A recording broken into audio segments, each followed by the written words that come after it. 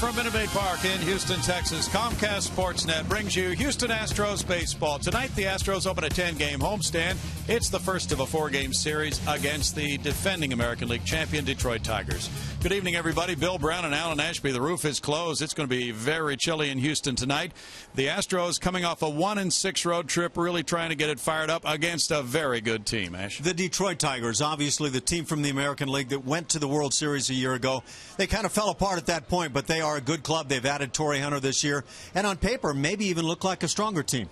And the Astros now have made a couple of roster moves to get ready for this series. In fact, one of them involving the starting pitcher who's working tonight, Jordan Lyles, recalled from AAA Oklahoma City, along with Dallas Keuchel, and optioning Brad Peacock and Reiner Cruz. Reiner Cruz goes back down. That great stuff, up to 97 on the fastball, maybe trying to be the back end of the bullpen guy down there. Perfect that. Brad Peacock has to start finding the strike zone a whole lot more, and we'll see what Jordan Lyles has to show tonight. Really, the numbers at AAA didn't validate his call-up now for today.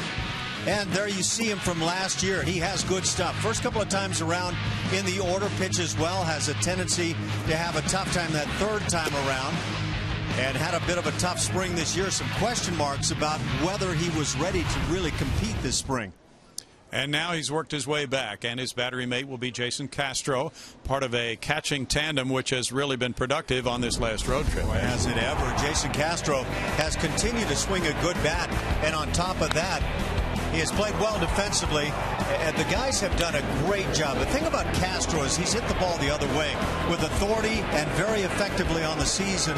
6 doubles in recent games.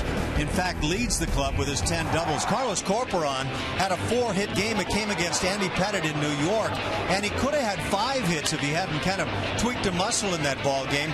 It was a terrific outing, including his first home run of the year. Carlos Corporon looked like he was saying, I need to play a little bit more in this lineup. And you can see some of the numbers on the two guys. Defensively, just a great job being done. They haven't had a whole lot of chances to throw out would-be base stealers, but the two guys doing a terrific job. It's a good combination. Now tonight against the Tigers, who have that strikeout pitching staff, the Astros hitters will try to go to work. Later on in this series, it'll be Justin Verlander, and we'll see more about this matchup in just a moment.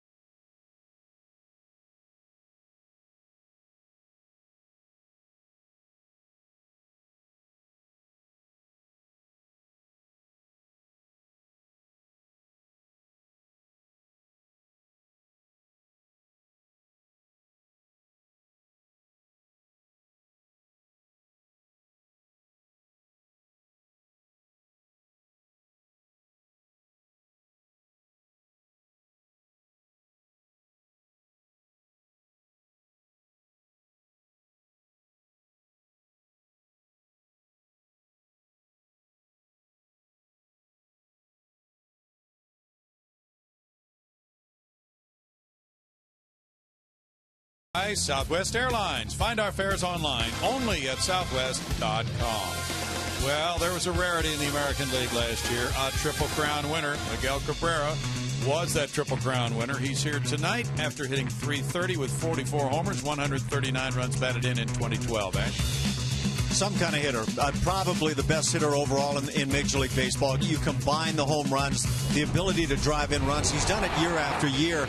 And you look back, Carl Yastrzemski being the last guy to pick up a Triple Crown. And what you see with Miguel Cabrera is an ability to drive the ball out of the ballpark to any part of the ballpark and any yard. You can go to Detroit and see what they have in center field. It goes forever. And he's the one guy that can leave in that part of the yard. I think offensively, he is just a force that you have to reckon with, and most teams simply can't do it. Now for more, let's go down on the field, and here's Julia.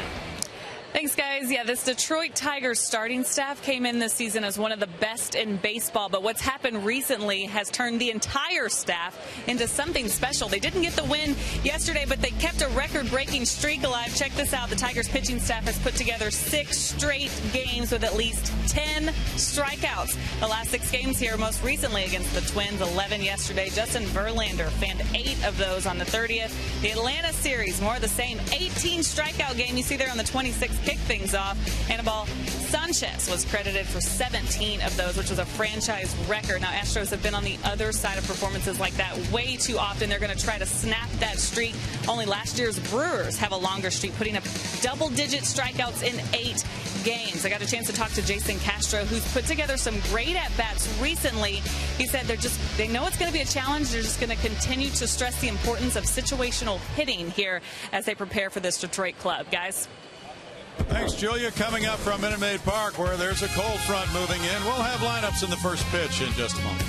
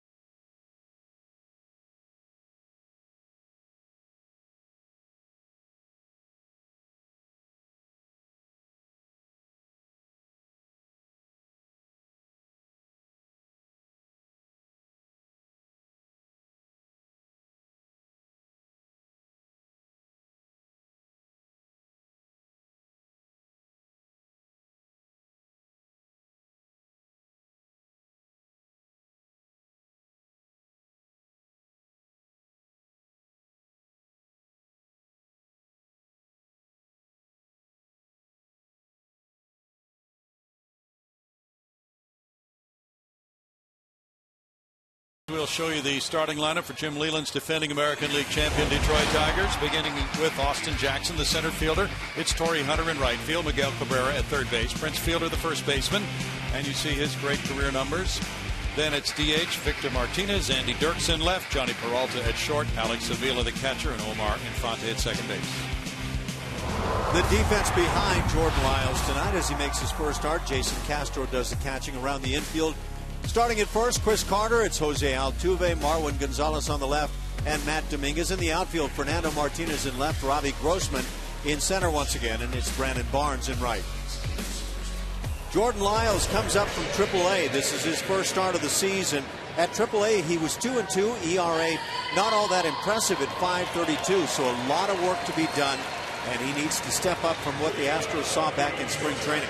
Curveball is a big pitch, and if he's going to be successful, that's a pitch he needs to work. And he begins his outing with Jackson settling into the batter's box, hitting .284 with 2 homers, 10 runs batted in.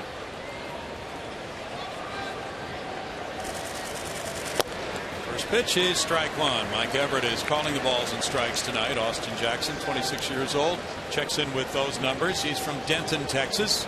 Hit .300 last year for the Tigers. And that's strike 2 from Jordan Lyles. Good looking stuff. 93-94, well spotted. Jordan, a supplemental pick after the first round in the '08 draft from Hartsville, South Carolina. He gets a little dribbler up the first base line. It trickles foul. And as Jordan first came to the big leagues in 2011, he made 15 starts and 5 relief outings that year for the Astros after spending about that same amount of time at Oklahoma City. Last year, he was 5-12 with a 5.09 ERA, as you mentioned, Ash, and had 7 starts at Oklahoma City. Bo Porter, though, is really high and says this guy has all the skill sets to be a front of the rotation starter in this league. Watching 3 pitches, I would say his stuff is too good to fail at the level he has failed to this point.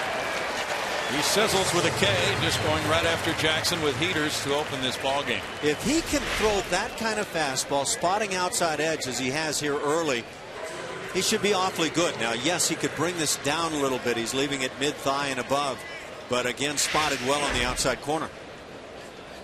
Now Torrey Hunter, a newcomer to the Tigers, and he's been a pleasant addition to their club. Checking in at .365 with 1 homer, 13 runs batted in. He's scored 19 runs. Hunter takes a look at the first pitch, and it's ball 1 to the native of Pine Bluff, Arkansas, who lives in Prosper, Texas, a 4-time All-Star. He's won 9 Gold Gloves. He came from the Angels. It's a 1-ball, 1-strike count. This Tiger offense for Jim Leyland has scored 127 runs. That's 4th best in the American League. And you see his career record. Tigers have won 5 of their last 6. They're just starting a road trip. It's a shot foul. They played Kansas City, Atlanta, and Minnesota on their just completed homestand, and they'll go on to play 2 games at Washington in interleague play after this 4-game series. Swept the Atlanta Braves. It's pretty impressive stuff. You know it is. Got pounded around a bit by the Angels, so it goes both ways. Sure does. Jim Leyland has managed 5 first-place finishers. Oh, nice pitch. That's the changeup, and it's been nothing but fastballs to this point. We talked about the curveball being crucial, but if you spot the fastball really well, that is a huge key, and then that kind of a changeup, that'll draw a little bit of a smile and not a happy one from Torrey Hunter. Like, how do you handle that thing? Last year, Jordan Lyles threw his changeup 5% of the time. Now Miguel Cabrera, that Triple Crown winner last year, checks in at .371 with 4 homers, 29 runs batted in for the 7-time All-Star. That one goes deep. And Robbie Grossman back in right center field. The right fielder's calling for it, Brandon Barnes. It's a 1-2-3 first for Lyles. Houston coming up.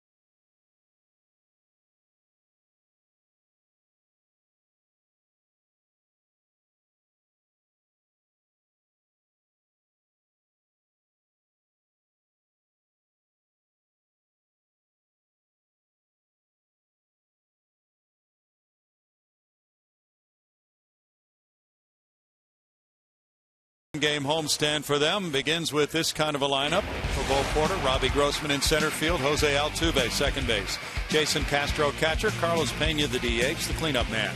Chris Carter's at first base. It's his first start at first base this season. It's Fernando Martinez in left field, Brandon Barnes in right, Matt Dominguez at third base, and Marwin Gonzalez at shortstop. Defensively, it'll be Alex Avila, good strong arm catcher behind the dish. Around the infield, Prince Fielder, Omar Infante, Johnny Peralta, and Miguel Cabrera. And he plays third better than most people thought he might. In center field, Austin Jackson, flanked by Torrey Hunter. A great one in right field, and Andy Dirks, who can swing the stick from the left side in left field. Rick Porcello goes to the mound, and he's been a bit of a problem. At least he's been dealing with issues. 1-2 on the season in 5 games, 4 as a starter. He's allowed 28 hits in 19 innings. Hard to figure. Not a big strikeout guy. Not one of the guys that you might at least project to keep this strikeout thing going 10 plus for the Tigers. Porcello goes to work against Robbie Grossman. And delivers strike one. Robbie at 152 has no homers and 1 RBI as he begins his major league career. He said his parents would be here tonight. He went 3 for 28 on the road trip.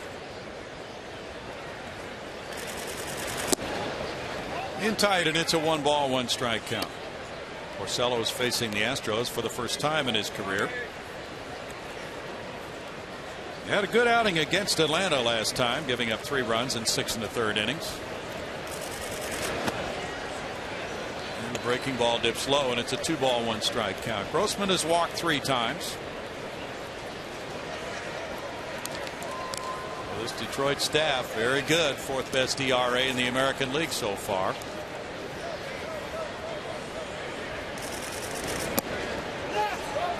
That's a strike, and it's 2-2 to Grossman. Little half swing fooled from this to the left side of the plate.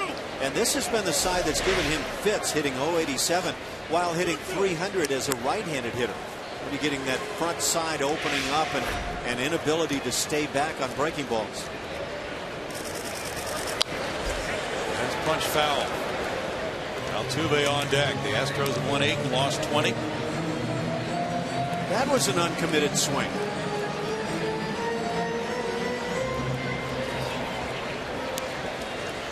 Porcello's fastball is usually around 92 at best. Leaves that one up, and it's a 3-ball, 2-strike count. He had to fight for a job in this rotation this spring with lefty Drew Smiley, who's in the bullpen now. That after going 10 and 12 last year with a 4.59 ERA. He's come right out of the chute in his major league career with 4 straight seasons, winning 10 games or more. And the battle continues as Grossman keeps the count at 3-2. This is quite a rotation the Detroit Tigers have. And you can see why they can win day in, day out when they get it rolling, especially with the bats. Justin Verlander, Anibal Sanchez, he's turned into a gem. Doug Fister and Max Scherzer. And Scherzer, a lot of people don't realize, led the major leagues last year in strikeouts per inning. That's over shortstop, out into left center field. What a nice start for Grossman. He's going to take the turn. He's going to push it to second. Austin Jackson with a throw. He's safe. And Jackson put it right on the money. Grossman still beating it into second for a double, his 3rd as a major leaguer. He likes those doubles in front of the home folks, doesn't he? No, he had 2 in his debut. This is really digging coming out of the box, and he had good reason to. That was a tough pitch down and away. What I like is the way he goes with the feet hard into the back, extended, and that lead foot hits the bag, not the back foot like a lot of guys do. He's aboard for Jose Altuve now. Altuve at .336 has the 5th best batting average in the league. He has 1 homer, 14 runs batted in. Third baseman Cabrera is in tight. Altuve shows bunt, and there's strike 1. Cabrera coming in. Altuve with 39 hits is tied for the American League lead. He set an Astros club record for the most hits by an Astros second baseman in the month of April.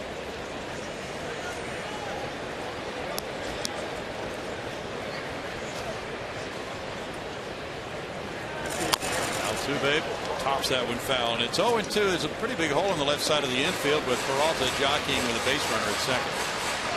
Porcello's trying to pitch him in on the hands, preventing Altuve. At least that's the thought process from hitting the ball on the right side. Altuve has hit safely in 23 of the Astros' 28 games. Currently on a 3-game hitting streak. He's 6 for 15. Jason Castro on deck.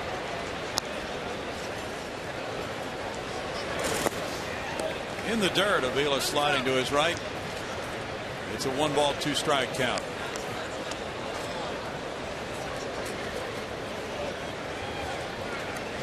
Don't hear a lot about Alex Avila as a catcher, but has a good strong arm, swings a powerful bat. Tigers are 15 and 11. They're only a half game behind Kansas City, the leader in the AL Central. Avila had to stab that one to the backhand side on a 2-2 count now. You know, from top to bottom, Ash, in the AL Central, there's only 4.5 games. That's the closest division right now in the majors. I don't think people are going to declare it the best division around, but I think the Tigers are clearly the best team, at least on paper, in that division. Kansas City's trying to turn some people's thoughts around. Yeah. Altuve strikes out. That's 1 out for Porcello. Saw a strikeout changeup from Lyles, and this is the same type of changeup. Now he throws it against the right-hand hitters. A lot of right-hand pitchers don't like doing that. They'll hold back from it. But when they throw it like that, get it down, start it around the knees, it's a huge strikeout pitch. Porcello, according to percentages, throws that changeup a lot more often than Jordan Lyles. Jason Castro at 284 has 1 homer. He's driven in 4. And a nice steady player. Currently on an 8-game hitting streak. He went 4 for 9 in that Yankee series and hit .421 on the road trip to Boston and New York. It's a career high hitting streak for Jason at 8.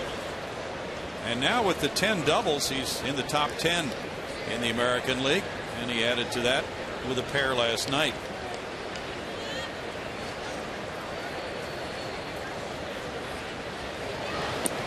This one gets by Avila, and here's the advance by Robbie Grossman. That's a classic cross-up. Avila stood up as this curveball starts up. And when you're looking fastball as a catcher, you'll stand up right into where you think it's going to come. And now look at it come back down. And that's a catcher who had no idea that hook was coming his way. Oh, boy. Hello. Yeah, that was really a hello situation. And it could be a very costly one now. The infield is coming in with a 1-0 count. Jeff Jones, the pitching coach.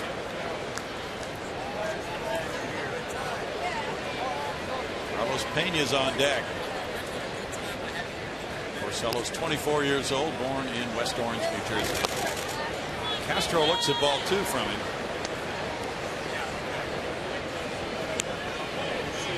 Love the way Jason Castro's been utilizing left field, not just to flip some little soft liners that way, but to drive the baseball. Hey, those girls get after it too. They'll hurt you. That's ball 3, and it's 3-0. Castro's walked 5 times this season. Porcello, with that rarity, winning 10 or more in each of his first 4 major league seasons, all prior to turning 24 years old, with the 5th major league pitcher since 1900 to begin his career that way. Coming with a 3-0 pitch.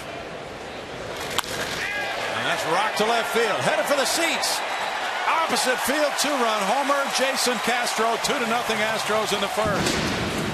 Green lighting on 3-0. He hit one into the Landry's Crawford boxes for number 2 of the season for Castro. And Jason now has 6 runs batted in and gives the Astros the early edge. If you're going to swing it on 3-0, swing it with authority. And that's what Castro does, and just goes back to his bread and butter, which is left field. You get a pitch to handle on that 3-0, you know what's coming. Make it be batting practice time. Wow, that a nice result for him. 9-game hitting streak and 2 runs batted in. And it's 2-0 with one out, and Carlos Pena stepping up. Carlos sports a 4-game hitting streak. There's ball one. He's a former Tiger. 234 for Carlos, 2 homers, 8 runs batted in. That was a 353-footer for Jason Castro. You and Jeff Blum were pointing out on some of his doubles on the road trip. Well, if he hit that ball at home, it would be out. But there he had it. Certainly did that in Oakland as well. A lot of long fly balls. He could have taken advantage here. The way he has swung it, I'm actually surprised that's just his second dinger on the year. Just 6 RBIs, because he's really visually been a lot better than that. 10 homers now, and 10 doubles and 2 homers. He has 12 extra base hits for the season out of his total of 26. One hopper back to the mound. Porcello tossing to fielder. 2 outs. Now the Tigers have been the stingiest team in the American League on allowing homers. That's only the 14th long ball they've given up. Their ballpark is very spacious. Certainly to center field, they have brought the fences in recent years, helped out in that regard with the hitters. A guy like Miguel Cabrera doesn't need any help. They've got Prince Fielder in there. They can thump it. And again, that starting staff is awfully good. Chris Carter's the batter. And over the top of that one, as it sunk, it is strike one. Carter has hit in 7 of his last 9 games. 220 for the season, 6 homers. He's driven in 14. It's a great sinker is what that was. Turbo sinker. That's a foul tip. And so Porcello has changed the eye level there on Carter, and he has an 0-2 count.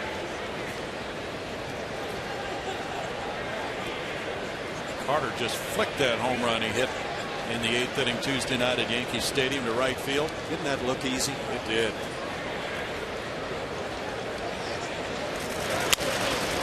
This one's in the air, and the third baseman Cabrera goes over toward the seats and back for the grab.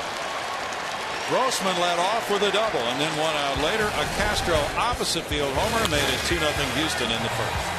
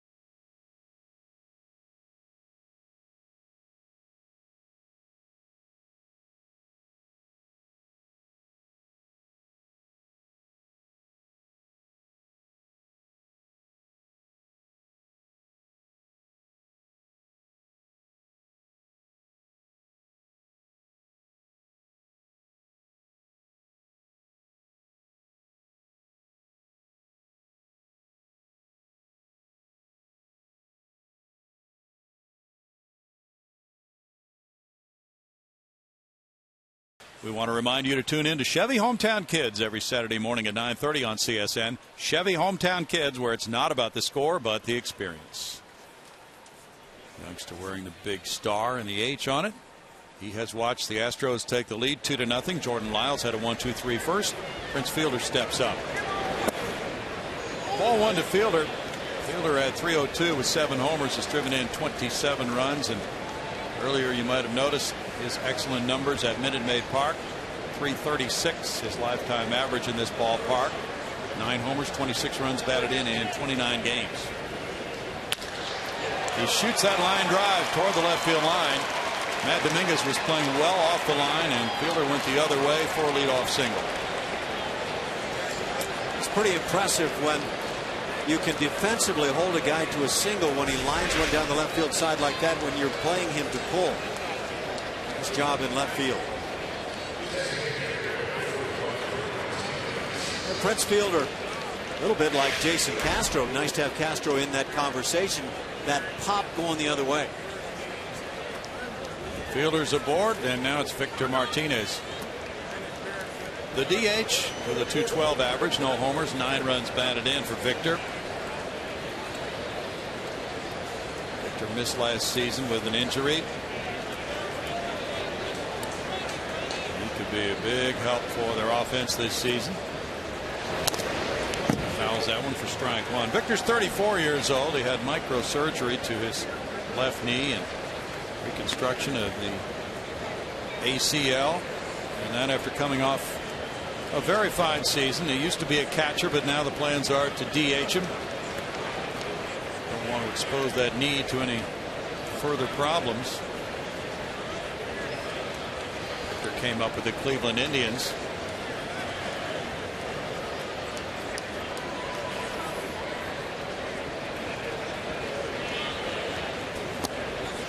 Outside, and Martinez looks at a ball to even the count at 1-1. In 2011, he hit .330 to finish 4th in the American League.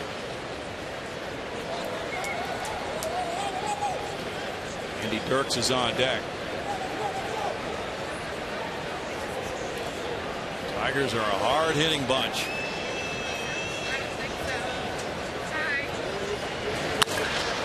It's out toward left center field. A long run for Grossman. Grossman spinning back to the warning track. Grossman is able to make a tremendous running catch. Fire it back into the infield and prevent extra bases by Martinez. You better have some speed to cover that territory in center field, and Robbie Grossman makes a whale of a play, and this just before getting to the wall. That's really all out. You're sprinting, you're reaching as far as you can. You know the wall's coming your way. You can earn some more playing time when you can play D like that. That is a terrific play. Now Andy Dirks. Dirks, the left fielder, at 211, has 1 homer. He's driven in 5. A play like that can completely turn around an inning and perhaps a ball game. Here's strike one. The leadoff man had reached. It looked like a double off the bat for Martinez. Instead, it's a runner at first and 1 out.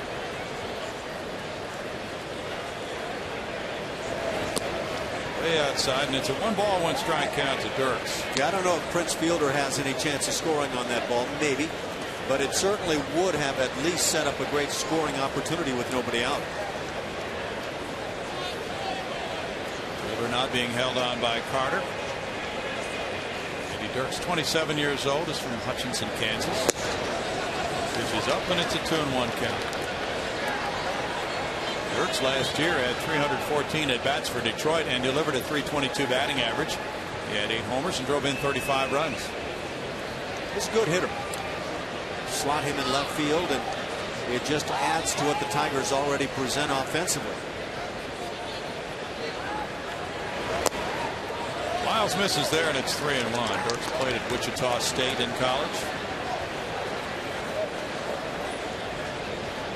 The Tigers really were on that march to a World Series title, but they got derailed.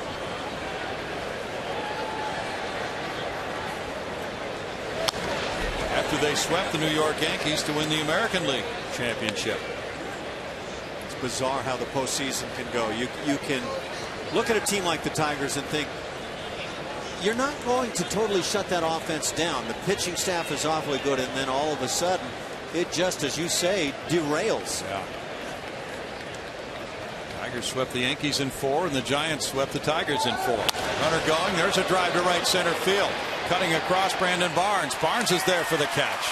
And the outfield coverage is very good for the Astros. 2 outs. Tune in to CSN Plus on Wednesday as the Dynamo travel to the nation's capital looking for a road result against DC United. Coverage begins at 5:30 with Dynamo pregame live, followed by kickoff at 6. Dynamo DC United Wednesday on CSN Plus.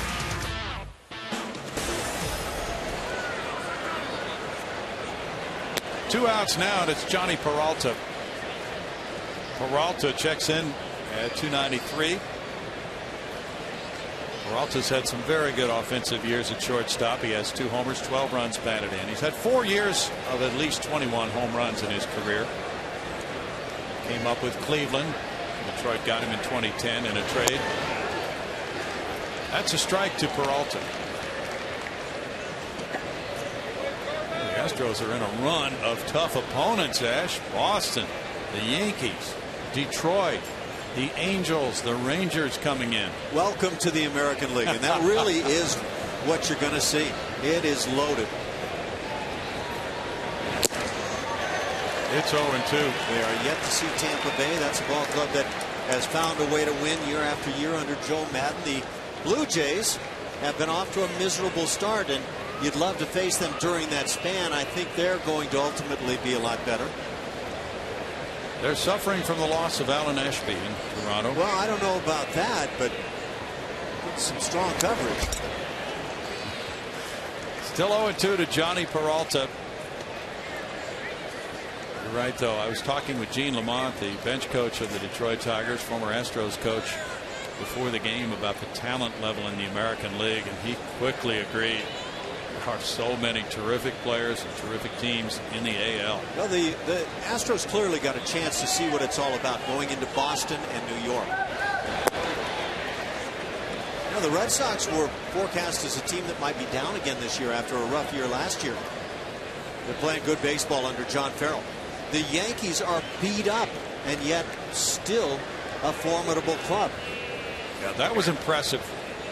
The way they were able to put their wins together in April with all those banged up superstars unable to play. Swing and a miss, and how about that? Lyles is able to turn it around after a Fielder leadoff single. Martinez hits the ball to a warning track for out number 1, and it's 2-0 Houston.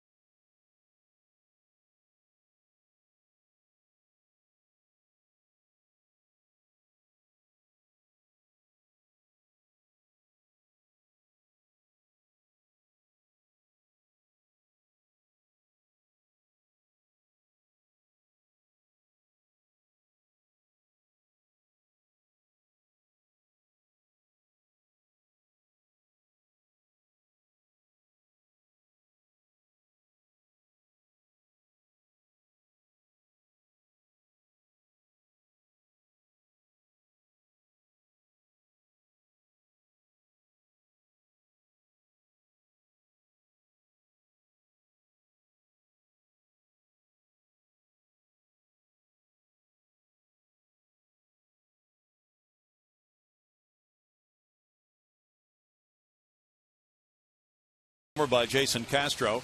Join us this Saturday, May 4th. The Astros face off against the Detroit Tigers at 6:10. 10,000 fans will receive an Astros umbrella courtesy of HEB. Call 1-877-9-ASTROS or visit astros.com to get your tickets now. Saturday night, 6:10, and the matchup is Max Scherzer and Lucas Harrell.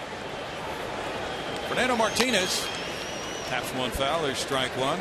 Fernando at 231 has one homer, and he's driven in 3. He's had 26 at-bats for the Astros. Come back well from his injury and reported tonight that he's feeling great. It's a 1-ball, 1-strike count. How about the news that Roy Oswalt is coming back to pitch? He's signed a minor league deal with the Colorado Rockies. I mean, he's volunteering to pitch at Coors Field. Wow, how about that? Rockies start off well and they say, get us some help. Little tapper out to second, Infante over to first, 1 out. Does anybody really volunteer to pitch there? Not really. There are many illnesses when a pitcher's turn comes up. Work at Coors Field. Maybe he's just looking for some padded numbers offensively on his own part late in his career. Pretty good chance he'll get them, even with the humidor. Brandon Barnes comes up. 372 for Brandon. 1 homer, 6 runs batted in. He has really played exceptionally well in the early going this season. After making an opening day roster for the first time in his career, being in the starting lineup, a lot of thrills in the early going for Brandon. He tries to bunt his way on, fouls it, strike 1. I was asking him about that play in the 9th inning last night as he led off with a single against Mariano Rivera, and then he was running on the pitch, and Matt Dominguez lined to the second baseman, and it was a double play. And I love the aggressiveness, and you just don't see that many stolen base attempts against closers in a 1-run ball game, do you? You don't see that many base runners against Mariano Rivera, but that was such a pretty piece of hitting, lining one to right field, and then, like you say, the aggressive play. Look at that fastball. It straightened out, and he took advantage on one, and there aren't many to take advantage of, but then that hit-and-run style play, and I don't know if it was hit-and-run or runner going and the hitter swinging, but when it's all said and done, the Yankees really were fortunate with that one. Yeah, they were 1 and 2. He said Mariano's time to the plate was slow, and I thought I could steal the base. So he just took off on his own with a green light? Yes, he has a green light. Oh, there you go. Now that's awfully nice when you've got a young player who's that confident that he takes advantage of that scenario. Absolutely. I think the tendency of a young player, Ash, and correct me if I'm wrong, is to say, I don't want to make a mistake here with us down by 1. Especially in the big spotlight in New York. Yeah, I think that's dead on the money. I think most younger players, a lot of veteran players, will shy away. You got your base hit. Okay, well, let's settle in. Let's see what the next guy can do. Porter liked it. Just simply did not work out. Porcello gets a strikeout. That's number 2 for him. He is a very good ground ball pitcher. He struck out 2. He's got 2 ground ball outs. He's got some pitches diving toward Mother Earth. That's that changeup again. You just get out in front. There's that very short stride, no stride kind of a approach with 2 strikes that Brandon Barnes talked about working on during his winter ball experience. Matt Dominguez comes up next. Yeah, that previous pitch was diving toward Mother Earth about the way your guys' heads were diving toward the pillow about 5 o'clock this morning, right? It was about that way. I got home a little before that, although not much, but Pilot did a great job getting us back last night. I thought we were busing momentarily down to Atlanta, the length of the bus ride to Newark, New Jersey last night. Newark. Yeah. It went on for quite a while. We got on the plane, and I think he tightened up the rubber bands to max velocity, and we got back pretty well. It's amazing how you walk around and look at these young players, you wouldn't know. No idea they're working with short rest. And that's it's a great lifestyle. There's no question about it. But it was a night game in the Bronx last night, and the guys are back and on the field and ready to go again. They took batting practice and did the usual routine tonight. I don't know about some of the broadcasters, but the players are ready. That's a strikeout looking, and Porcello has a 1-2-3 second. It's 2-0 Astros after a couple.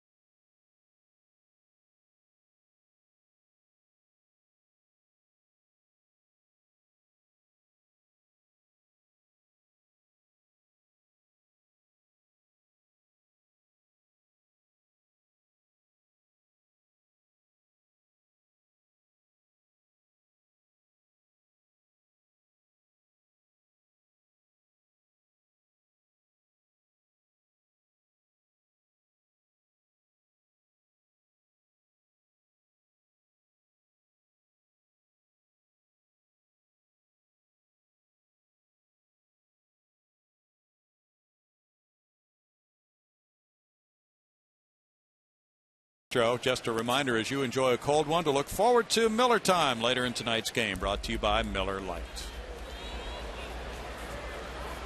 Now it's Alex Avila leading it off for the Detroit Tigers. On the road, they are 5-7. They've lost 4 road games in a row. They're 10-4 at home. Avila, with a 183 average, has gone deep 3 times. He has 3 runs batted in. His father, Al, is the vice president and assistant general manager of the Tigers. He's been there for 12 years. General manager Dave Dombrowski is on the road trip. There's strike 1 to Avila. Saw Dave Dombrowski down at the batting cage, batting practice time today. He was watching a young kid, Miguel Cabrera. Oh. It looked like he was considering signing the kid. Looks like he can hit a bit. Wow. Yeah, that would be worth the show, no matter how long you've been around the major leagues. When he steps in that cage. No balls, 2 strikes. It's really been amazing. Alex Avila was an all-star in 2011. Hit 19 homers, drove in 82 runs. Had to make Dad proud. Not a good thing. You want to be on a major league team that your dad is helping in the front office with. It could be good when you are a good player, but boy, that could be really tough on Dad and vice versa when things are going badly. Think he would ever demand a trade? Swing and a miss.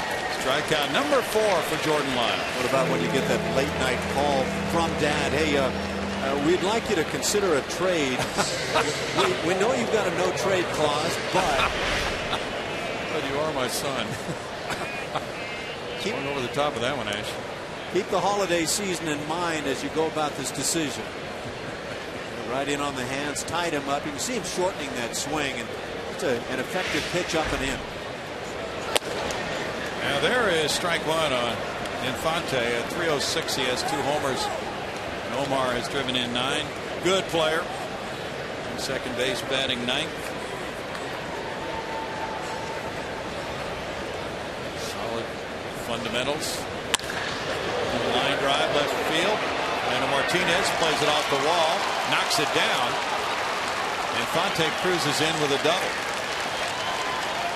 Ball sailed to the left of Fernando as he was trying to get over. He went past him, and then he turned and played that quick carom, but he couldn't play it cleanly, so that gave Infante a chance to get in. It's a pretty sound, that baseball to wood when it's right on the money. Yeah, if he plays this immediately off the wall, he might hold that to a single. Yep.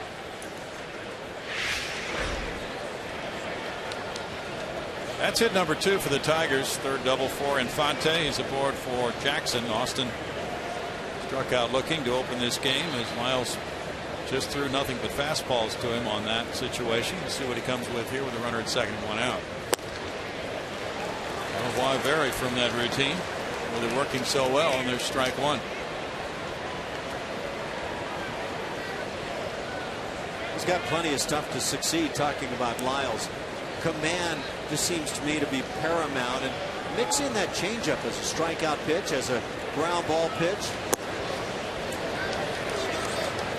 1-1.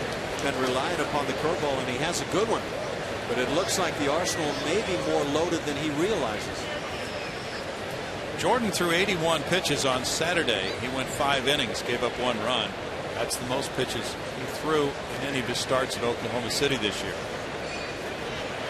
And a line shot hit into left field. Fernando Martinez up with it, gets it back in, and it's first and third for the Tigers with 1 out on the Jackson hit. Now this is where problems really begin for guys who have good stuff, and you wind up saying, why can't this guy with this good stuff succeed more? He's trying to hit the outside corner. He comes with the fastball and just pretty closely comes to putting one right down the chute, and it gets hard hit. A couple of balls sharply hit here in the inning. If you're going to come with the heater to major league hitters, you better have a purpose. It's got to find a corner. It's got to be at the knees. It's got to be up and in. Torrey Hunter's the batter. He struck out in the first inning.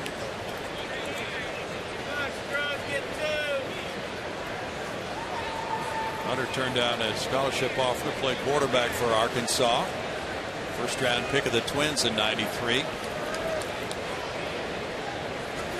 Signed a 2-year deal last November as a free agent to join this Detroit club after the Angels told him he was not in their bracket for pay. Bounces that one foul. And now many have wondered, gee, what would the Angels be doing if they had kept him right now? Because apparently sometime after they told him that, they signed Josh Hamilton to a very lucrative deal. Apparently that bracket was reevaluated. Yeah. 9 of 11 first pitch strikes for Lyles. Miguel Cabrera on deck.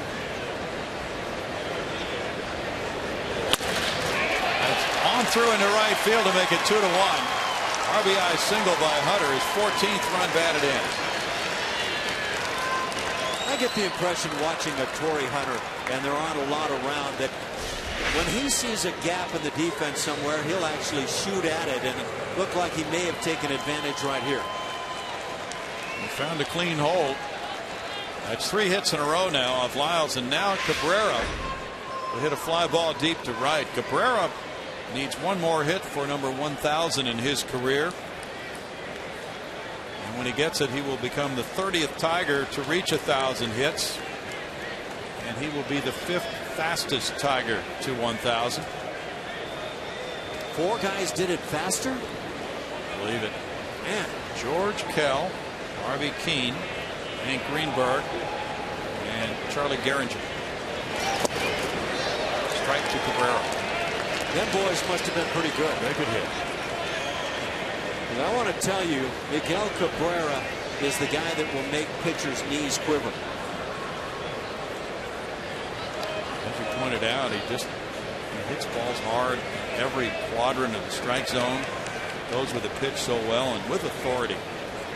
You know, during the postseason last year, we saw him exploit it a bit. Fastball in, down and in.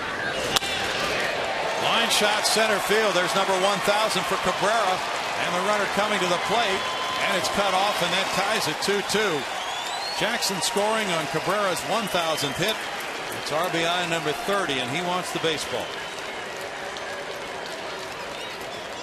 But apparently that down and in zone hasn't lasted against him. He figures out ways, and he can handle any pitch, as you say, any quadrant, and he'll hang out some of the most amazing line shots you'll ever see.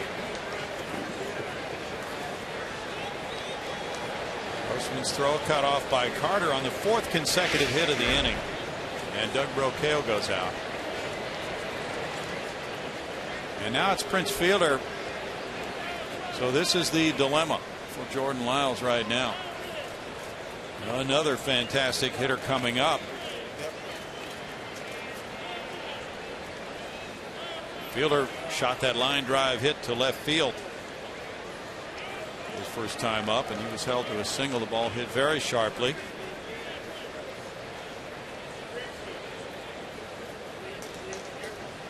He's now 3 for 5 in his career against Lyles. So I'm perplexed watching Jordan Lyles. His stuff has dropped off a little bit in terms of velocity, but not enough to account for four hits here in the inning and consecutively. But if he can continue to paint away at corners like he did back in the 1st and 2nd innings, it just looks like he's got the kind of stuff that for 6-7 innings could survive very well. He does. Second in the RBI race to Mike Napoli. Cabrera, as Fielder works the count to 2-0, and this is quite a double whammy for a pitcher. Cabrera and Fielder back to back in this lineup. Fielder drove in 108 last year.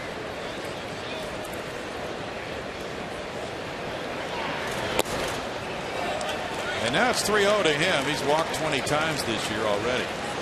Big Jim Leyland has had some comfy night's sleep when he goes to bed thinking about his offensive order. Yeah. Especially the heart.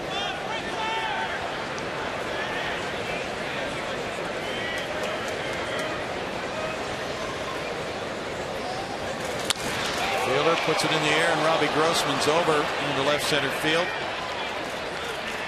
With that catch and the runner's hold, it's out number 2. That's a big sigh of relief on a 3-0 pitch. Fielder unable to drive the pitch. And now Martinez will bat. Get the 3-0, you get the fastball you're looking for out over the plate and try to drive it that direction.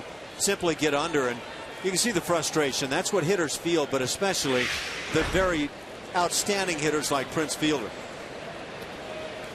John Maley, the hitting coach. Bo Porter talk it over. Victor Martinez bats. He hit that ball to left center field.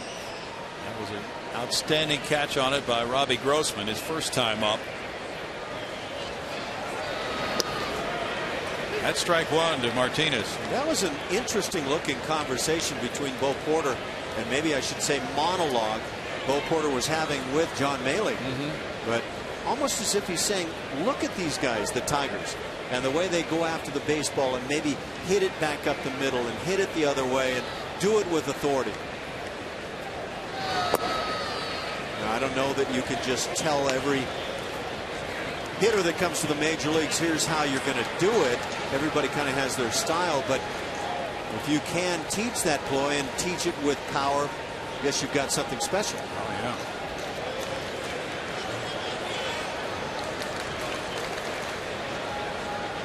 Five hits for Detroit, 2 for Houston. That's a strike, and it's 1-2. Left-handed hitters hit .314 against Lyles on his fastball last year. So he tries the breaking pitch there.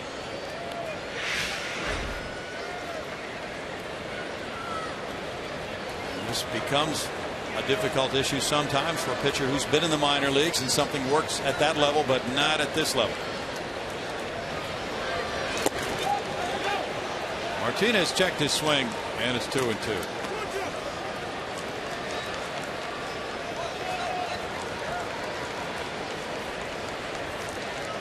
Martinez is from Venezuela.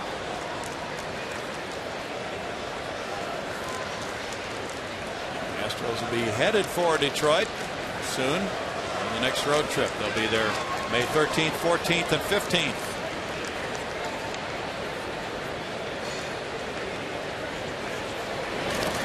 Curveball in the dirt. Makes it 3 balls, 2 strikes, and now the runners automatically go with 2 outs. It's a nicely balanced order that the Tigers put out there, and in good part because of this guy with that switch hitting ability he has, and he's good from either side of the plate, and Castro just continues to do a nice job. Had one rough night on this road trip.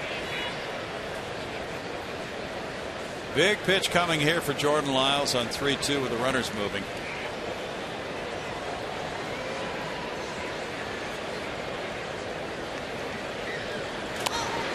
And it's foul back. Love that fastball in the hands. 3-2 count. Hitter's not surprised by the fastball. He's just surprised it winds up on the hands. Yeah, there you see it.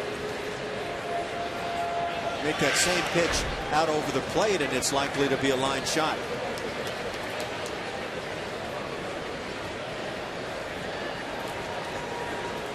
Many had Jordan Lyles figured to be the Astros' number 3 starter for that first series. Instead, he was in Oklahoma City.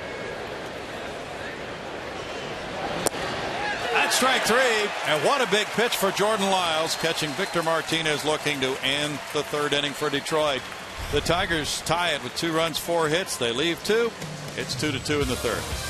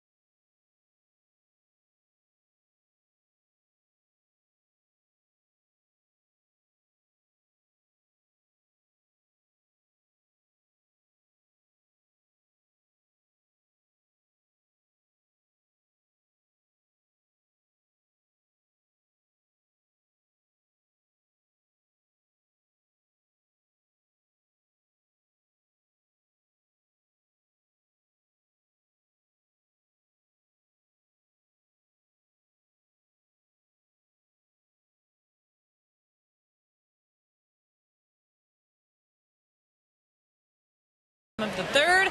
It's time for a progressive fan of the game.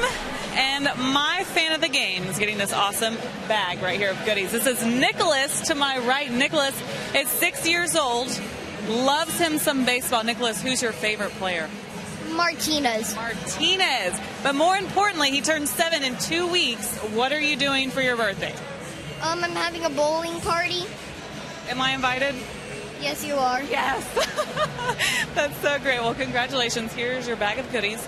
And Nicholas is going to start coach pitch next year, guys. What do you think about that? He's graduating from T-ball. He looks ready. Stay away from those wicked splits. Bowling party. That's a great idea.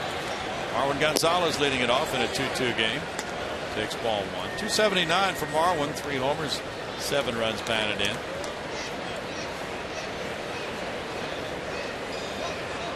Bykowski's been known to throw an occasional bowling party on the road. Maybe Julia would want to participate in that. 2 balls and no strikes. Paul's got himself a few days off. I believe he does. Enjoy yourself. Carl Patterson has a few days off. Yeah. Kevin Cedergren is in the chair tonight. Who's directing tonight?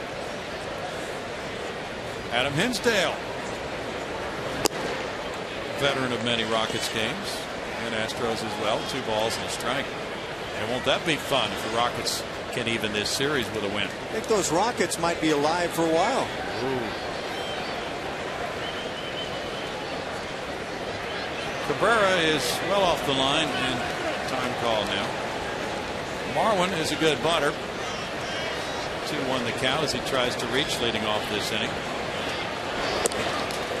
Now 2-2. Just imagine if they win that game tomorrow night. They'll be getting a little crazy around Oklahoma City now, right? It's got to be fair. They've lost a great player and it's had an impact. Do you think they'll use their hack-a-Turk tactics again? What did I hack-a-sheik? Yeah. And then Kevin was calling it hack-a-Turk as well. So whatever it is, it didn't work. Scott Brooks. No, it did not. Scott Brooks may not come back with that again. Fouled, and it's still a 3-2 count. But some guys have really been stepping it up.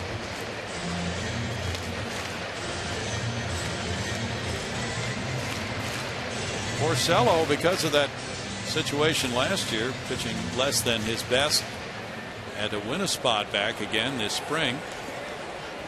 Gave up 226 hits in 176 innings last year with a 4.59 ERA.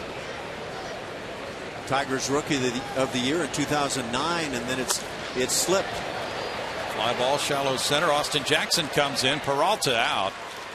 1 out.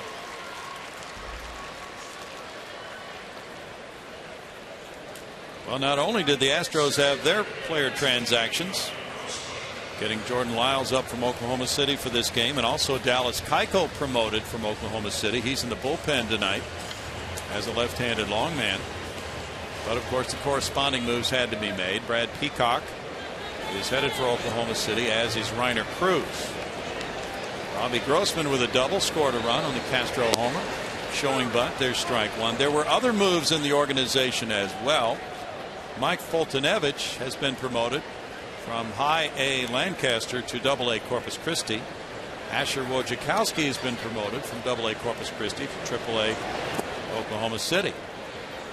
1-1, and that was just a few days after the catcher Carlos Perez went up to Oklahoma City from Corpus Christi, and also Jason Stoffel. So there you see the most recent moves. Foltynewicz, definitely a rising star on the scene, looked good in spring training. And Wojciechowski came last year in the Toronto deal, the J. Happ deal. He also is on the fast track, moving up now to AAA. Foltynewicz, major league stuff on that plus side. Definitely. He pitched in the exhibition game here at the end of spring training, and he was dazzling. Ooh, there's some movement on that changeup. 4 strikeouts now for Porcello. Robbie Grossman comes with the label of being a high on-base percentage guy in the minor leagues. And I think it's because he's been able to draw a lot of walks by taking close pitches. It's not panning out right now on the big league level. He's going to have to loosen that up a bit. There has to be an adjustment period, of course, for that, because guys in the big leagues can make pitches he has not seen made with that kind of command where he's been. Furthermore, when you get that close pitch, that kind of a coin flip area, and there are plenty of pitches in those coin flip areas, umpires are not going to lean in favor of that rookie hitter. Altuve has a 1-1 count. Yeah, that's all a part of the process of coming to the big leagues for the first time. Bobby now has struck out 10 times in 35 at bats.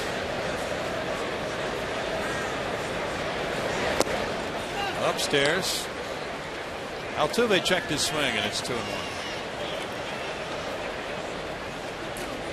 Good to see Justin Maxwell out at the ballpark tonight. Oh, it's 1-2. They said he swung, huh? Apparently they did. Plate umpire making that signal. It's 1 ball and 2 strikes. Okay, we have the count wrong. The scoreboard has it wrong. Now 2 balls, 2 strikes. I couldn't tell if he swung or not. Did you think he did? I thought it was debatable, but I didn't see any appeal down to first base. And if the home plate umpire just simply said, "I've got it myself," that's Mike Everett. Altuve hits one, and that's just foul. I think he may have taken that off that lead foot or leg. Yeah. Didn't look like rolling normally. Got to have that forward spin. Just kind of hugging the ground. There he goes. Yep. He's feeling that one right now. Cabrera is better at third base this year. Has an accurate arm. Not a ton of range. He was an outstanding first baseman, but he gladly moved over to accommodate the signing of Prince Fielder. Yeah, I don't see Cabrera ever picking up a Gold Glove, but he's not bad. He's better than I think you anticipate when you go in and see these Tigers, or they come your way. He'll play it well enough. He won't embarrass himself for the club. You get those 2 guys, the offense will certainly win out. Peralta throwing on the run, and Fielder is able to dig it out. So Altuve's retired from 6-3 to end the 3rd inning. And after 3, it's tied at 2.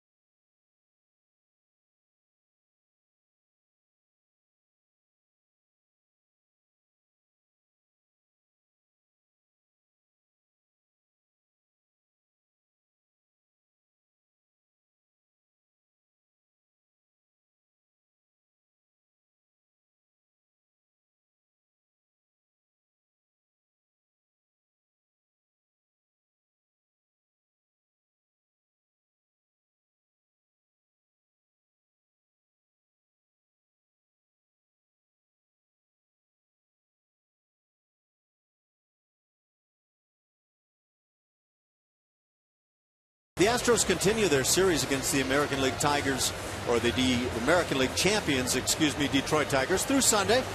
Next week, the divisional rival LA Angels of Anaheim, along with the Texas Rangers, come to town. Don't miss your chance to see the Astros face off against Albert Pujols, Lance Berkman, and Rookie of the Year Mike Trout. Call 1-877-9-ASTROS or visit Astros.com to get your tickets now. Bunted by Andy Dirks, bunted hard to Matt Dominguez, and that makes it an easy out, number 1 for Jordan Lyles, leading off the 4th inning. Matt Dominguez is one of those third basemen who is very comfortable using the leather. And because of that, I think he becomes extremely sure-handed. He doesn't miss balls trying to barehand and make maybe that spectacular looking play. It just looks very routine all the time. Sure did that time, and it has any number of times this year. 50 pitches for Jordan, 35 have been strikes. Peralta's in the box. He cracks one high to right center field. A long run here for Barnes. Barnes back on the warning track. It's not a bad defensive outfield right there between those two guys, Barnes and Grossman. We're already seen Grossman go a long way to haul one in. Boy, it really helps to have a right fielder who has range Yes. in this ballpark. Certainly does. It's a big right center. It's not a big right field, but it's a big right center. And if you're going to try to cover things up toward left center, which is a very tough area, like you say, get a little speed in right field, and that helps a ton. Doesn't hurt to get a 2-pitch, 2-out start to an inning either. Oh, not a bit. Alex Avila struck out in the third inning. For instance, on him, Grossman shading to left center. There's strike one. They'll just keep pumping the strikes.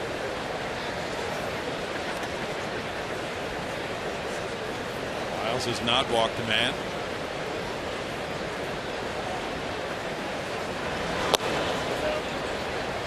It's a 1-ball, 1-strike count. It's not an even progress for a player developing in the major leagues, especially a 22-year-old player.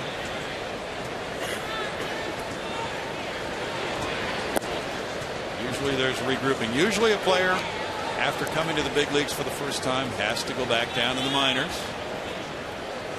I've heard the phrase so many times, it's only going to get better from here. And boy, nothing could be further from the truth a lot of the time. Guy comes into the big leagues and makes a nice first impression or impression at some point, and it just doesn't mean that the steady climb now is going to take place. Right.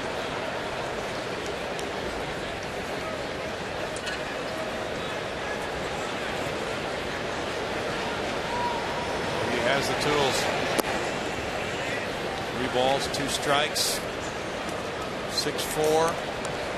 Has that big stride as he delivers the ball. He has the velocity. He has a nice curveball. Got a nice looking delivery, and it sets up very well. Beats well. Sneezes into his sleeve. He's a very polite young man. There's his first walk, and it brings up Infante. Infante doubled to left in the third inning. Just had a big series against the Braves. You talked about that sweep for the Braves. He's a former Brave. He had a couple of home runs in that series.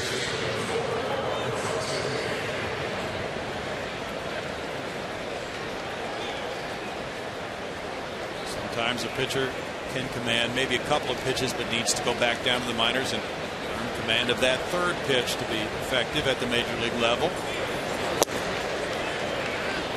Curveball is in for strike one. If he can do that, it should really help that curve for strike one.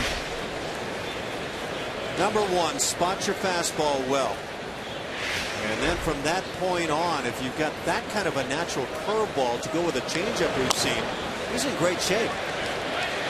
He feels the comebacker and takes care of out number 3, middle of the 4th inning. Tigers 2, Astros 2.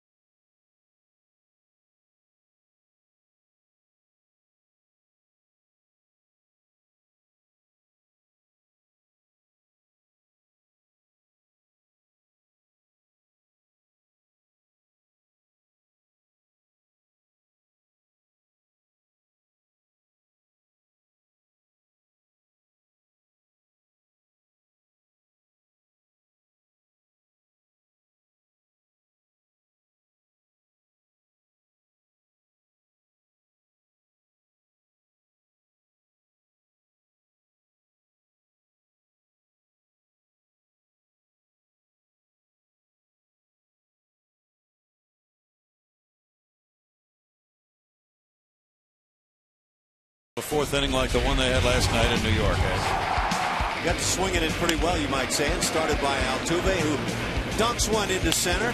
And then there's that classic left field stroke. We're seeing more and more from Castro. Carlos Pena has been a hot hitter, and that ball could have been caught but got by. And then the hustle.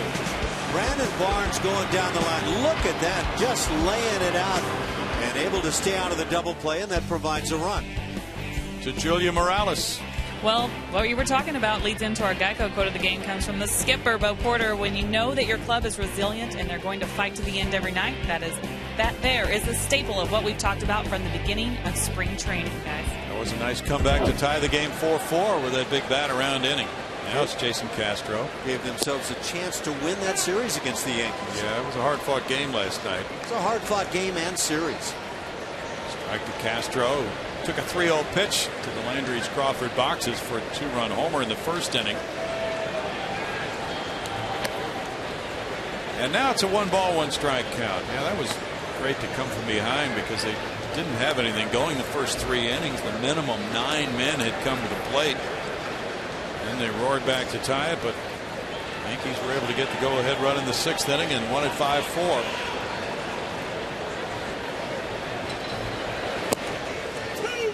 This opposite field approach that Jason Castro has been putting together has that batting average at .292, and I could see even higher averages for Castro the way he's swinging. Goes back to what we saw in spring training, doesn't it? Hit with a lot of power, used the entire field.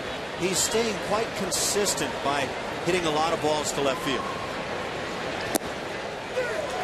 Porcello gets a strikeout. That's number 5 for him.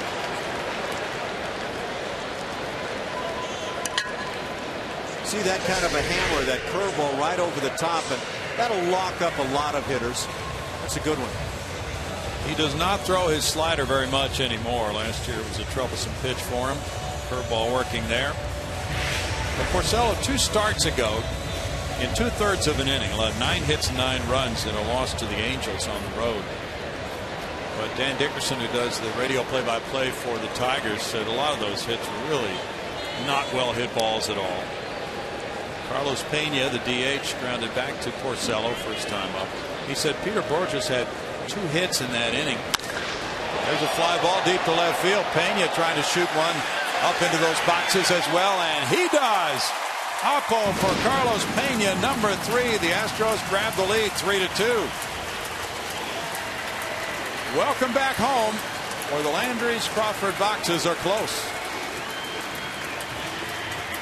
When you're dealing in this ballpark, you might as well try to work on that stroke if you're a left-hand hitter. Take advantage, and Carlos Pena has done the very same thing that Jason Castro has done on the night. Celebration time. You take that running fastball and go with it. Oh, that's just playing into the strength that you have on your side here in this ballpark. That makes it a 1-run Houston lead. Chris Carter next. That's strike 1 to Carter. He fouled out to the third baseman earlier. Well, you talked about Castro in the spring going that way. Carlos Pena did the same thing. He was working consistently on that stroke. That certainly has paid off tonight. 1-ball, 1-strike. That was a 357-footer for Pena. His last homer was at Oakland, April 17th. Castro's last homer was April 6th here against Oakland. And they will break out in the same game.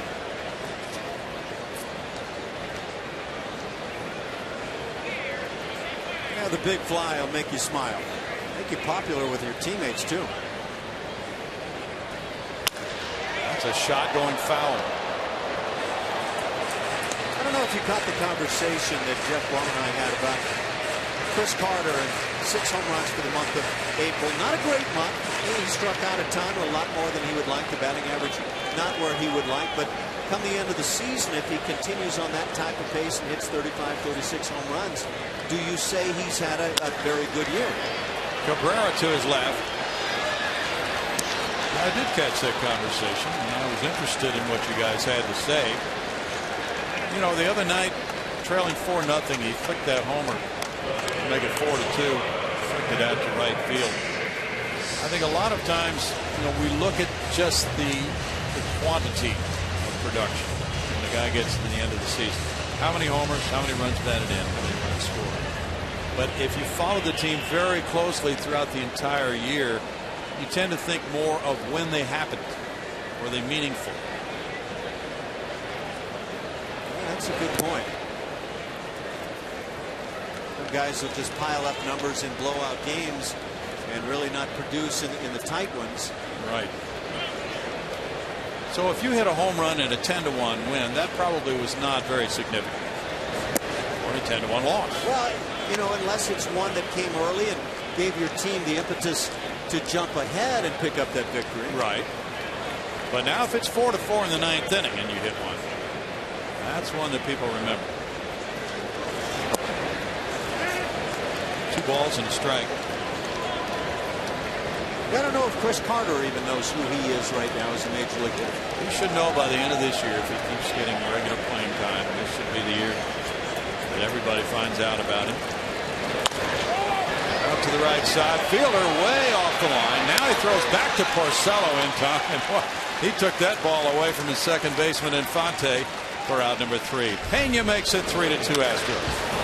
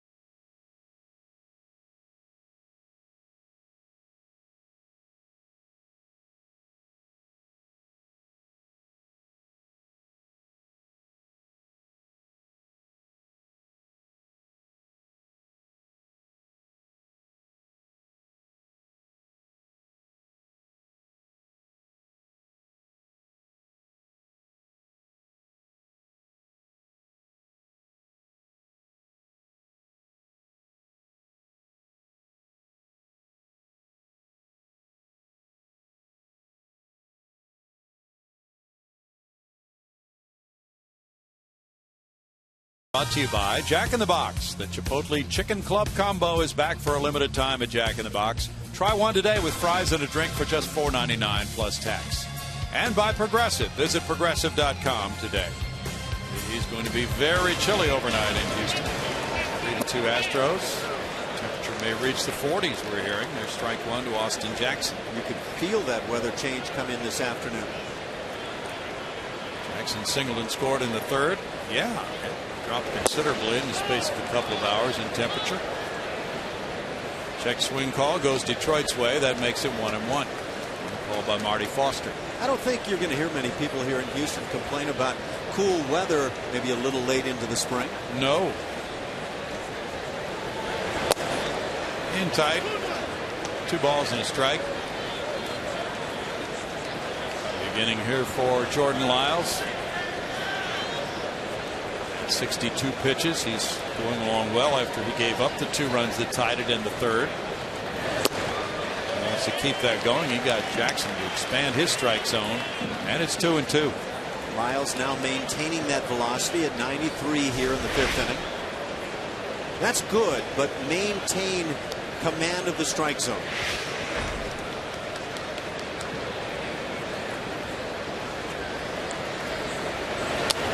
Yeah, if you can get this guy to become an effective every 5th day guy on the hill for the club, now you take some big strides forward. Of course, the same story goes for the other fellas that hit the mound. True. Doug Brookhale has the assignment.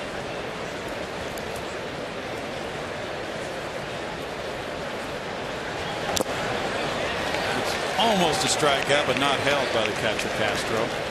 Bo Porter says we're hoping that he can become a front of the rotation starter. Well, that's a good sinker. Yeah. You just see that action all the way.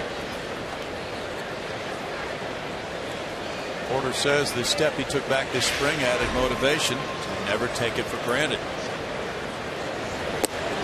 He gets a strikeout. Well, he's showing things tonight that validate that he has learned some lessons.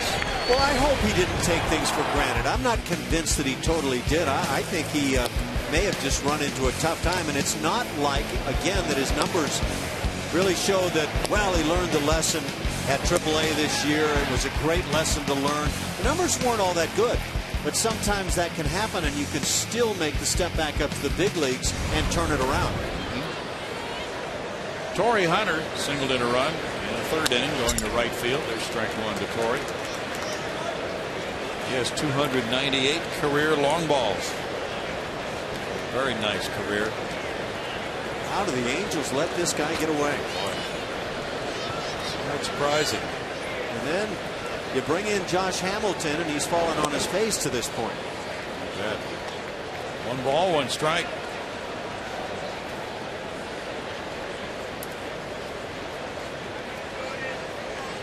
Albert Pujols is struggling. Trying to play hurt. 2 balls and strike. Peter Borges is down now with an injury. He's on the disabled list, so Mike Trout has moved back to center field. We'll see the Angel Club coming in next week.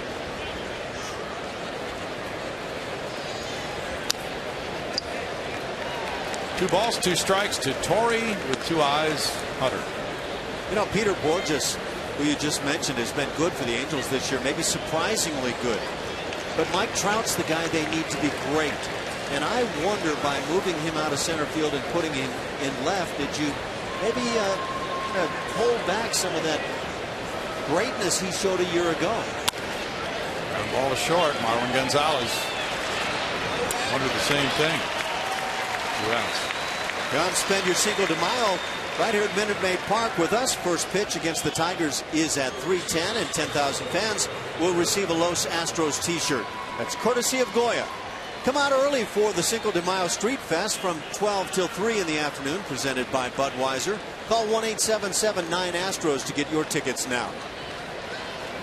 Miguel Cabrera singled in a run in the third inning with his 1,000th career hit. He's 1 for 2. Upstairs, ball 1. Cabrera last year in his MVP season had a .606 slugging percentage to lead the American League. Eye-popping numbers, but many thought Trout should have been the MVP. 1-1 because of his tremendous defensive help he provided to the Angels in the stolen bases. But Cabrera volunteered to move across the diamond from first to third so the Tigers could sign Prince Fielder as a free agent. And that was an MVP type move. And also an unselfish move. He could have said, no, I'm staying at first base. That's where I'm comfortable. You'll have to get another type of free agent.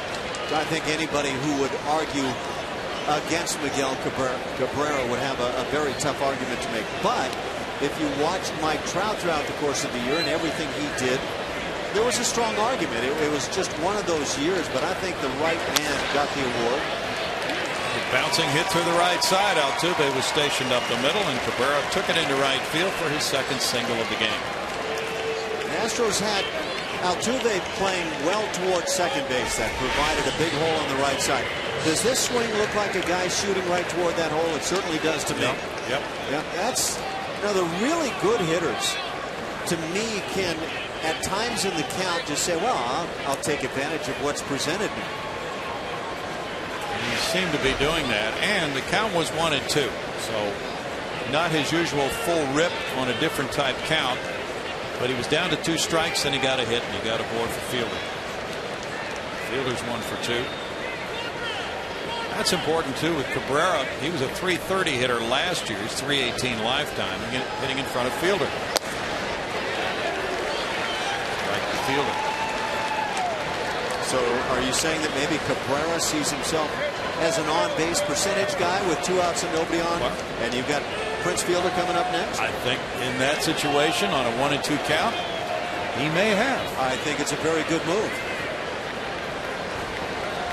These two guys back to back are an awesome 1-2 punch. Ball and strike. Cabrera just turned 30 and Fielder's 29, so they're going to be a 1-2 punch for a while, it would appear, Ash. I would say as a pitcher, you're not going to beat those two guys a whole lot, but you try to hold them down as much as possible, and I think Lyles has done a nice job. Yeah.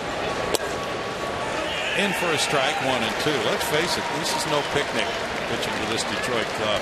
And then there's Victor Martinez and Andy Dirks and Johnny Peralta and so on. It is a very tough lineup. Their number 9 hitter Infante's hitting .306. That's not bad. Out to Altuve. And over to Carter. No runs a hit and a man left. After 4.5, it's 3-2 Houston.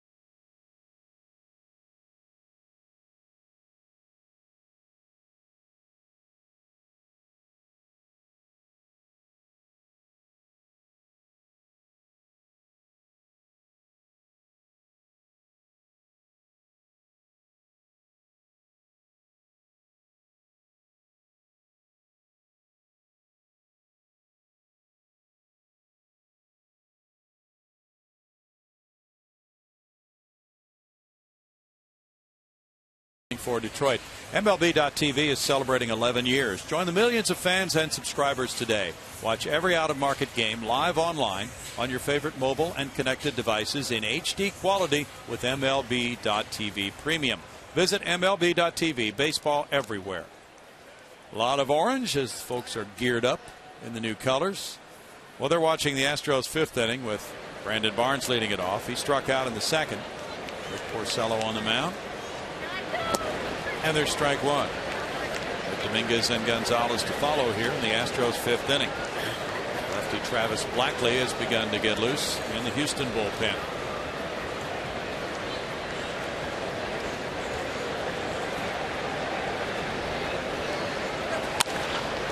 Tap the shortstop, Peralta. 1 out.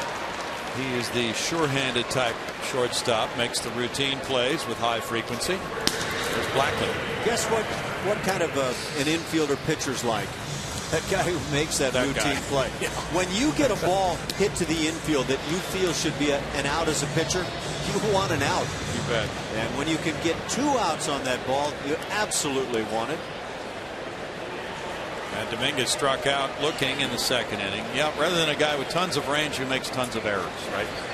Spectacular plays. He's on highlight reels all over, but that routine ground ball gets hit and you don't get an out. And at crunch time, tied in the 9th inning. You don't want a ball booted. You never do, but that's the worst time. 1-1. And I think reality is that right now is always the worst time. Whatever right now happens to be, but true. Yeah, when you look back, you don't want it to be one that costs you a ball game. That's chop foul. 2 count for Porcello. Pitchers tend to like infielders to always be positioned where a ball is hit. That just seems the right place right now. Oh, you bet. Yeah, they hate to look around and see somebody on the infield not where they thought he was when they went into their windup. Dominguez strikes out. It's number 6. What do you mean? When I saw that ball hit on the ground, I thought it was right where I had my man. What happened? Boy, that pitch is very effective. You could see his hand roll over the baseball and create a lot of spin. You know, he's a ground ball pitcher, Ash. He has 6 ground ball outs tonight, but he has 6 strikeouts. Sometimes that sinker can be one with such movement that you don't get any contact at all. No ground ball, it's a strikeout. It's never bad. Gonzalez popped it short earlier. There's strike 1 to Marvel. Porcello's got a lot of pressure on him tonight. Trying to get those 10+ strikeouts. Oh, you're right. Yeah, they have set an American League record, the Tigers have, with 6 consecutive games with 10 strikeouts or more. A couple away from the Major League record. Goes back to the dugout. He's being shunned by teammates. Nobody can talk to him. How about the 17 strikeout game you mentioned from Sanchez? That set a Tigers club record, and they've been around for a long, long time. Mickey Lolich had some 16 strikeout games. In the dirt for ball 1. Denny McLain, part of that era. Yeah. Seemed like Lolich was the big game pitcher, though. He was. Game 7 in '68.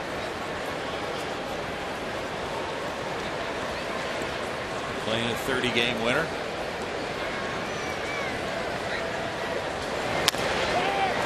Dribble to first base. Fielder tossing. And in the 5th inning, it goes quickly for Porcello. He keeps it at a 1-run ball game. Astros 3, Tigers 2.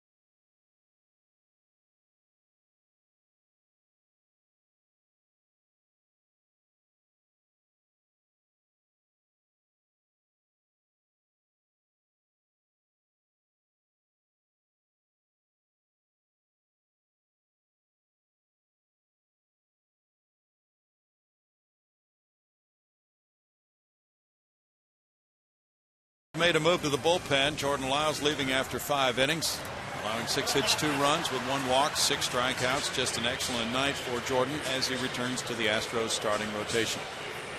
Solid night. You bet it was. 5 innings of good work, and I don't think that Bo Porter or anybody involved with the organization would tell you anything other. This was promising, not only for right now, but for this immediate future for the ball club.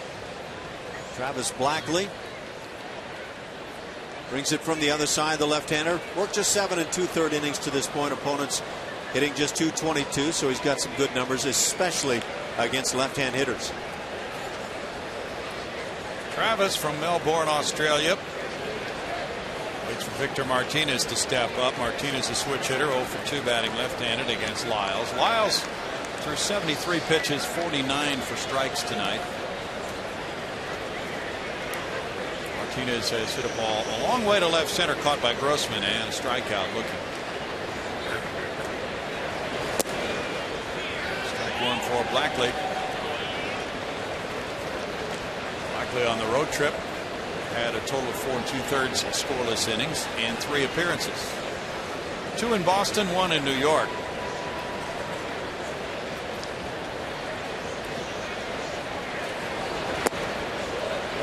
It's a 1-ball, 1-strike count with Dallas Keuchel now in the bullpen. If the Astros keep him there, they would have 3 lefty relievers: Blackley, Keuchel, and Wesley Wright. There's Paul Clemens, one of the right-handed relievers, to go with Jose Cisnero, Hector Ambriz, and Jose Veras. Joaquin Benoit is tuning it up in the Tigers' pen. And there might be people wondering, well, wait a minute, Lyles threw 73 pitches. Why is he out of this game now? I would agree with the move, Ash. Could he throw more? Perhaps. Sure. Fly ball to center field. Grossman waiting. Yeah, I'm in your camp. I think that probably the game plan was, well, we'd love to get him through 5 innings pitching good baseball tonight. And then you get to that point and you think, well, do we change the game plan? I think it's probably a wise idea at this point to stay with it. He leaves with a feeling of accomplishment in this game. Nothing that he can look back on and say, boy, it just unraveled for me at this point. True. It still leaves 4 innings, presumably for the bullpen, but nonetheless, this has been the difficult part of the game for the Astros. Getting through the first 5 with a manageable run total allowed. Andy Dirks with a bouncer to the right side, backhanded. Here's Carter tossing, and Blackley there. Well coordinated for out number 2. If your TV provider does not yet carry CSN, call them and tell them you want CSN. To get the facts and learn how you can help, go to iwantcsnhouston.com. We're working diligently to get CSN on all TV providers. 2 outs, and it's Johnny Peralta batting.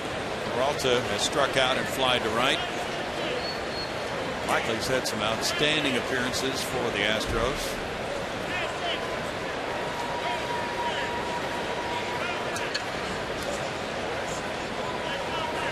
Alex Avila's on deck. Last night's starter, Eric Bedard, went 4 against the Yankees. Clemens, Wright, and Ambriz worked in relief, a total of 4 innings. Bullpen's really held up well considering the number of innings it has been required to pitch this year. Back to that issue about the starters. The overall ERA for this entire staff right at the bottom of the major leagues, and the starters have been the main culprits in terms of the difficulties. Strike makes it 1-1. Blackley worked in the 9-1 win Monday night because Harrell started that game. Blackley worked around a couple of walks in that game. And when he came in, he inherited 2 runners and got a double play ball on Brett Gardner. Fouled, and it's a 1-2 count on Peralta, and the right side of the infield has only 1 player for Houston, Chris Carter. That's the way the shift has gone with Altuve over.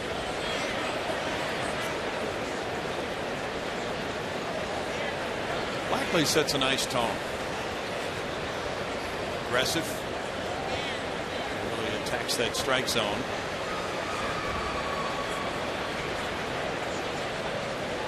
Yeah, the group of starters for the Astros this year, collectively an ERA at 6.17. And that's more than a half run worse than any other starting staff in Major League Baseball. So there's a lot of work to be done, and I think Jordan Lyles went a long ways tonight in helping in that regard. He really did, Ash, and he's re-entered the rotation here after having a rough spring and then waiting a month for this opportunity. He's done well. Swing and a miss, and Peralta's down on strikes. That's a 1-2-3-6 for Blackley, and it's 3-2 Houston.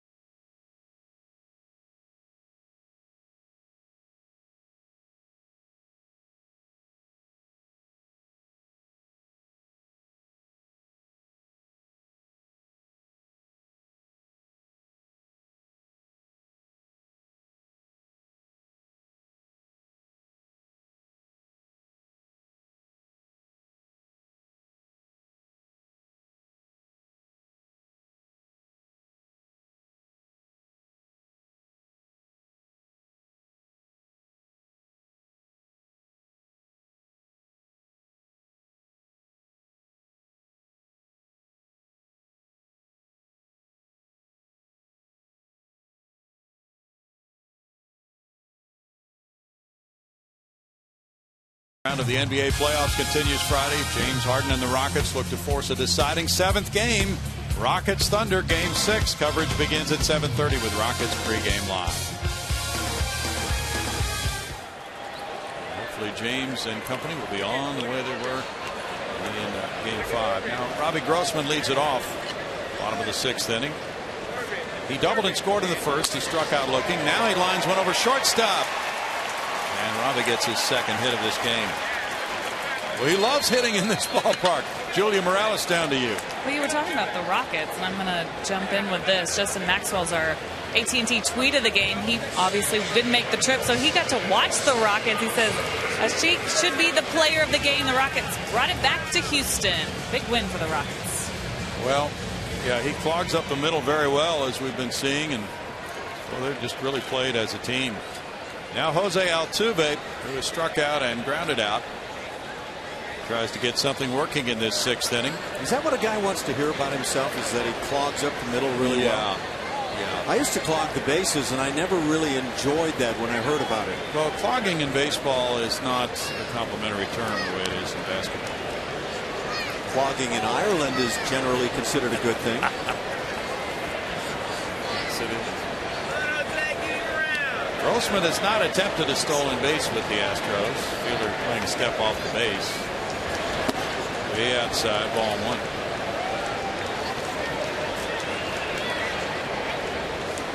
The Astros as a team have 12 steals and 17 tries. Dave Tremblay, the third base coach, flashing signs. How about that Robbie Grossman kid? Is he finding himself from the left side of the plate? He's back close to where he went to high school at Cy Fair. He just seems to hit better at home. Ooh, he was leaning as they threw over.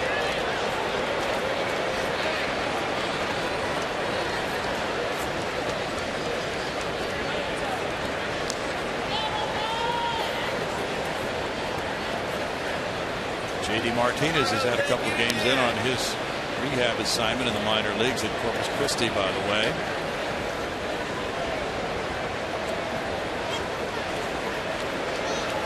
Grossman broke in with that 2-hit game against Seattle.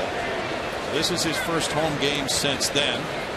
So 2 games at home, total of 4 hits so far for Robbie.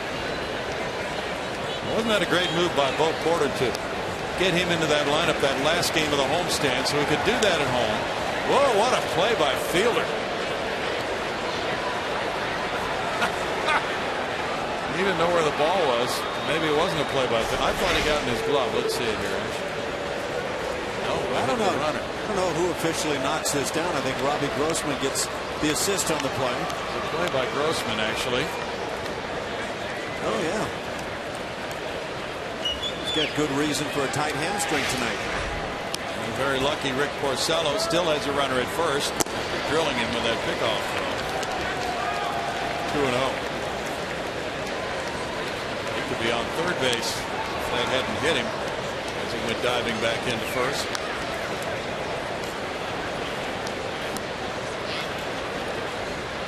Jason Castro on deck. The stars are aligned for the Astros here in the 6th inning. 1, 2, 3 hitters due up. Fouled away by Altuve, and the count goes to 2-1 on Jose. What a steady hitter this guy has been all season. Of course, he had a terrific year last year, but I just don't see a prolonged slump in Jose Altuve. The way he uses the entire field, the way he is comfortable apparently hitting with 2 strikes, does it all well.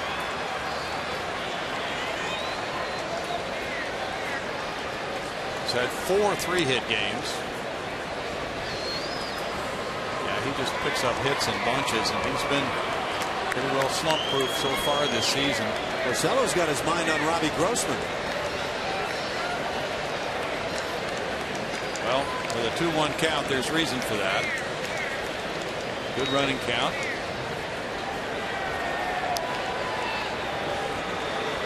He's running. The throw is there, and the tag in time to get him. You got to get a better jump than this. And what wound up happening is Porcello went into it wasn't a slide step, but a quick delivery to the plate. And when you see that as a base runner, you're thinking, I'm going. But at that point, you've got to know I didn't get enough jump. And I mentioned up top that Avila can really throw well. That's not the greatest tag, reaching out as the feet start getting close into the bag. That ball beats him a ton, though. It's stealing 2-4. Pitch was ball 3.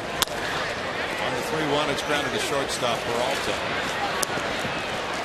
What was a promising beginning now is at 2 outs, nobody on. Just as we promised earlier in the game, it's Miller time, brought to you by Miller Lite.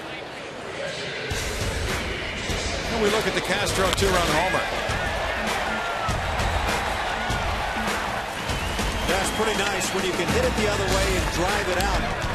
With Jason Castro, there have been some ballparks this year that have held him as he's driven balls to left.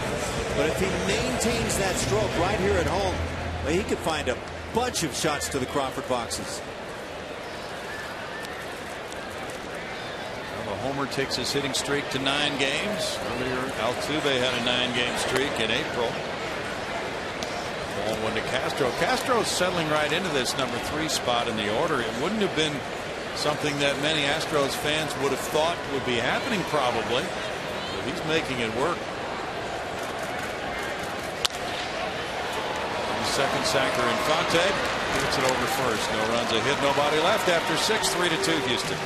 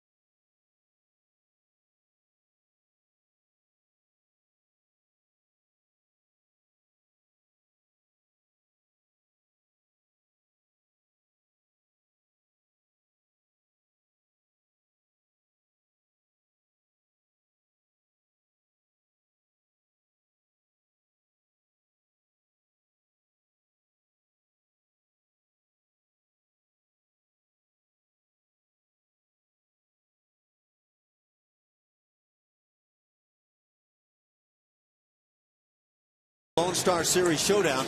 Justin Maxwell will sign autographs for the fans from 11 a.m. until noon. That's at the Whataburger restaurant located at 340 Highway 6 in Sugar Land. While you're there, register to win tickets to see a game during the Astros series against the Rangers May 10th through the 12th. Players subject to change and autographs will be limited. Well, we have an entirely new outfield alignment now with the Astros leading at 3-2. We go to the 7th inning, and it's Alex Avila to lead it off. New right fielder is Rick Ankiel. Fernando Martinez comes out of the game after going 0 for 2. And the other outfielders move over a notch. Brandon Barnes has moved from right to center. Bobby Grossman has moved from center to left as the Astros try to protect this 1-run lead.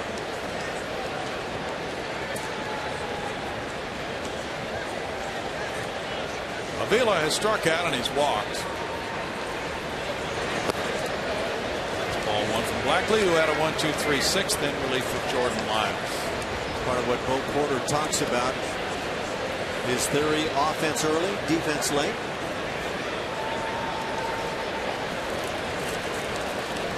Infante's on deck. Jackson's due up 3rd in the inning.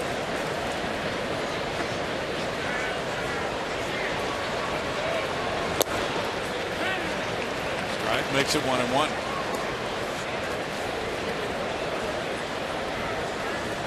Clemens continues to work in the bullpen. Paul last night worked an inning and a third, giving up 1 hit, 1 run, and took the loss. Paid attendance tonight, 16,624. It's in for a strike, and it's 1-2 for Blackley. Red Sox lead the Blue Jays 3-1. They played 7.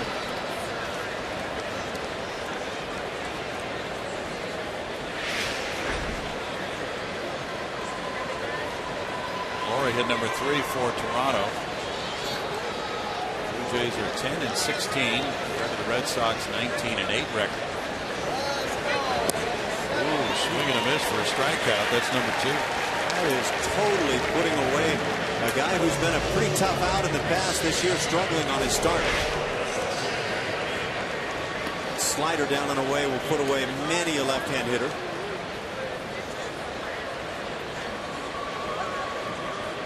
Bull Porter now is going to go to Paul Clemens. He's gotten 4 outs from Blackley. And with right-handed hitters due up next, 4 in a row, he'll swing it back over to the right side, and Paul Clemens, when we come back with the Astros leading 3-2.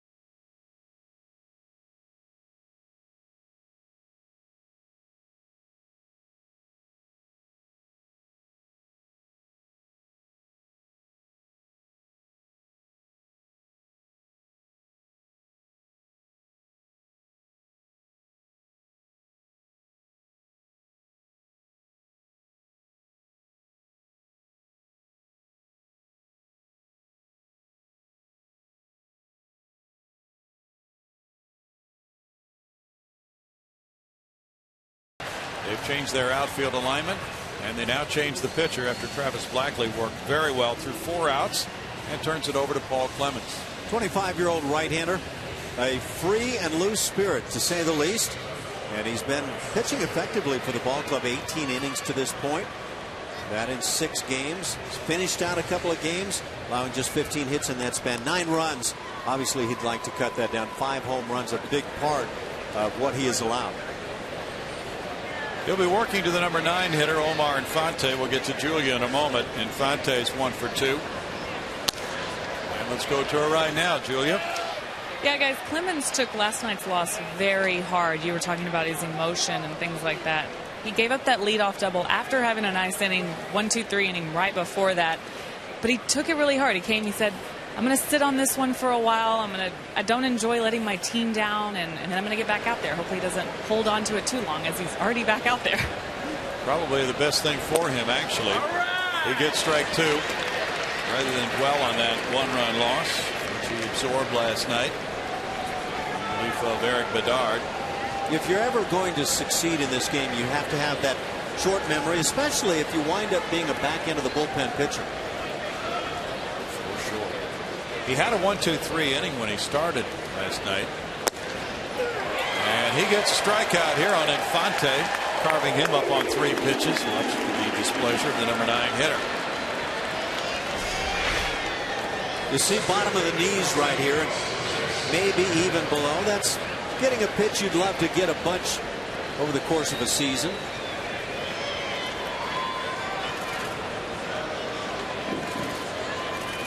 Shortens up the ball game. That does. That bottom of the knees area, though, is where pitchers are taught to pitch, and quite frankly, I'd like to see more calls kind of in that bottom of the knees range.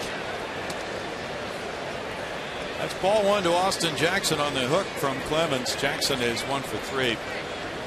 Clemens got the Yankees 1-2-3 in the 5th. Then he gave up a double to Nunez, and he wound up scoring on a double play ball after Paul left last night, so that tagged him with the loss. His first as a major leaguer. He got his first win, though, in Seattle in his major league debut. He's experienced both ends of the spectrum already.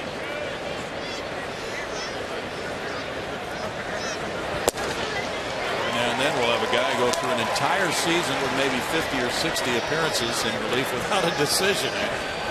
Did you see that last pitch? Yeah. 96 miles an hour, and it sounded like it. It did.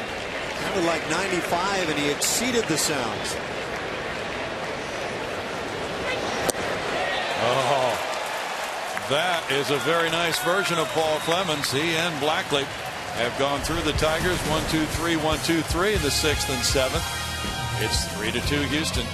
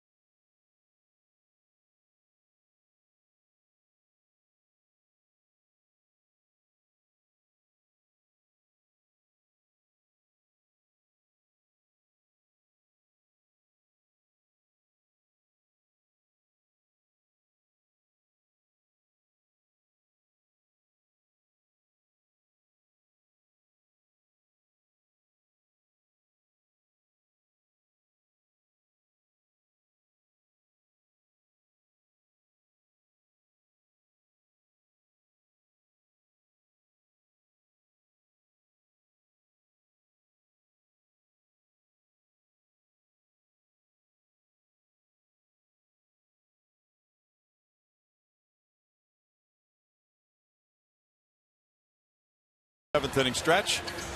It's 3-2 Houston. 4 hits for the Astros. 2 of those long balls. A 2-run shot by Jason Castro in the first. Solo homer by Carlos Pena in the fourth. Tigers tied it in the 3rd inning on singles by Hunter and Cabrera, but the Astros then on the Pena homer took the lead, and ever since that 4th inning they've been protecting it. They've changed their outfield alignment.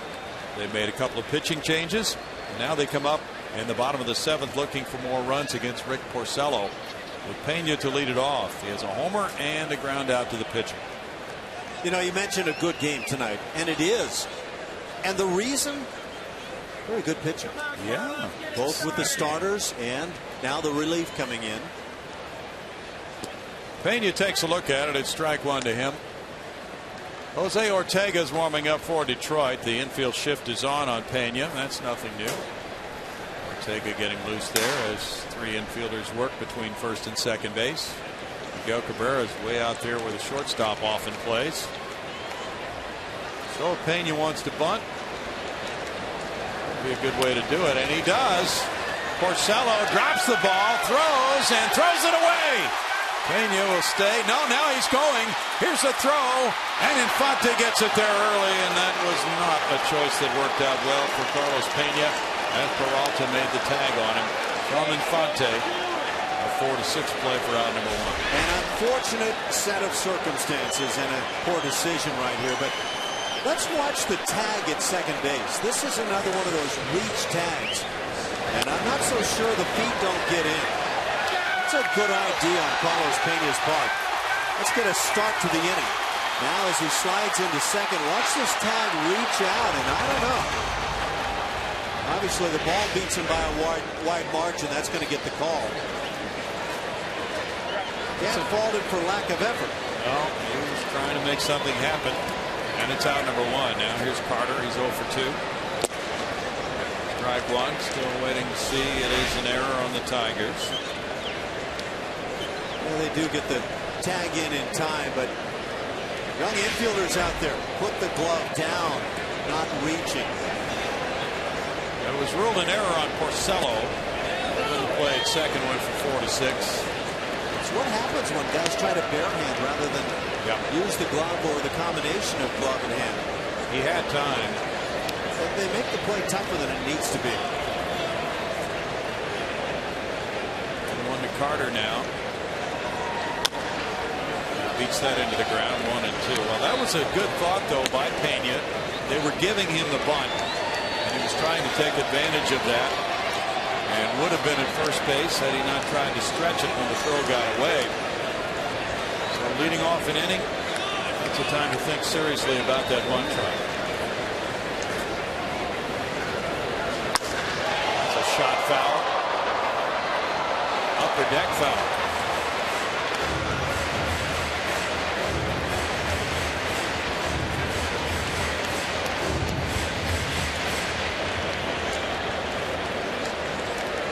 White Sox lead the Rangers at Texas 3-1 in the bottom of the 7th inning. The throw from the grass. Peralta gets Carter. 2 outs. Celebrate Mother's Day with Pink in the Park at Minute Maid Park next weekend as the Astros face off against the Texas Rangers. 10,000 fans will receive a pink giveaway each night, courtesy of Methodist Cancer Center. Call 1-877-9-ASTROS or visit Astros.com to get your tickets now. There's double barrel bullpen action for both Porter, lefty Wesley Wright, and right-hander Hector Ambrose. The hitter is Rick Ankiel, up for the first time in this game. Rick's a 189 hitter for 53 at bats. He's belted 5 homers and he's driven in 11 runs. Done well pinch hitting. He has 2 pinch homers and 5 pinch hit at bats. And he's driven in 4 runs. Ball 1 to Rick. What a throw Rick Ankiel made on this recent road trip. I'm trying to recall, I think it was in New York, could have been Boston. Just hung out a laser from right field. He complained that he got a bad hop on it. It came up a little bit, but you guys talked about that. Yeah, impressive. Line shot into right field. Well, he's produced off the bench. Not considered to be a pinch hit because he was already in the game defensively, but nonetheless his first swing of the night, and that produces a resounding line drive single. Well, if you're going to get an at bat here or there, get yourself a good swing. Hank is quite adept at this opportunity where you just get a swing or 2. 5 hits for the Astros. Brendan Barnes has struck out and grounded to short. Porcello staying in this ball game with his club down 3-2, competing very well tonight. He gave up the 2-run homer to Castro in the first. Solo shot to Pena in the 4th. Both of them reaching the seats in the Landry's Crawford boxes. He's thrown 94 pitches. 60 have been strikes.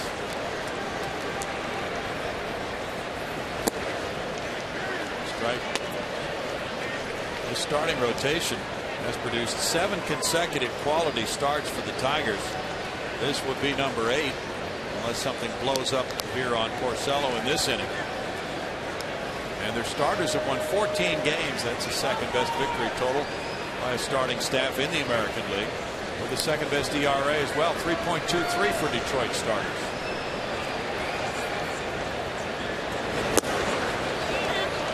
Balls, 2 strikes. But the Tigers are very happy with what they're seeing from Porcello tonight, a guy who they have counted on in the past in their starting rotation. He's had his struggles, but pitched very well here this evening. They have a pitcher who's 4-0 going tomorrow night. Doug Fister, his ERA is 2.38. Then Max Scherzer, he's 3-0. He's set to go Saturday, and Justin Verlander with a 1.83 ERA Sunday. Barnes strikes out to end the Astros 7th with no runs, 1 hit, 1 error, 1 left. 3-2 Houston after 7.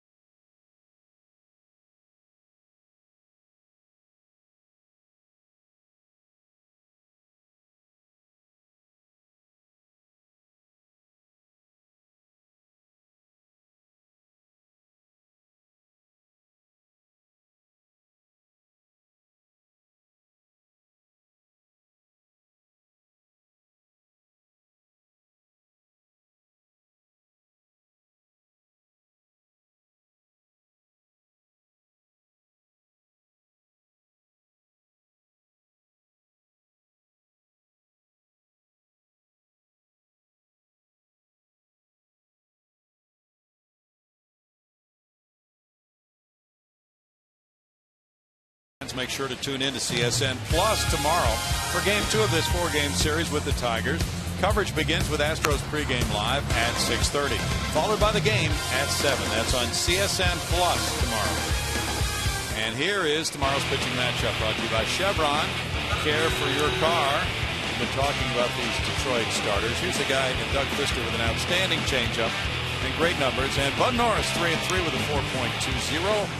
His turn rolls around again against the hard-hitting Tigers from Motor City. Opponent's batting average against on Bud Norris at .295, much higher than Bud would like to see it. He's a guy with a lot of pride, and I anticipate seeing Bud get this game really kind of turned back in the right direction despite everything. 3-3 mark. Hector Ambriz is pitcher number 4 in this game. The relief corps has been airtight so far.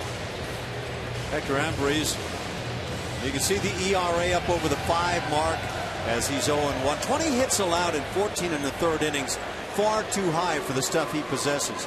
Reiner Cruz, the other guy, and we've talked a lot about it. His stuff is just exceptional, and he should be a back end of the bullpen kind of an excelling pitcher. And I hope he's able to get that back together as he goes back to the minor leagues. That's the plan. Ambriz works to Torrey Hunter, who's 1 for 3 with an RBI single. That was in the 3rd inning. And strike 1 for Ambriz, who worked a hitless inning in New York last night. He walked 2 and fanned 2 with the Astros trailing by 1 in the 8th inning, 5-4.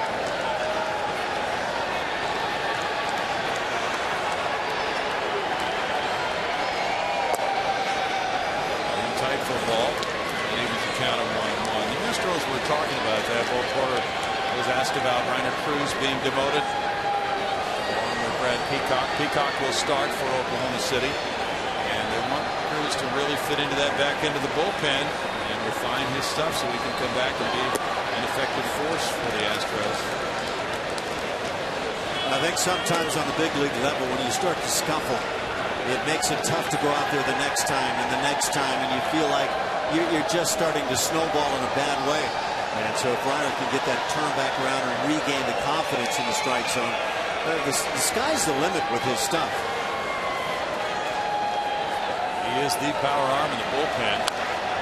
Top foul, third base side, 2 balls, 2 strikes. But the numbers for Reiner Cruz are an ERA of 4.40 for 14 appearances.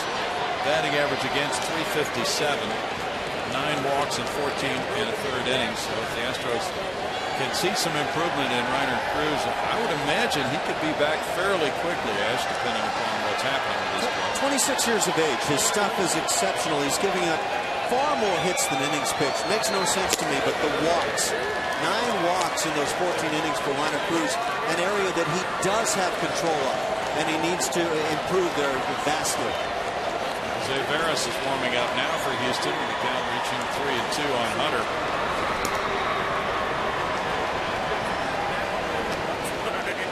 Closer getting loose. And a leadoff walk puts Hunter on, with Cabrera and Fielder to follow. It's never an easy game, any facet of it, but that leadoff walk late in the ball game, it's just murder. It's murder on everybody, and you know that pains Doug Rotale. Cabrera tied the game with a single to center field in the 3rd inning. Then he singled to right field in the 5th. He's 2 for 3.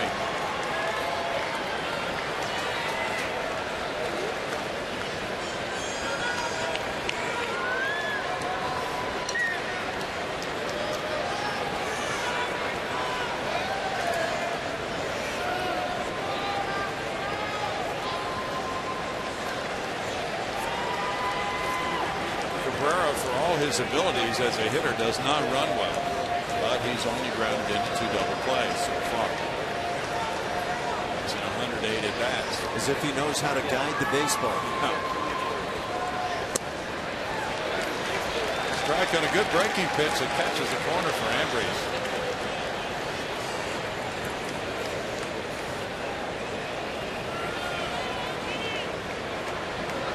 Tigers come into play tonight, 6th best in the major leagues in terms of scoring runs. The Oakland A's continue to be a dynamic club offensively as they lead in runs.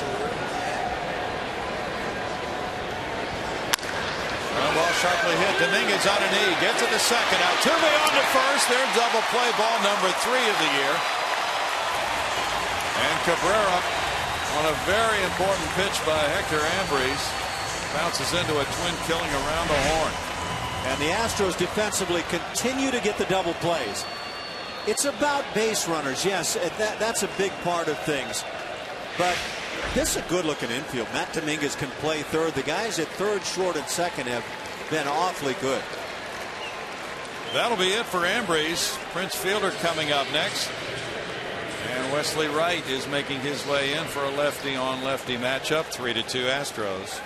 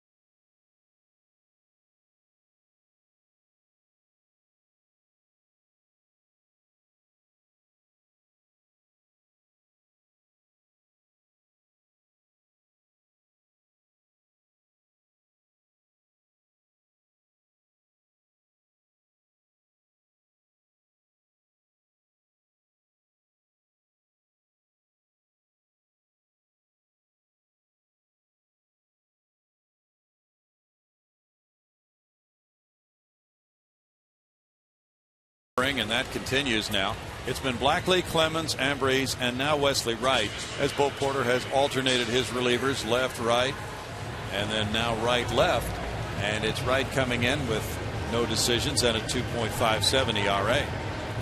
And one thing Wesley Wright has done well all season long is get left-handed batters. Although batters are having a little success of late, they're hitting .250 against him. But the assignment right now is get that one left-handed bat, and it's a tough one in Prince Fielder. Not as if lefties slow him down a whole lot. Fielder in this game is 1 for 3. But you'll take any advantage you can get. That one hit him. So Fielder drops the bat and slowly makes his way up the line. The switch hitting Victor Martinez due up next. That is not the way you go about that lefty versus lefty if you're Wesley Wright. Got to look at these guys as they're never going to get on base on me.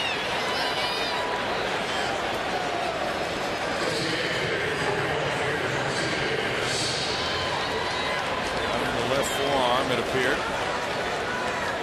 And that fastball drills that left forearm. There's a lot of muscle in that forearm for Prince Fielder.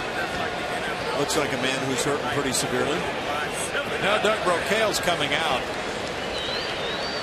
Martinez 0 for 3 tonight. He was robbed his first time up by Grossman in left center.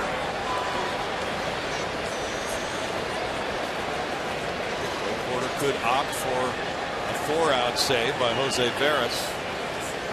But that is not the move. Luis Martinez, the switch hitter, would be hitting left-handed in that case.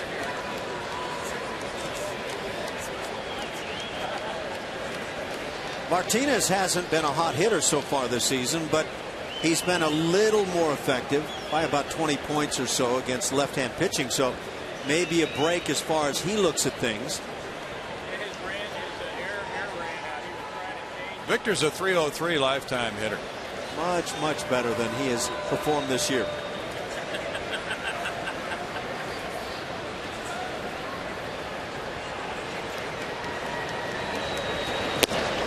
Ball 1. It's that same spot. Lefty at the plate, that might have had a chance of finding another forearm. Wesley Wright pitched twice in Boston, twice in New York. On the road trip. Good scoreless ball each time. He's had 7 straight scoreless appearances in relief.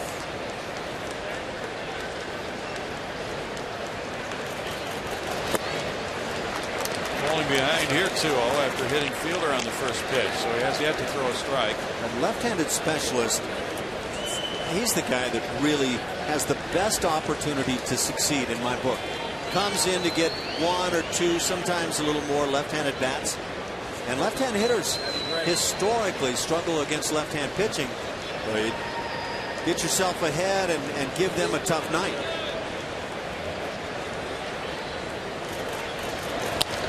That's flared foul. Wesley worked an inning and 2/3 last night against the Yankees, throwing 20 pitches.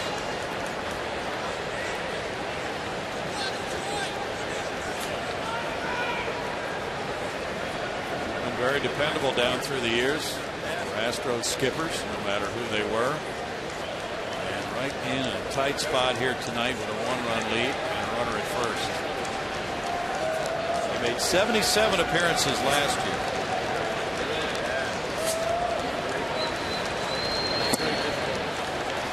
Now it's 3-1, and he's really struggling to find the strike zone. Andy Dirks is on deck. He bats left.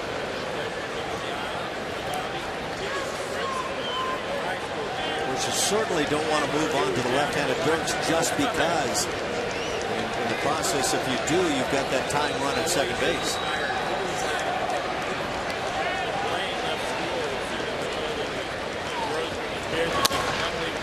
That's fouled away, and it's 3-2. Now the runner will be taking off on the next one, Fielder.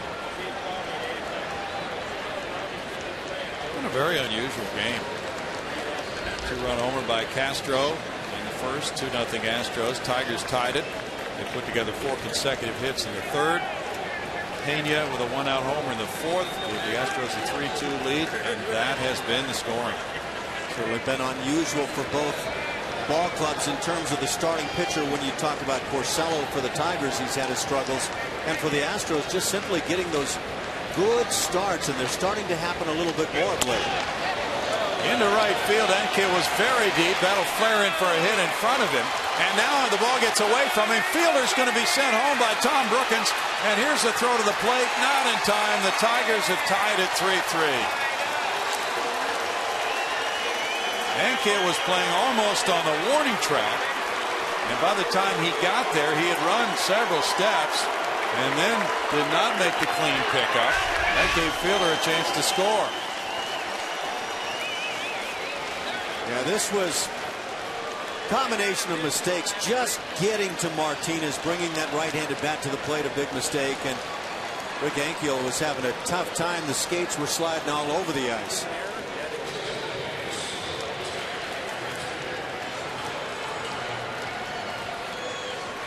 It's one of those plays that had to feel like William Bendix playing the Babe right there. Fielder scores. Matt Tuiasosopo comes up to pinch hit. We have a pinch runner at second, Don Kelly, as well. He's running for Victor Martinez, who checks out of the game. Now Kelly coming over to talk to Tom Brookins, the third base coach, who sent in the tying run. And that'll be it for Wesley Wright. We'll be right back.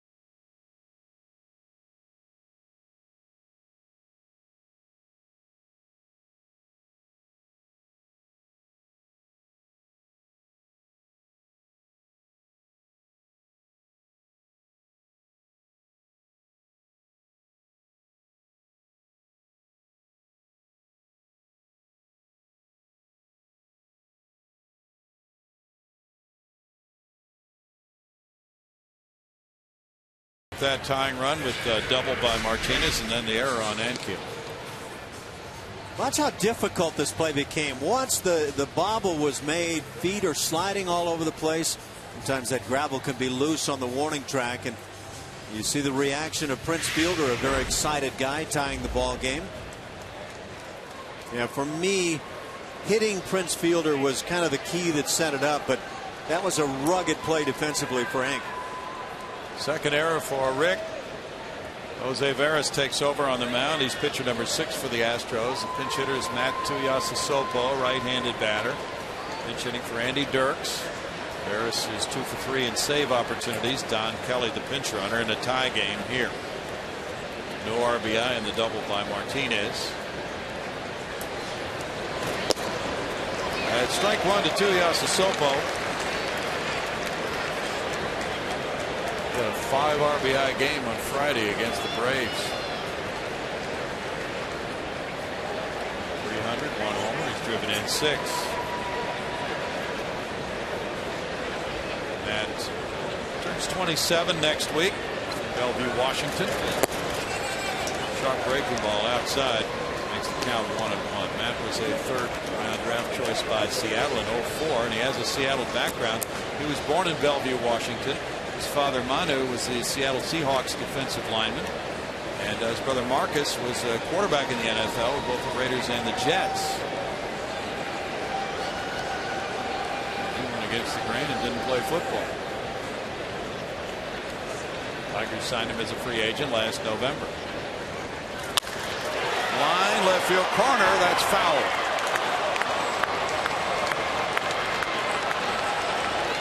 Well, he guessed fastball, obviously, got one in and couldn't quite keep it fair, but it's the kind of swing you want to get as a pinch hitter.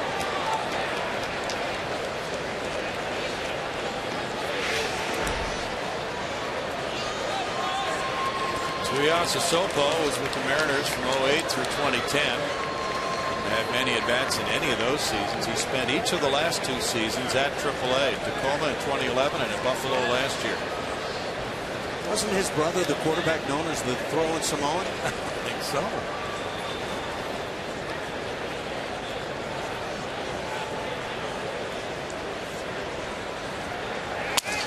That's a broken bat liner into the seats. There's a quarterback from Washington or Washington State who played for the Bengals.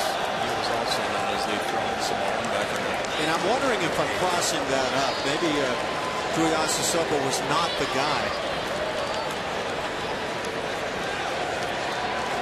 I'm trying to remember the QB's name who played for the Bengals, Jack something. I can't remember his last name. Who was prolific in his passing yardage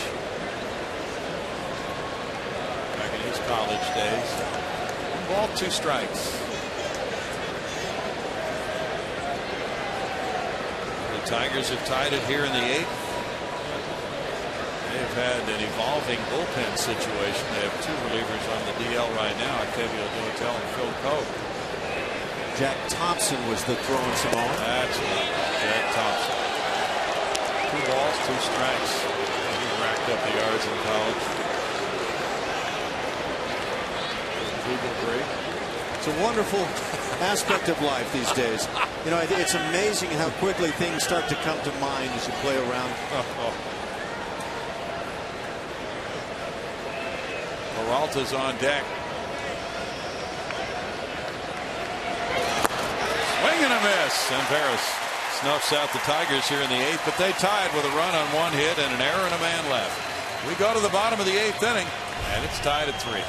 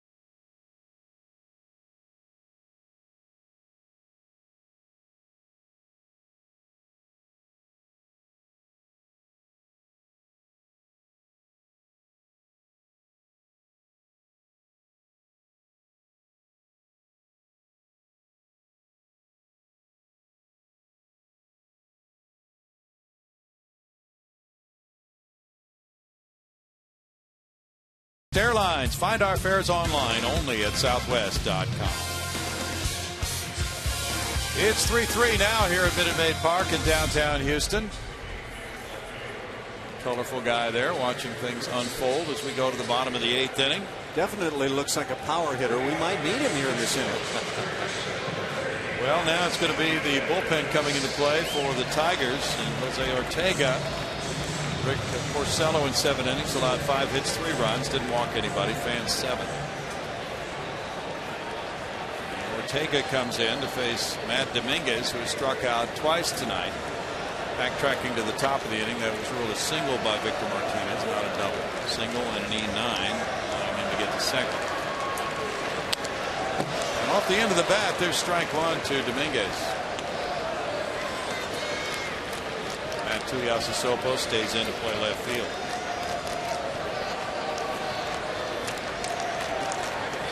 Ortega's 24. He's from Venezuela.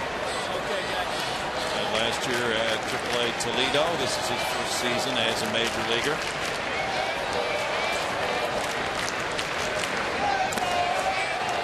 He gets strike 2 on Dominguez. Octavio Dotel is on the disabled list with an arm problem. And Phil Koch also is there. The Tigers bullpen has gone through several stages here in the early season, including the return of their closer Jose Valverde.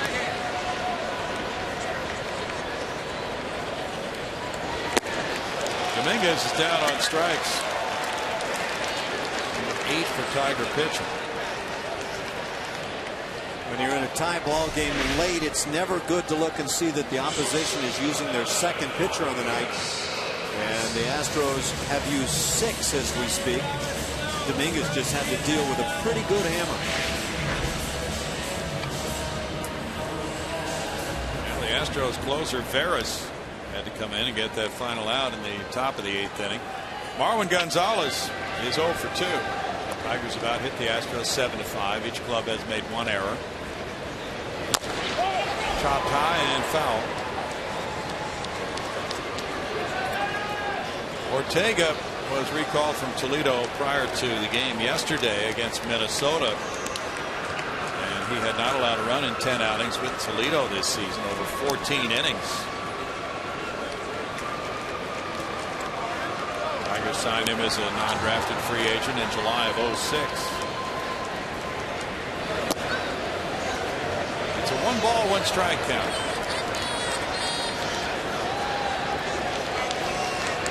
Ortega had 2 major league appearances last year.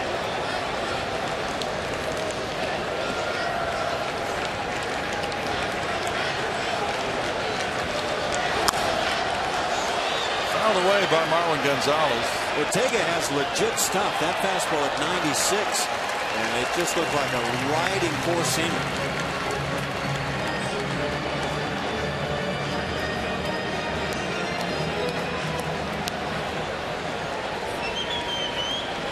Porcello through 97 pitches, 63 strikes.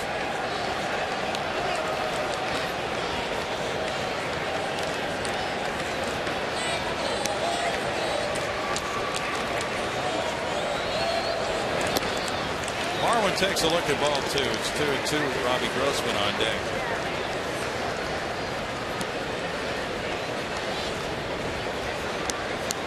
Ortega shooting that high velocity stuff early in his career, working in this tie ball game in the 8th. And he gets a strikeout. 2 of those for him. Changeup, even when it's not located well, can produce strikeouts. Just leave it up.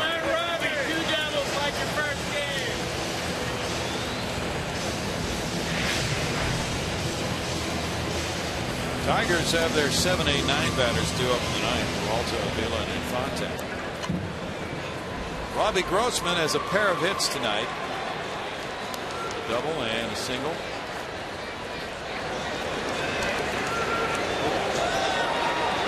Way out in front of the plate.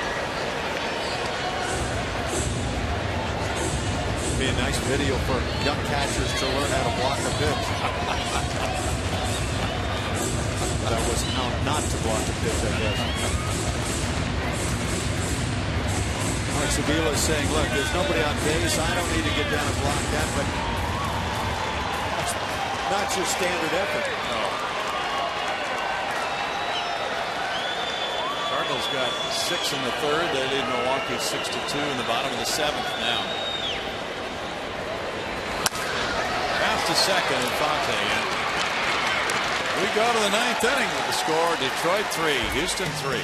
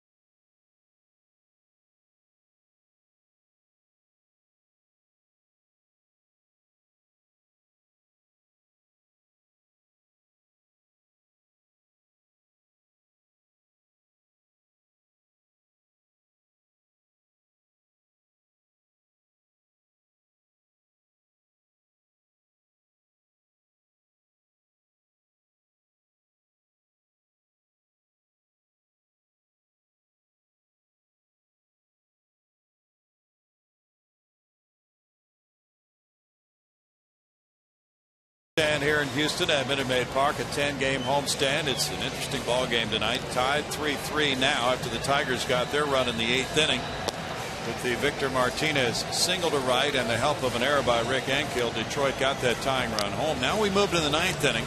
The Astros brought in their closer, Jose Veras. He struck out Tuiasa Sopo to end the Tiger threat in the 8th. Now he's in for Peralta, Avila, and Infante in the 9th. 10 games in 11 days on this homestand for the Astros. Good giveaways every game this series. Tonight it was gym bags.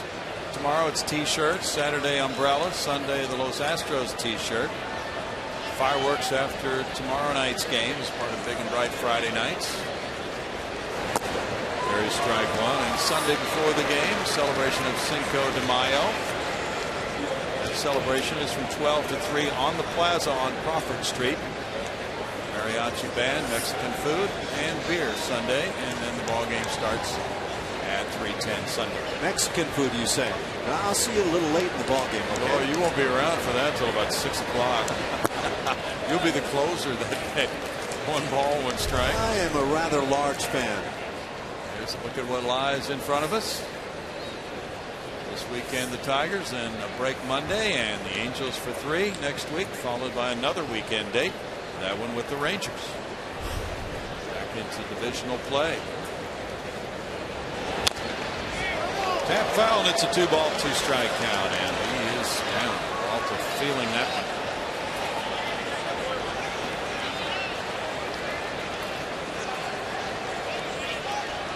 What do you say? Other than, I've been there. I think he chopped this down on the ground and got more a poor opportunity coming his way.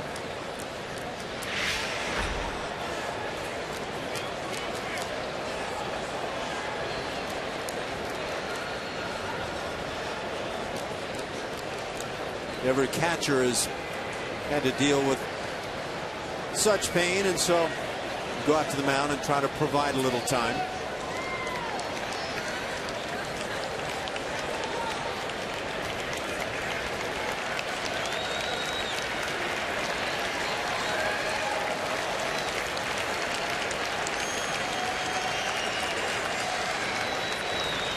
Jim Leland's son Patrick is a catcher, right? I believe so, yeah. Thinking about Jim Leland, it feels like he's been managing the major leagues now since Smokey Burgess or Fred Hutchinson, I think is what I wanted to say. Just feels like he's been there forever. What a great manager. Boy, he plied his trade in the minors for many a year before he got his first major league breakthrough. I remember years ago he was managing the Rockies and he resigned. Scouted for a time, maybe a year or two, with the Cardinals. He was working for his good friend Tony La Russa as a scout. Just kind of decompressing, but staying close to the game before getting back in. Well, he got himself a good gig in Detroit. They had a miserable 2003, winning, I believe, 43 games. And then they started spending some big money. And it's paid off, and they draw fans in droves. Strikeout. Is caught looking. They do over $3 million last year. There's that breaking ball that legitimately is a hanger, but against a right-hand hitter who may not be feeling his oats at the moment, a pretty effective pitch. Veras gets out number 1, and now it's Avila. Astros hoping they don't have to put their extra inning plan into effect. Veras probably would be considered finished after this inning. Now Avila is 0 for 2 with a walk. And there's strike 1 to him. Joaquin Benoit once again has started warming up for Detroit.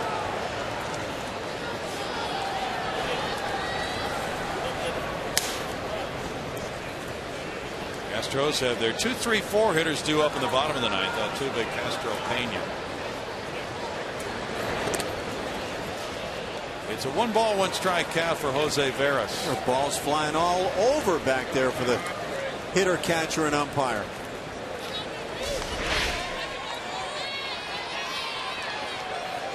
You try to block it. You try to protect the umpire. I think that's what Alex Avila was embarrassed about in the previous half inning, was the way he let one slip on by. Yeah. And sometimes they are just destined to get the umpires. Altuve's on the grass in short right field.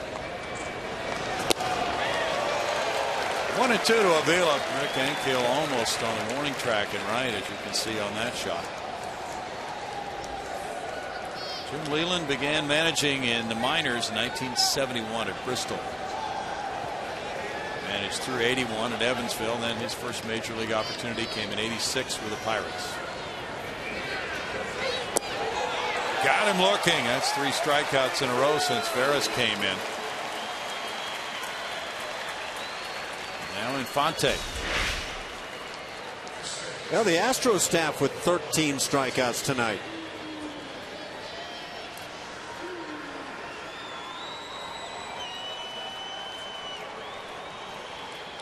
Infante doubled to start that game-tying rally at the time in the 3rd inning. 4 straight hits off Jordan Lyles. He's 1 for 3.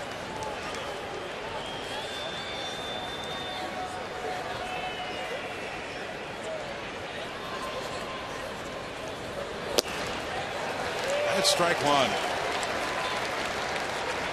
You and Jeff Blum were pointing out that the skipper, Bo Porter, has made sure Veras has not had a lot of inactivity in that bullpen, even though the Astros at times have not had save opportunities for him.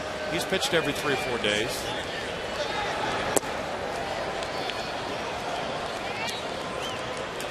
Yeah, that bullpen is becoming a little lean right now. Again, this is the 5th member of the bullpen on the hill tonight. 6 pitchers overall for the Astros. Veras has 5 straight scoreless outings. Well back. 1-2.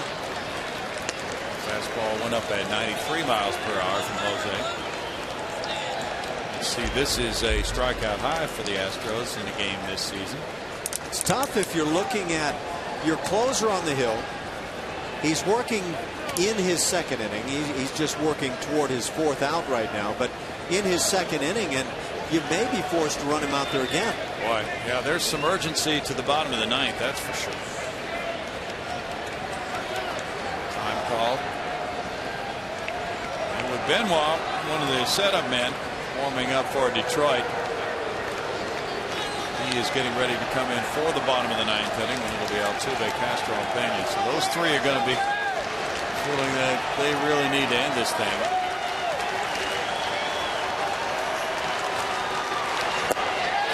And a strikeout, and that's 4 for Veras. 4 batters, 4 strikeouts. We go to the bottom of the ninth inning. Altuve leads it off in just a moment.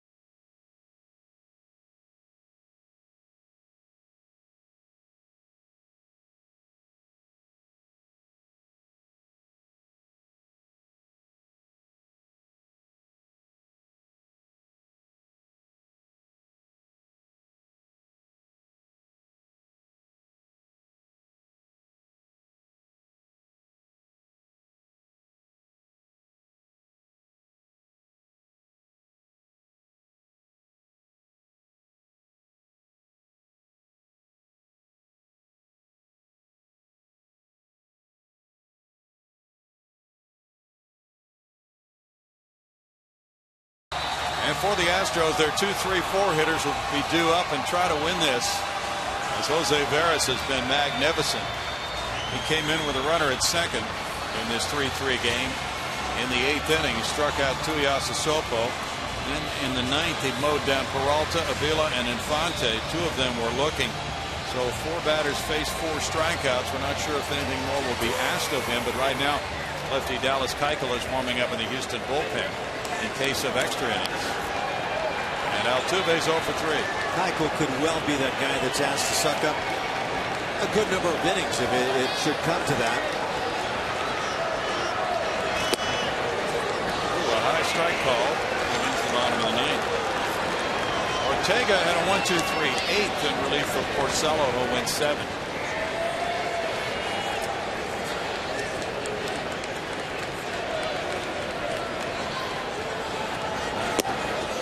Up and it's 1-1. Rangers are batting in the bottom of the ninth, trailing the White Sox 3-1.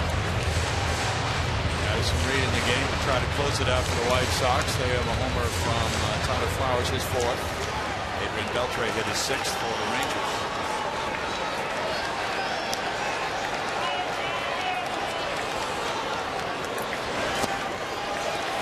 It's 2-1.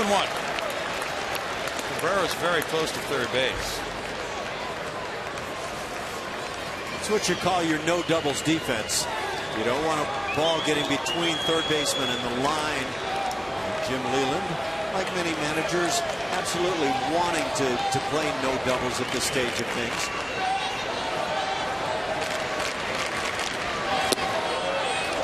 Strike evens the count at 2-2 to Altuve.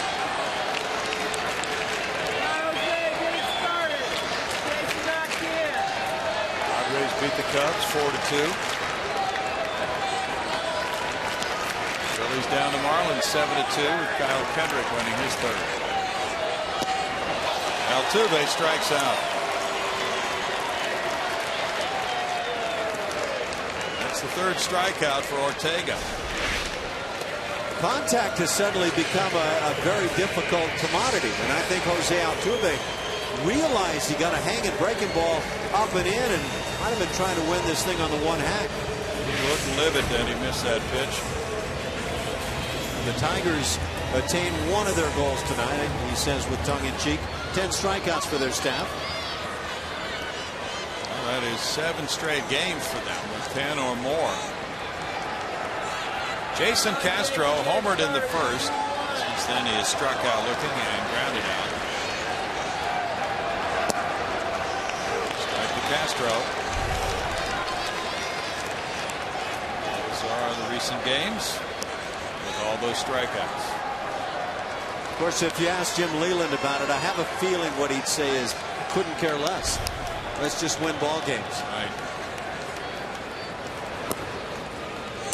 Or he might throw the spin that says it's indicative of solid pitching, and solid pitching will get you a lot of wins. Tigers had a 5-game winning streak until losing yesterday.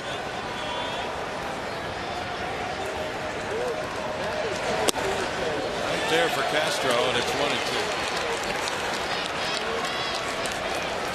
Tigers lost 2 of 3 when they came here in 2009.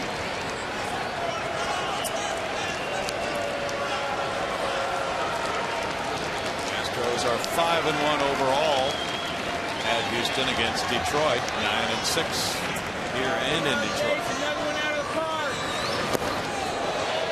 It's 2-2, and Ortega is keeping the hitters loose.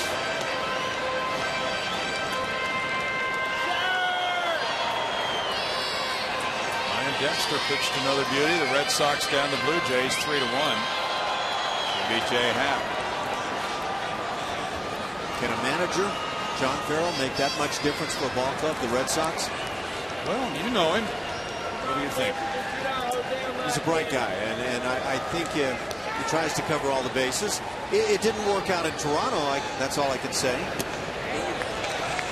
3-2. It sounds as if what's going on in that clubhouse with the players and all the changes that have been made, they are meshing together a lot better than last year's Boston players did. I think that's the biggest thing that I would probably point to is I think under a different manager a year ago it was an unhappy club, and I think they played like a team that was unhappy.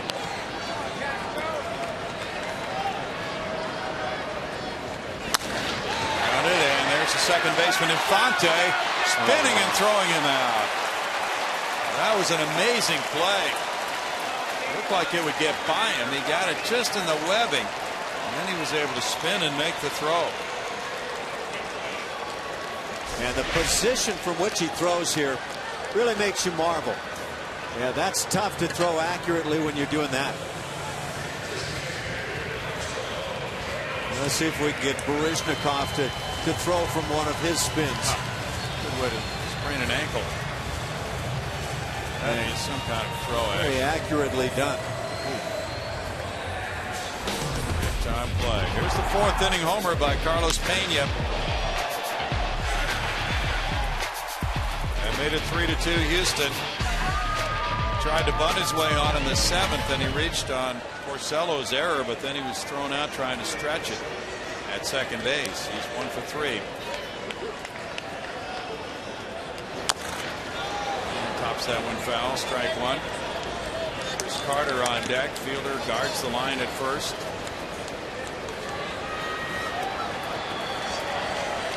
Of course, when Carlos tried to bunt and did bunt in the 7th inning, he was leading off that inning. Now 2 outs, nobody on.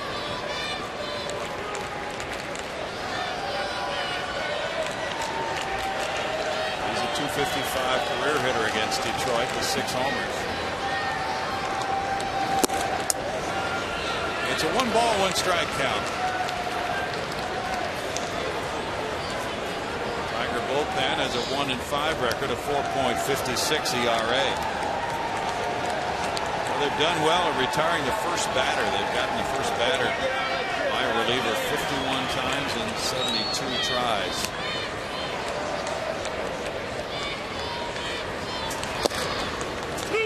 Strike call makes it 1-2. Mike Everett called it, even though Alex Avila didn't catch it. Mike Everett's been a strike providing umpire tonight, and I think that's a good thing. Upper range of the strike zone, bottom of the knees. I think it helps move the ball game. I think it's a plus. Game was moving along swiftly for a time. It was. Somebody jinxed this thing. I think it was you. 2 balls, 2 strikes. There you go, assigning blame. What's that all about? Somebody has to assign blame. We can't all be blameless in life, Ash. It's your fault. Okay, I'll take it and run with it. It's what you do with what comes your way that makes the difference. It was wishful thinking because you got to bed at 5. Yeah, let's try to do this a little earlier tonight.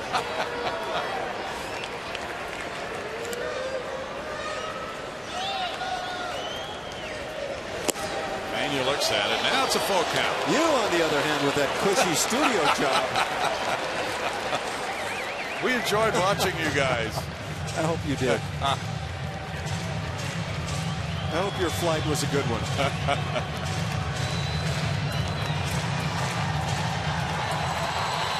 Now Pena steps up, ready to look over a 3-2 pitch.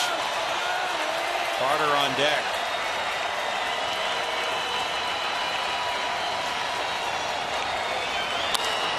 Popped up.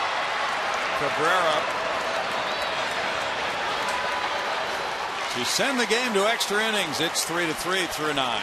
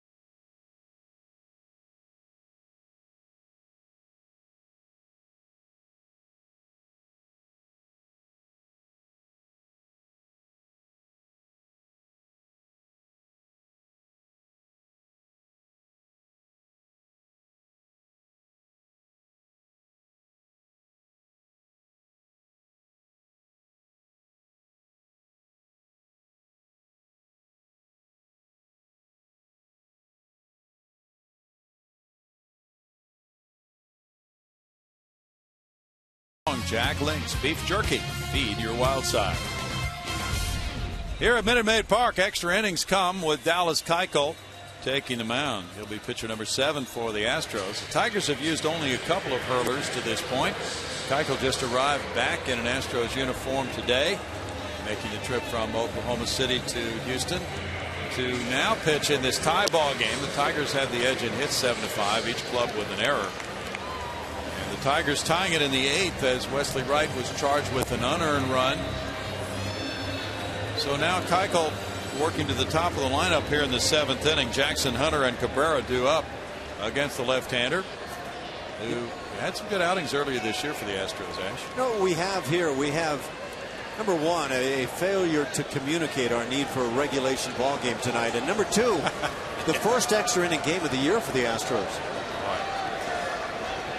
4 games this year. You see Keuchel's numbers. Now it's Jackson who's 1 for 4.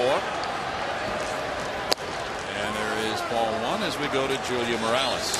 I got to talk to Dallas before the game, and said, well, he's well rested. He's one of the few of us that are well rested. But he said while he was in Oklahoma City, his goal was to just maintain. There was nothing he really went down to work on because it was just the timing of everything. And of course, the bullpen was worn out at that time. He was just trying to maintain and stay consistent. He made only 1 appearance for the Red Hawks. He made a start against New Orleans and went 6 innings, didn't give up a run, throwing 66 pitches. Last time I saw Julia was about 3:30 this morning. Bags were coming off the truck. She was standing there bleary-eyed and yawning. And it felt like a few hours ago. you remember that? One of those good times? It was good times. So you want to travel with a major league club, Julia? Sounded fun in the beginning. Yeah, I'm just kidding. No, it is. It's a lot of fun. It is fun. Not fun for this man right now as he enters this game tied. The Astros have Carter, Ankiel, and Barnes due up in the bottom of the 10th. A shot foul. Well, it's certainly fun to be back in the big leagues. His last appearance with the Astros was April 20th here against Cleveland in that 19-6 Indians rout. And that's when he did get optioned down after that game because the Astros needed a fresh arm after the Indians really torched their pitching staff. But he had made 3 really good outings prior to that Cleveland game here. And gets a swing and a miss here from Jackson to strike him out. 5 straight strikeouts by Astros pitching.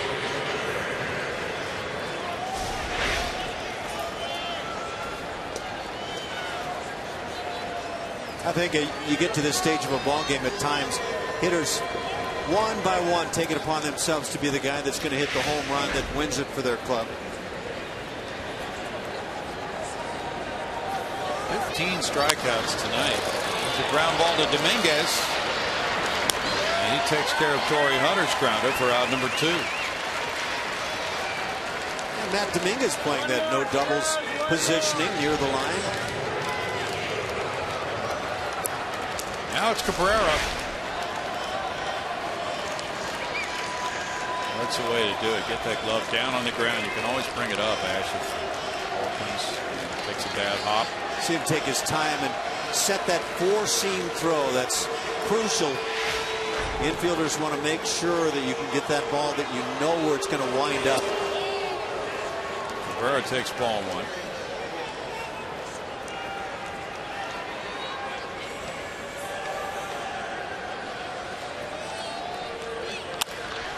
Under the shortstop. Marwin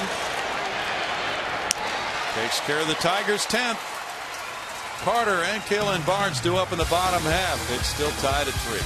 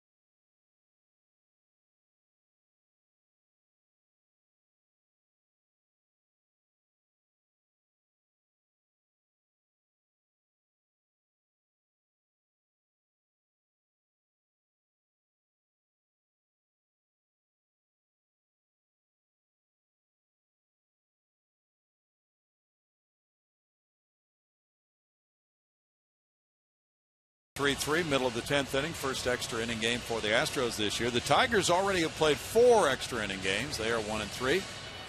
Astros fans hoping that they will have something to stand and cheer about very soon. Joaquin Benoit, who's warming up for the bottom of the 10th inning, has other ideas. He's 2 for 2 in saves, and he's walked 6 and allowed 8 hits in 12 1/3 innings.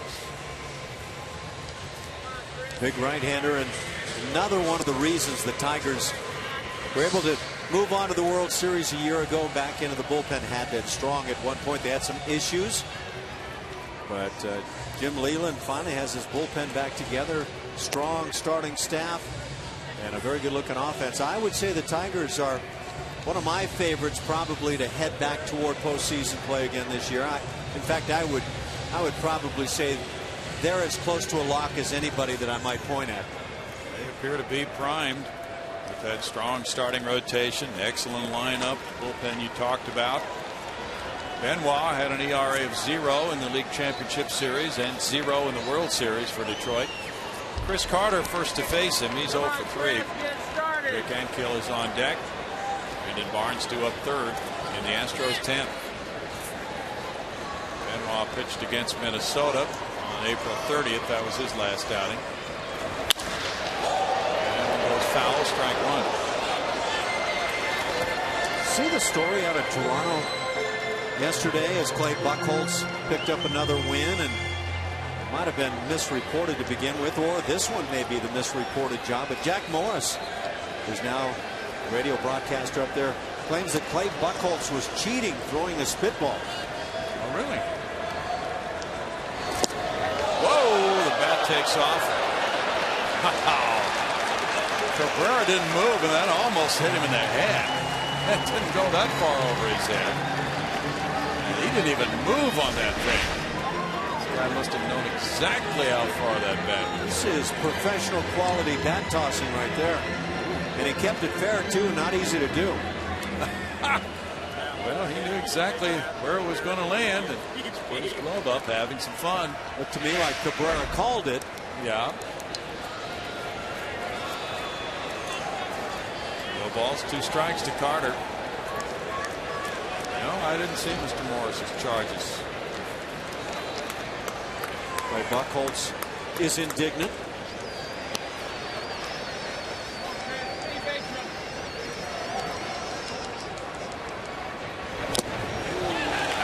Out number 1. This is Jack Morris's rookie season as a broadcaster. Is that correct? Well, it's his re-emergence as a broadcaster. He previously broadcast, I know, from Minnesota. And now he's in his first year with the Toronto Blue Jays. A lot of pressure when you do so. Rick Ankiel hung out a line drive to right field for a single in the 7th inning. He came off the bench when the Astros made some moves defensively in the outfield. And ball 1. It was initially reported that Dirk Hayhurst was the guy they're kind of sharing time in that real tough role they're combining over, and apparently now they're saying it was Big Jack.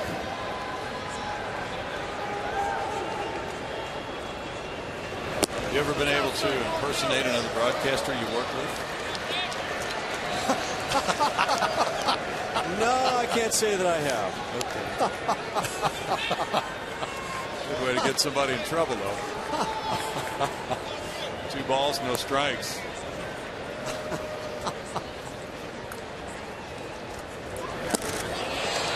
It's 2-1. Not that you'll know right now.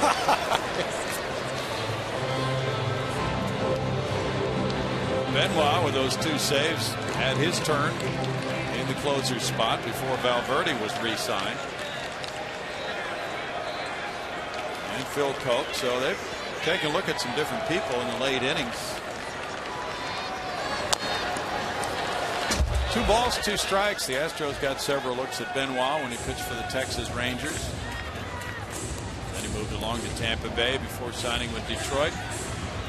Last year he had 73 appearances for the Tigers, had 30 holds and 2 saves. Good strikeout numbers, 84 and 71 innings last year for Benoit. It's time for Rick Ankiel to get the head on one right here. Time for Alan Ashby to go home and go to bed. If you can provide me with a note.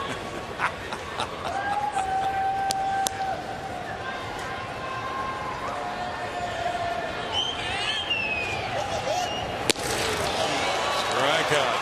2 outs. That was a hard sounding heater. That popped all throughout this ballpark. Here it is. Throw it hard and swing it hard. See who wins out. We've seen a few strikeouts tonight. Boy. That's 12 for Detroit. 15 on the other side. Yeah. Brandon Barnes is 0 for 3. It's going to be fun if he singles or walks or gets on first somehow. to see if he will run. That's strike one. Anthony is on deck. Just waiting for a second to see if you were going to break out the calculator on that one. There are several ways. Shall we count the ways he could reach first? We always do that with scoring from third. Fewer than 2 outs, right? But we don't do it on getting first. No balls, 2 strikes. 9 straight have been set down by Tigers relievers. Ortega with 2 perfect innings. He struck out 3. That includes Porcello's last out and his 7 innings of work, the 9 straight.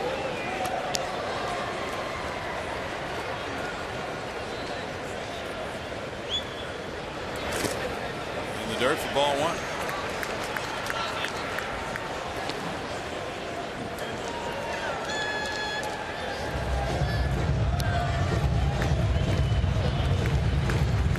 Game 29, first extra inning game, and it comes on the night where you had the late flight in. Just kind of the crazy nature of this game. That's baseball, isn't it? You guys probably knew something like this was in store. I hate hearing that "you guys" stuff.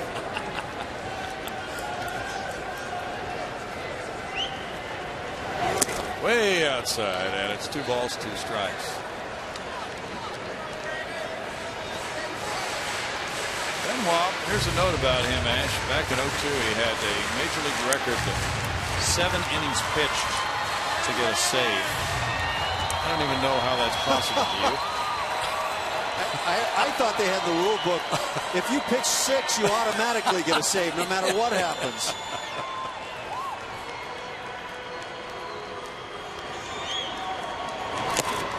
And he strikes out the side in the 10th.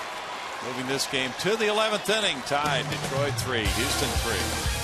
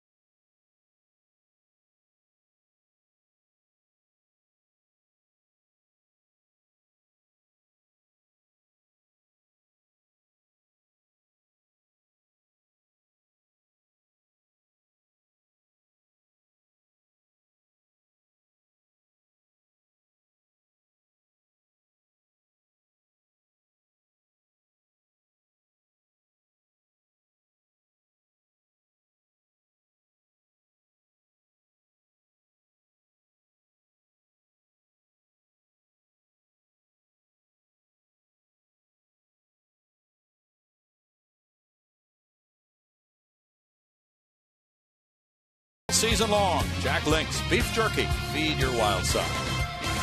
Feed it.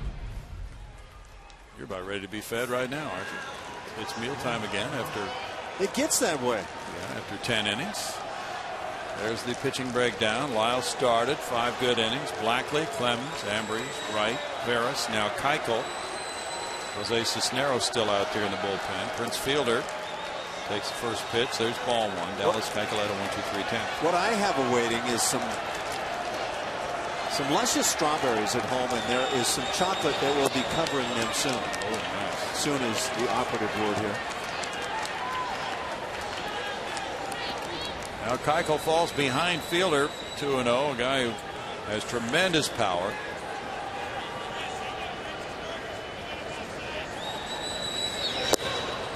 Fielder looks at it, and it's a 2-ball, 1-strike count.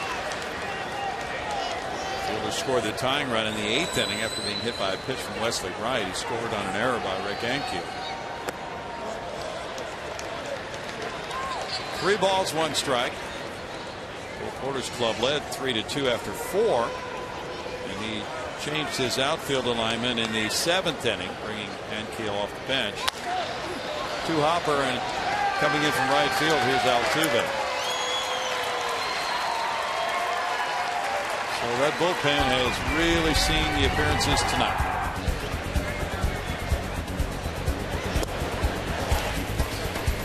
Well, it's been effective other than that one unfortunate stretch in the 8th inning.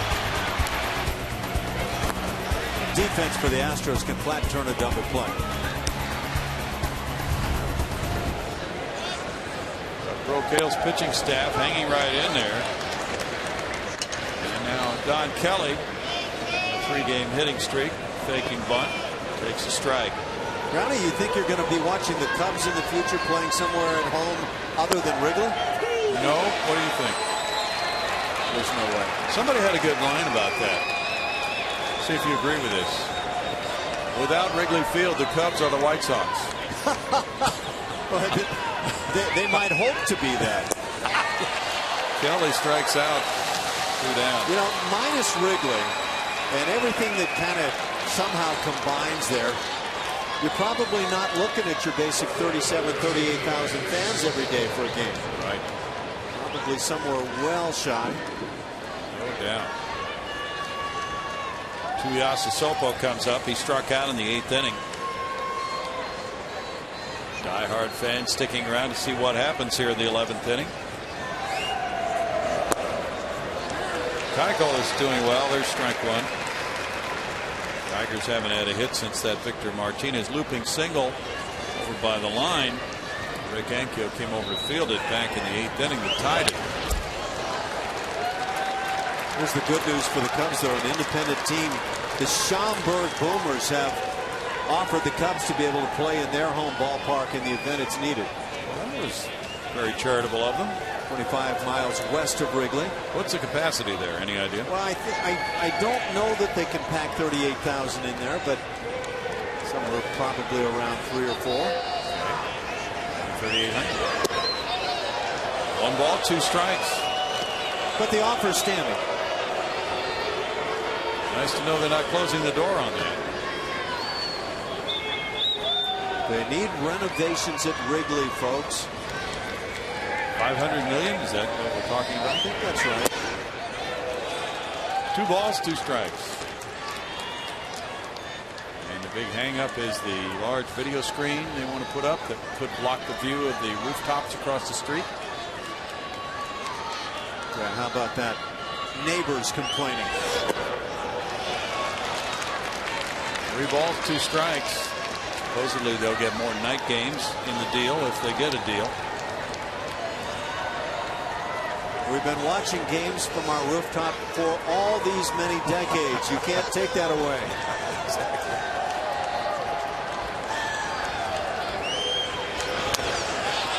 Keuchel's maintaining a nice tempo.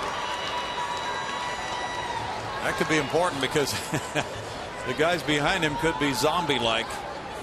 Have not had a whole lot of sleep. Sometimes you get those nights and it's your 25 hit night as a club. Seen in the minor leagues, guy just get off the bus, put on the uniform and go play, and 25 hits later they've won 17-1. Yeah. 2-out walk, and Tuiasosopo's aboard. It's only the 3rd walk by Astros pitchers in this game, and the Tigers have not walked anybody. Peralta is 0 for 4 with 3 punch-outs.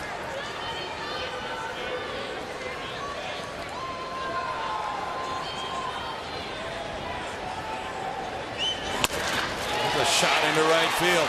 Ankiel comes after it, and he will hold the runner to second base. Tuiasosopo did not get to third on that with 2 outs. Pretty surprising. He didn't give it a shot. The ball was hit cleanly, but Ankiel was really deep. I would imagine the reports for the Tigers as well as other clubs say the one guy Probably not to challenge with the arm as Rick Ankiel. But it was Ankiel that had the problems earlier in the ball game and the error that cost that run. Now pinch hitter coming up, Ryan Pena, switch hitting catcher, and Doug Roquel will go out to go over his strengths and weaknesses with Dallas Keuchel and Jason Castro. He's batting for Alex Avila, who was 0 for 3 with a walk. Pena's a veteran backstop, has been around for many years.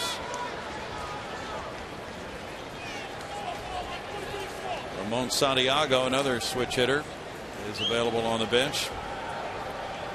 He is an infielder. Usually those middle infield types are held out until kind of the last available move by a manager because they're so versatile they can play anywhere in case of an injury. Dave Clark positioning his outfielders. Pena's ready to go.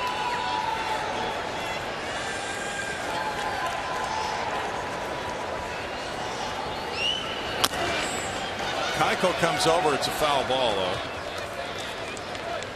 Strike one on Pena. 8 hits for the Tigers, 5 for the Astros, each club with 1 error.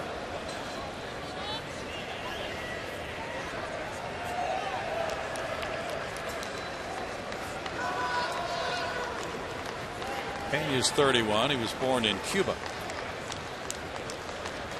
Just joined the Tigers this year. He's been with Atlanta and Kansas City earlier in his career, beginning in the 05 season as a Brave. Line shot to right. Tuiasa Sopos being waved home by Brookins. Here's the throw to the plate. Castro with a tag. Oh, they got him. What a tremendous peg from Rick Ankiel in right. And Castro put the tag on Tuiasa Sopos. Big time play at home.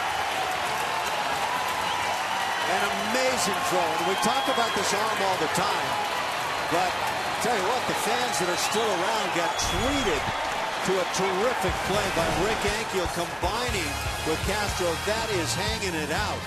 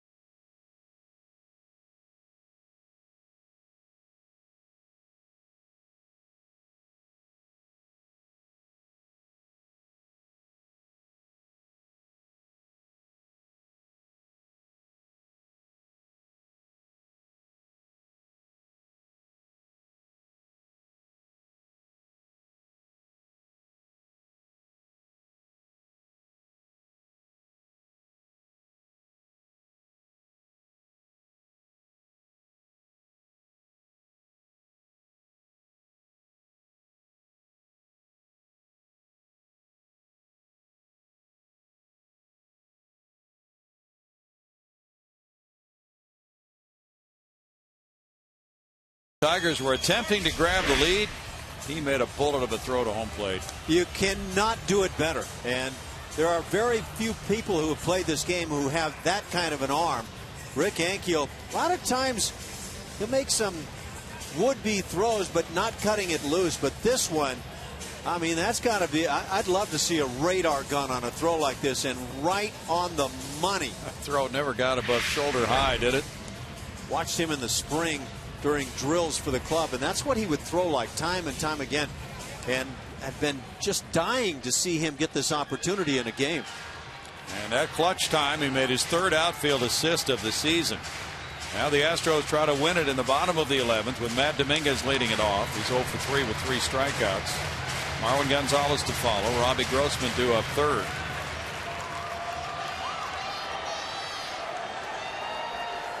Big night in strikeouts again for these Tiger pitchers. Even bigger for these Astros pitchers. So how far could Rick Ankiel with that arm throw a football? Oh boy. We'll have to ask him. I would love to see that.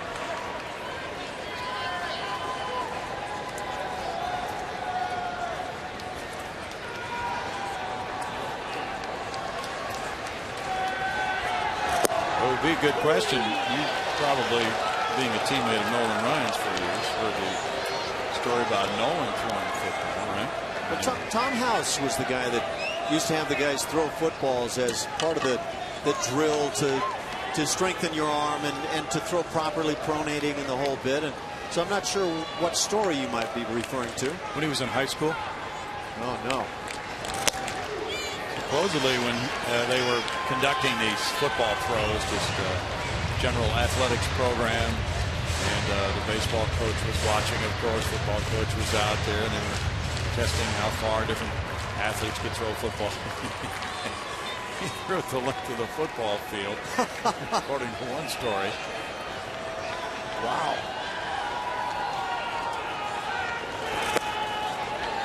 Two balls, two strikes. Now, wouldn't you like to see that play? You're down on your own one. Go deep. Well, how far are you talking about? Just go deep.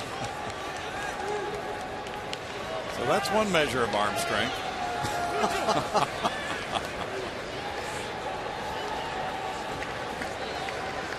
And then we often hear stories about scouts when they're looking at amateur players. One thing they judge power by is the height of the fly balls they hit. So if you hit a pop-up on the infield, there's a height at which... Yeah. Cabrera comes over into foul territory.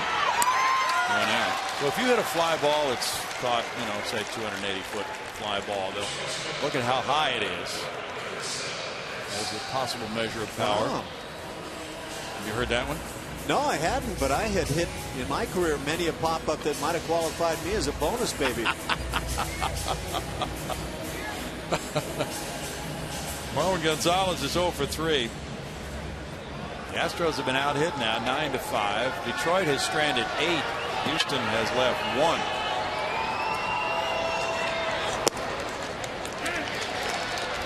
Strike to Marwin. The Astros had that 3-2 lead in the 4th on Pena's home run. And then they started making moves. Jordan Lyles coming out after 5, and the outfield alignment shifting in the 7th. 4 balls, 2 strikes. But the tying run scored in the Tiger 8th inning, an unearned run. And that's the way it's been ever since then. And since their 8th inning hit, there hasn't been a hit by either team until the top of the 11th here. There are many strikeouts so far in Major League Baseball this season. Strikeouts are happening at a crazy rate.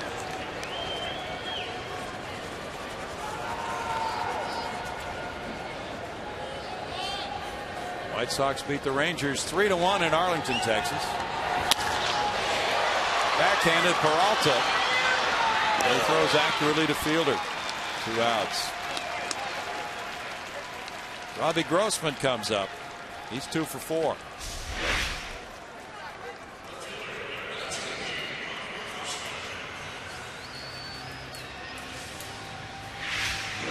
Cardinals held off the Brewers in Milwaukee 6-5. Jake Westbrook goes to 2-1, and his ERA is 1.07. Redbirds are now 17-11. How do the Cardinals do it year after year? Well, their bullpen has been subject to that question, certainly with the injury issues they've had this year. Jason Mott's been down, and they've lost some other guys in their bullpen too. And it has been quite a story, but they've worked their way into first place in the NL Central. They had good starting pitching. 1 ball, 1 strike. Somebody was throwing out stats on what Albert Pujols has hit since he left St. Louis and what Carlos Beltran has hit, and it's just been about the same. So the two have washed, huh? Pretty much. 2 balls and a strike. I don't think the Angels were banking on that. No, we're not banking on that. Albert's been banking on that. Yes, he has. Definitely playing hurt so far this year. Yeah, with that paycheck, that's a 10-year deal. He's in year 2.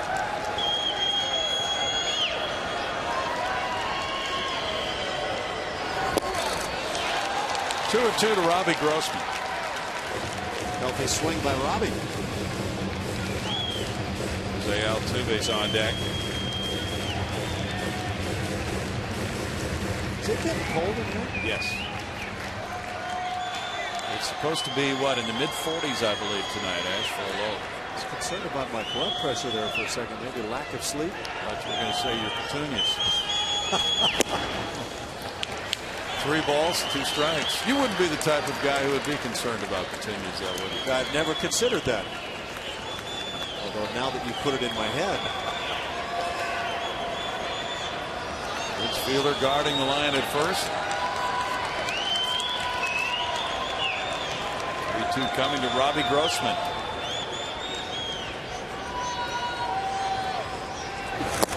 He takes a walk.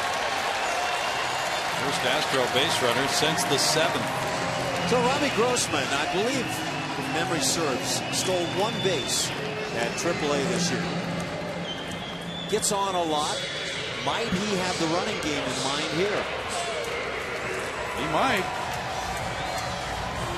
12 straight batters have been set down by Tigers pitching. It's in Leland's club in a 3-3 game. Altuve has not reached base tonight.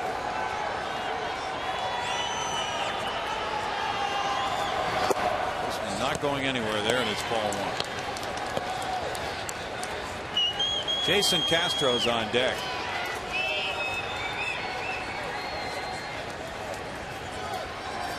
Dave Clark, first base coach, is settled in right behind, even a foot in fair territory behind his runner Robbie Grossman.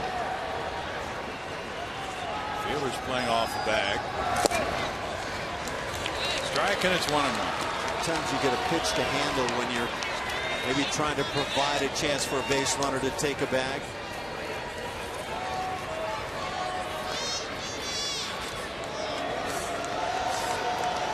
Corey Hunter very deep in right field. And then no doubles type of alignment. Grossman takes off, and it's foul. Oh boy, that could have gotten interesting. It could have. That was somewhat of a quick move to the plate too. It is not Avila behind the dish anymore. Brian Pena has a strong arm, but we saw a great throw tonight from Avila.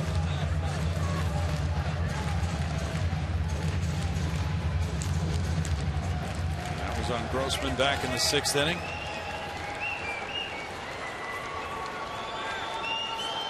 The idea for the Tigers defensively is to make sure that runner Grossman does not score on the ball hit by Altuve.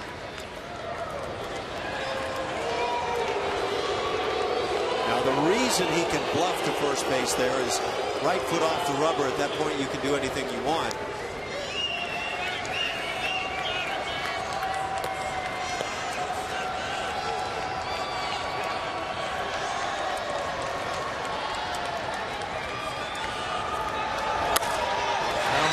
Cabrera to his left, throws to second for the force play on Grossman. To end the 11th inning, it's still tied at 3.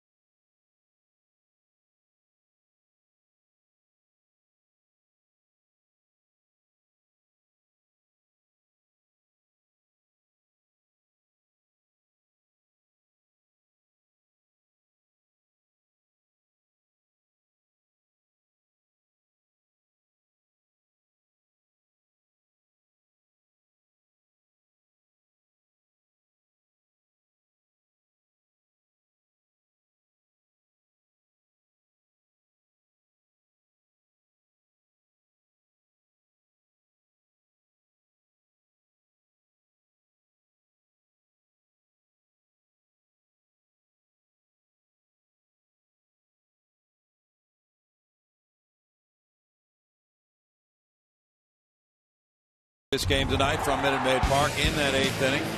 There's the hit by pitch as Wesley Wright flunks Prince Fielder. And then the fly ball to right field, looping in for a hit. Rick Ankiel is charged with an error on this as the tying run scores. Fielder coming around to score it on the hit by Martinez and the error by Ankiel. And then in the 11th inning, here's the Rick Ankiel throw to the plate. And it is an absolutely gorgeous throw. Radar gun says 101. That was amazing. I think anybody who hung around and got to see that throw was rather impressed to say the least. Too bad. There's Rick in right field. That was his 3rd outfield assist of the year. There's ball 1 to Omar Infante. Darren Downs in the bullpen for Detroit. Altuve positioned perfectly to throw out Infante. 1 out, and he's now 1 for 5.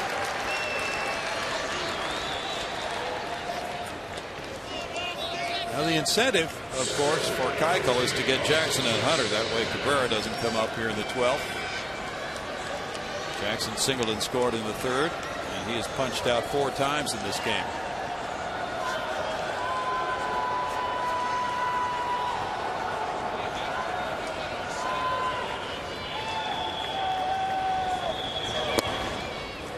Curve dips in for a strike from Dallas Keuchel. It's a 1-ball, 1-strike. Last year he had a 5.27 ERA for Houston. He made 16 starts and did not make a relief appearance. That goes foul. No balls, 2 strikes the count. At Oklahoma City he did not pitch in relief last year. But with the Astros this season, he's been able to stretch it out. He had a stint in Oakland on April 16th of 3 scoreless innings. Foul ball back. Still an 0-2 count. So Dallas has taken well to this role. It's not an easy one. Long relief. A lot of unpredictability to those long relief roles. Sometimes many days in between relief performances, but he has excelled in these situations. I think there's the tendency to think of a long reliever as the guy who comes in mop-up roles, but this type of game comes along and you realize how valuable that long guy can be. Boy, you're right about that. Yeah, it's just unusual that it would happen this way. There's a looping fly ball, a hit into shallow right field, right off the end of the bat by Austin Jackson. He's aboard, and he's 5 for 5 in steals this season. That's hit number 2 of the night for Jackson. Right off the end of the bat, don't have to hit him hard. It's all about location. And with Austin Jackson, he certainly is that threat to be able to run. Can Dallas Keuchel speed things up enough to keep Jackson aboard at first? Well, it helps that he's left-handed. I've talked to some good base stealers through the years who would comment and say, you know, I have an easier time against left-handers. But true. That, I think, at times can be a rarity. Torrey Hunter had an RBI single in the 3rd. He also has a walk tonight. That's the move right there, Brownie. That little slide step from the lefty, from the righty, doesn't really matter. Once you do that, first base coach says, well, if that's what he's going to do, the timing element says we can't make it. You're right. And that is so important to base stealers. Boy, he has a wide stance. Fly ball right field toward the line. Long run here for Rick Ankiel. He gets back there and makes the catch. Now he slips. He's thinking about throwing back to first. 2 outs. He slipped on that other play earlier in the game. That ice along the glass is just unpredictable. Yeah. We need to sharpen his skates for tomorrow night. 2 down, and now here's the big man, Miguel Cabrera. He has 2 hits and an RBI tonight. Will Porter comes out. Next fielder on deck. Well, I would imagine this is a conversation, number one, about how you do want to pitch Miguel Cabrera, and that would be rather gingerly, I would certainly think. At the same time, you've got an awfully tough bat, Prince Fielder, coming up behind Cabrera, but he's left-handed. And so maybe the comment was, look, pitch him tough. If you walk him, so be it, and go after the left-hander. The Astros have their 3, 4, 5 hitters due up in the bottom of the inning. Castro, Pena, and Carter. Right side of the infield is wide open for Miguel Cabrera. There's ball one as he does not go fishing on it. Back in the 5th inning, he was at the plate with 2 outs and nobody on. The count went to 1 and 2. And with this type of defensive alignment, he just grounded the ball through into right field for a single.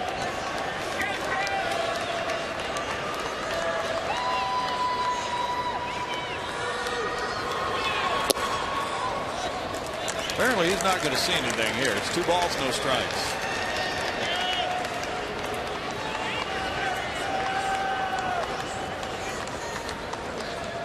Miguel Cabrera is a good enough hitter, and he's been through this enough times to know he's not going to go fishing after something that he can't handle either.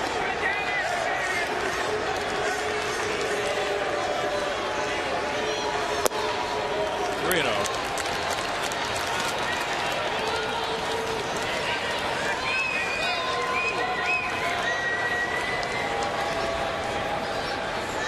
I don't think that was frustration on the face of Bo Porter, just acceptance of what this reality situation is.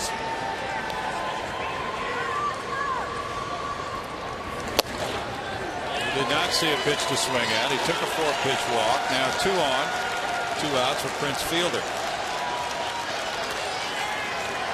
Fielder is 1 for 4. He was hit by a pitch and scored that tying run in the 8th. That was as close to intentional as you'll see when it's not intentional. Yeah.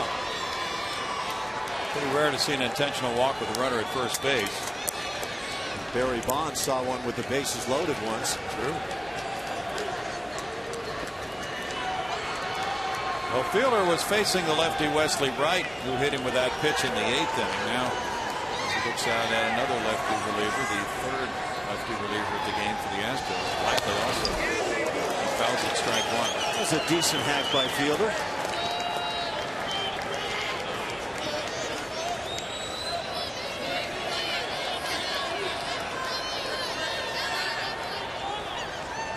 Keuchel's thrown 41 pitches.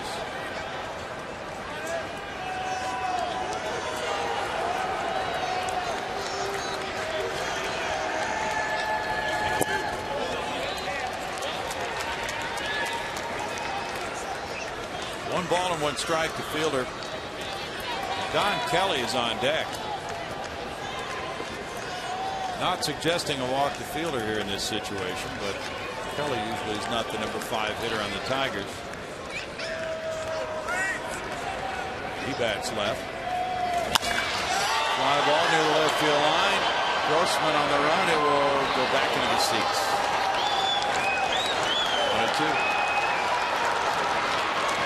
Happy they stayed. Long-time Tiger Brandon Inge gets himself a souvenir. Thought he was with Pittsburgh now, Ash. He loves to take in ball games when he's not playing. Okay. There's one happy family.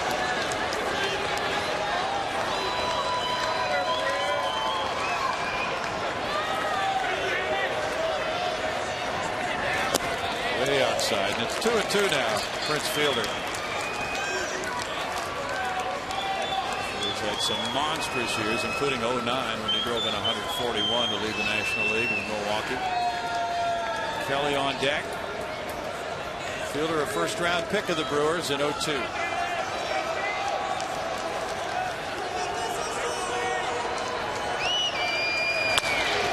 ball, Altuve. Tossing to Gonzalez for the force play on Cabrera. And it's no runs, a hit, 2 men left for the Astros. We go to the bottom of the 12th inning. It's tied at 3.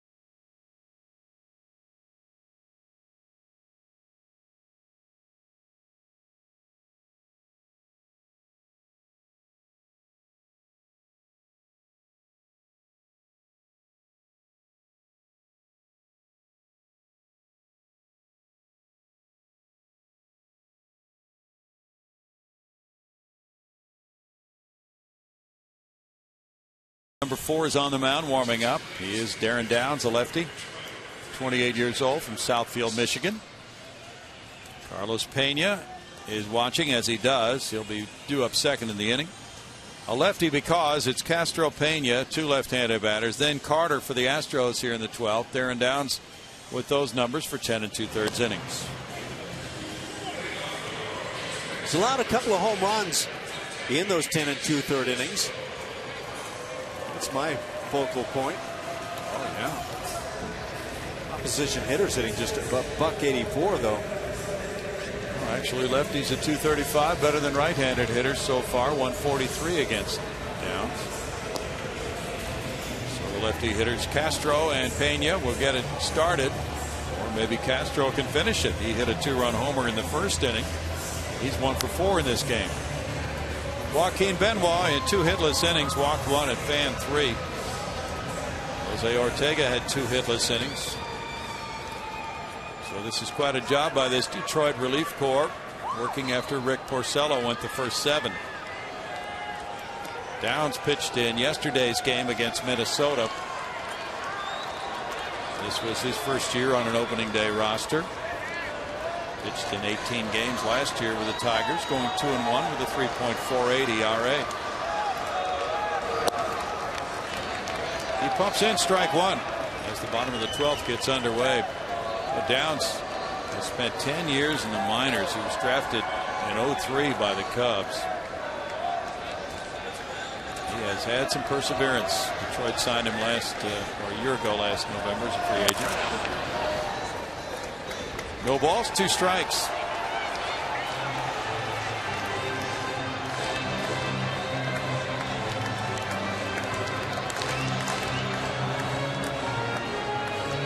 Tigers have out-hit the Astros 10-5. Each club has 1 error. Detroit has stranded 10.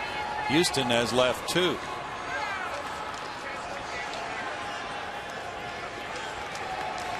That's pretty impressive.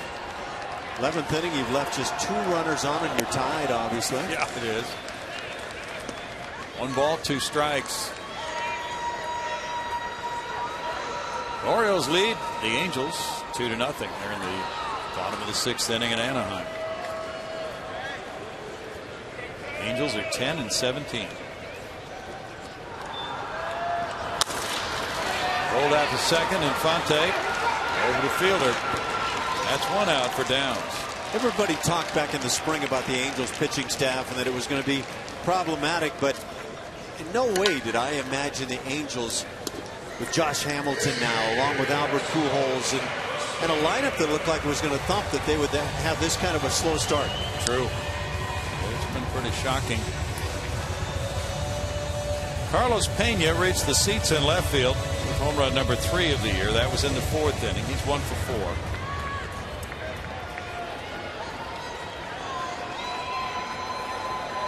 That's Joe Blanton shutting out the Angels tonight for Baltimore.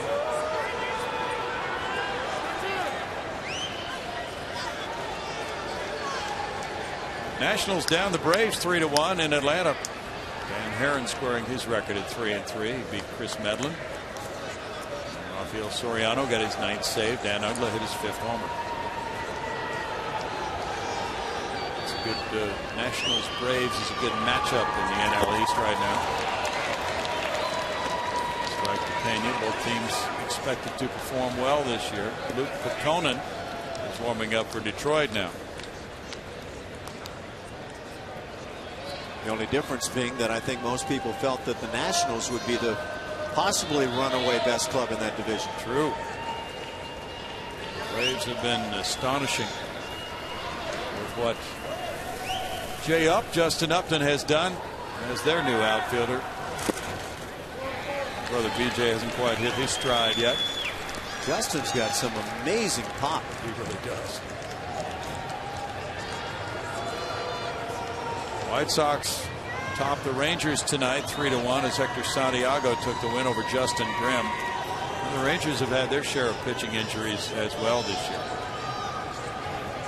Matt Harrison's out for a while. 2 balls and a strike with Chris Carter on deck. They were postponed in Kansas City, where the Rays and Royals were scheduled to meet tonight. Is that the front that's moving down this way, or has already arrived here? Yeah, I would imagine it went up in that blowing gale. Not sure what it's doing outside other than making it cold in here. Yeah, it's getting quite a lot chillier in here. A shot on the ground through the left side of the infield, and Pena's aboard with a 1-out 12th inning single. And he's done that several times this year. But if Carlos Pena wants to have a rebound year this year, put up amazing numbers, this would be a terrific way to go about it. He's hitting the ball sharply the other way.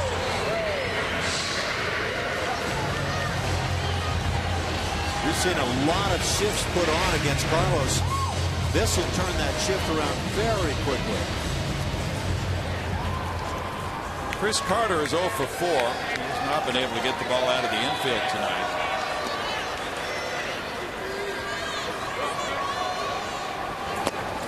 In the dirt, ball 1 was picked up by Pena.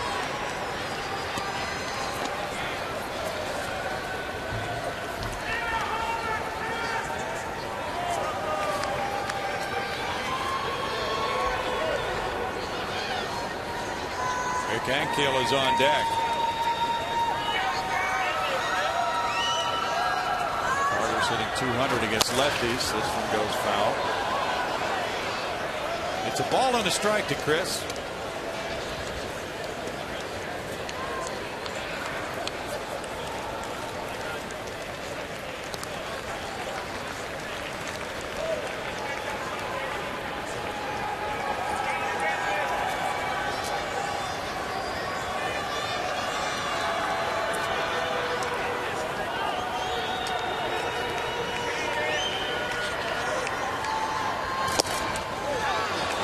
At it, it's strike 2.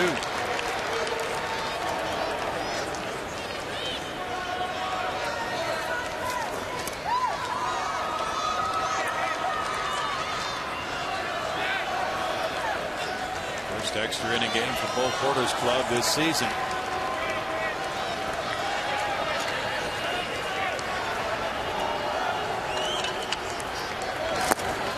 Carter takes it. The appeal went first. He checked his swing.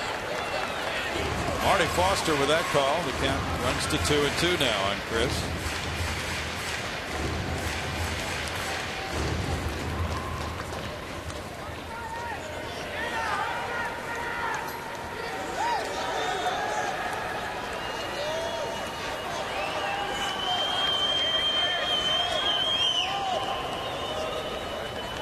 Now Brandon Laird has come out to the on-deck circle to replace Rick Ankiel.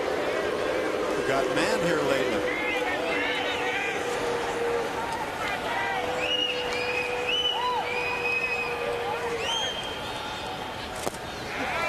Carter looks at it, and it's a full count now. Well, you put your runner in motion. Looks like Jim Leland is going to keep Prince Fielder right at the bag to cut down on that lead and jump. Now with 1 out, I may be stretching the point right there. Because Carter has struck out 48 times. I just wonder, is this a time where you throw caution to the wind? No, he doesn't go. That's strike 3. 2 outs.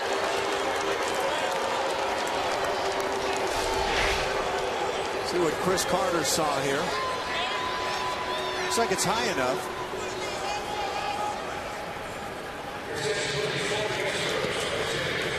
Now the pinch hitter is Brandon Laird, batting for Rick Ankiel. Laird brings a batting average of .250. 2 homers, 5 runs batted into this confrontation. As a pinch hitter, he's 0 for 1. Jim Leland is coming out. He has the right-hander Luke Pitconen warmed up.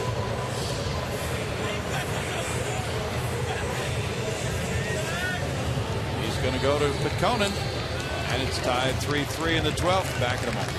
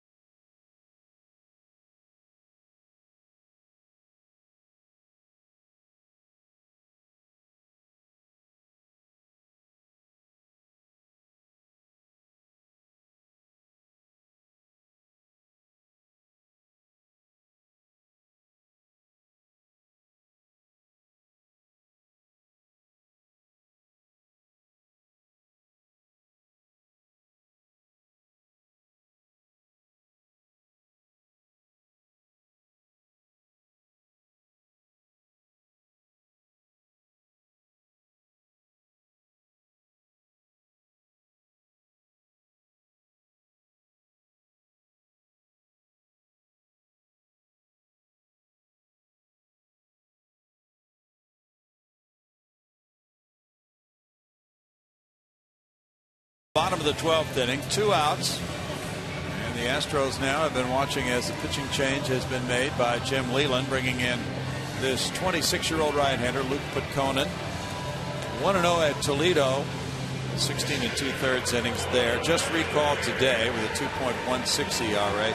Last year he was in 12 games for the Tigers. Last year being his first year in the big leagues, made his major league debut with Detroit. He's from Wheaton, Illinois. Went to the University of North Carolina. 3rd round pick in 07 by the Tigers. And it's Brandon Laird as the pinch hitter now for Rick Ankiel. Fernando Martinez started the game in this number 6 spot in the order. He had 2 at-bats. Then the Astros had a lead and made some defensive moves. Ankiel went into that spot. And strike 1 to Laird. So now Laird is the 3rd guy to play in this spot in the order for the Astros tonight. Brandon was 2 for 11 on the road trip.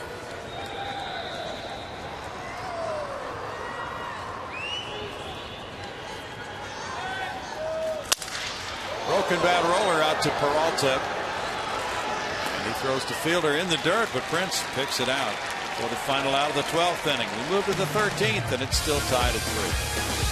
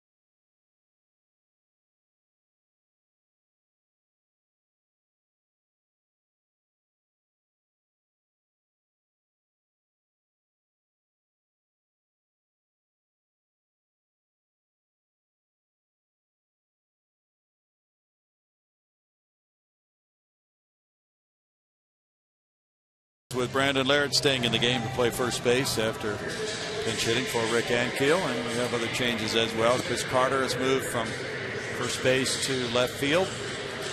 So there's Laird at first. Carter, who was the first baseman, is now in left. Bobby Grossman, who was in left, has moved over to center. And Brandon Barnes is in right.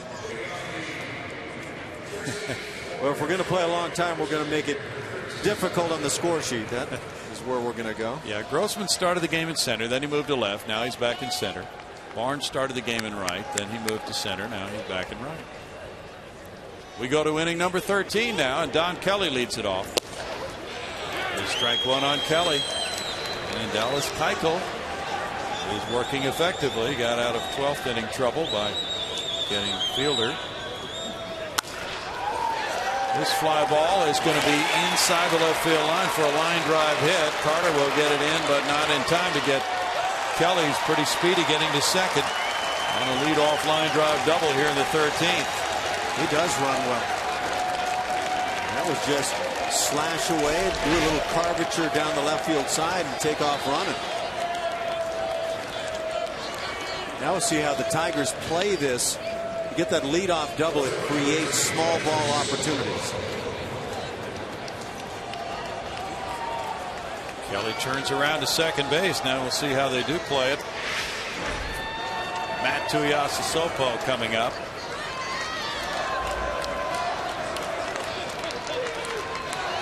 He's 0 for 1 with a walk. The corner infielders are pinching in. Dominguez and Laird.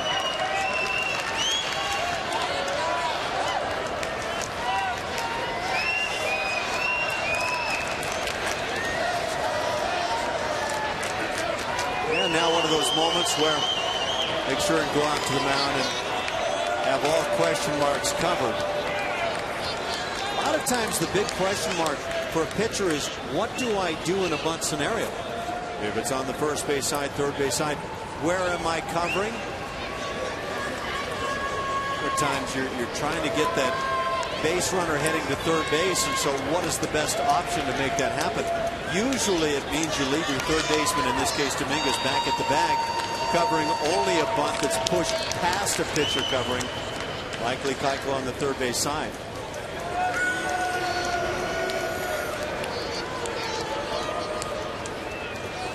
Kelly's hit was the 11th by a Tiger tonight.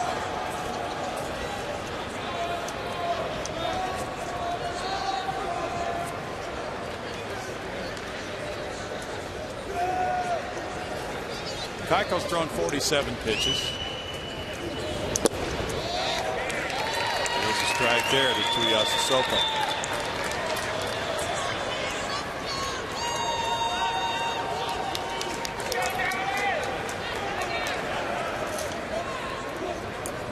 And usually as a hitter in this scenario, you don't like to give up a strike that can otherwise be used to try to move the runner.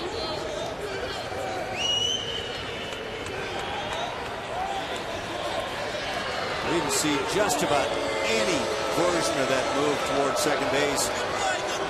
Seems anymore the lead foot doesn't have to really stride towards second. If the eyes eventually look in that direction, it's a legal move.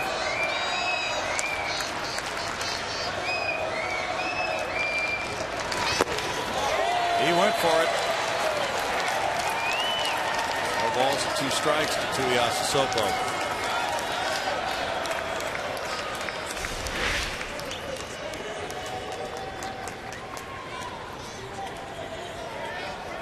Give up that first strike, you take it, and then suddenly comes a wicked slider down and in. You can't stop the bat. And now 2 strikes.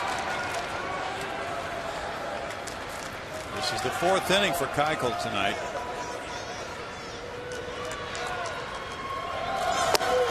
And he breaks one off and gets it. Big strikeout as the runner does not advance. Yeah, if you're an Astros fan, that's underlined, bold print, italicized, big out. Strikeout number 17 for Astros pitchers.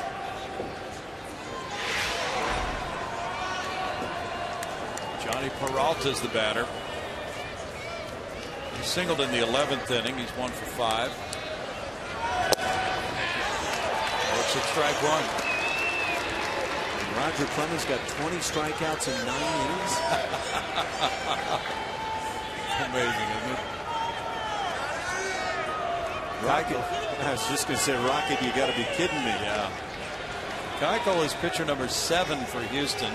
Detroit has used 5. That's well spotted. 1-1. The inside corner is the tough one to get. Well, Bo Porter has used long relievers in long distance outings this year. It's happened several times.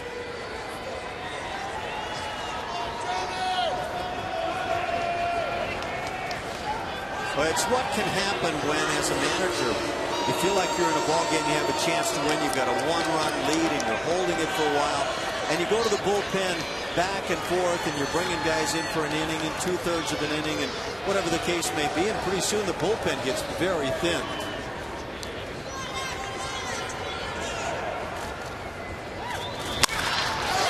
The ground ball hit. Kelly to third. Brookins is stopping him there as Carter comes up with it and gets it in. And it's first and third, 1 out for Detroit on the single by Peralta. With that ground ball on the left side in front of Kelly, he had to freeze ever so briefly, but that moment of freezing left him unable to score. For Peralta, you're thinking, well, I knew that ball was in the hole all the way, but if you're Donnie Kelly, you can't quite tell initially, and you can see the hesitation.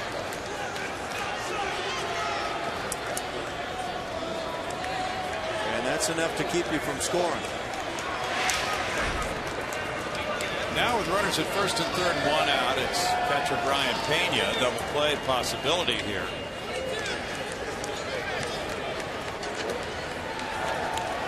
Infante's on deck. Peralta, the runner at first, has one stolen base in 2 attempts this season.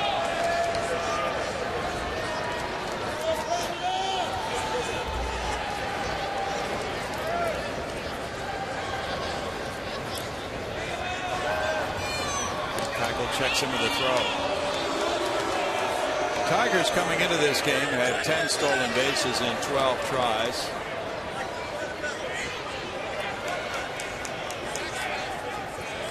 All the sluggers they have in their lineup, not really necessary for them to steal a lot of bases to generate offense. They were 13th in the American League in steals last year, 59.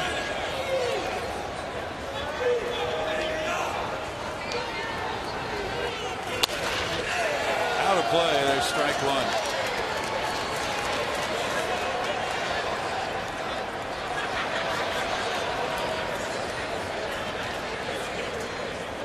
Getting to be a long night for Jason Castro at this point. All the squatting he's been doing. He had a first inning home run, a 2-run shot. And now grinding away all night long. Life of the catcher. Well, last night in New York and the night before. Bounce foul. Was on a flight. Got to bed maybe 5 o'clock today. You mean he didn't have an appearance? No, he didn't have an appearance. No balls, 2 strikes.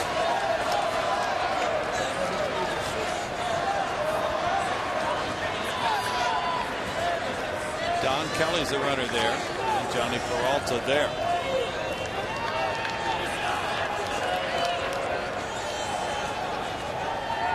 Brian Pena was born in Havana, Cuba.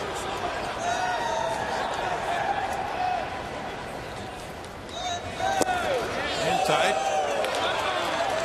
1-2, Brian Pena. Been a typical backup catcher throughout his career. The most at bats he's ever had in a season. 2011 with Kansas City, he had 222.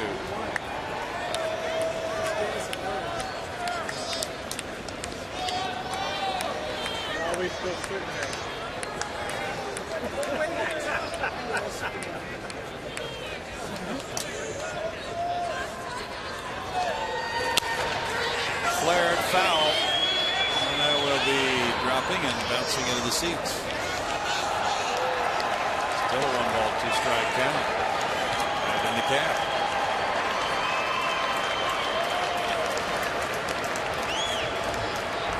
Now, unlike other attempts at foul balls, holding kids, this is not reckless endangerment. He did that with panache. I'm not so sure. It looked like the feet were getting ready to fail me now. Oh, no, you don't want to go down holding that kid. Like all the highlights show.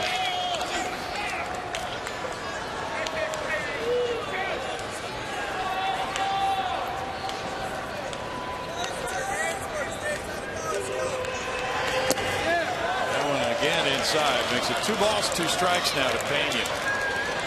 Nobody warming up for the Astros. Bo Porter has his man on the mound. He's going to decide it.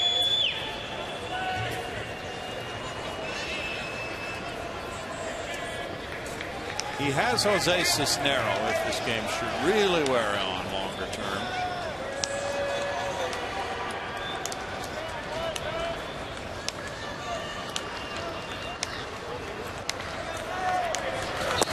And a swing and a miss. Pena strikes out.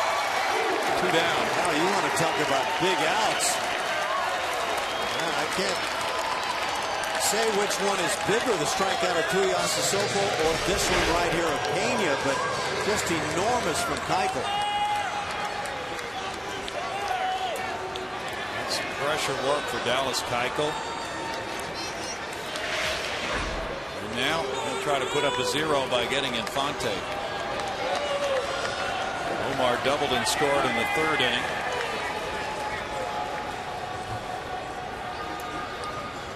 Now Castro's going to let the infield know that in the event that runner from first base Peralta takes off running, my hunch would be he's not going to throw through.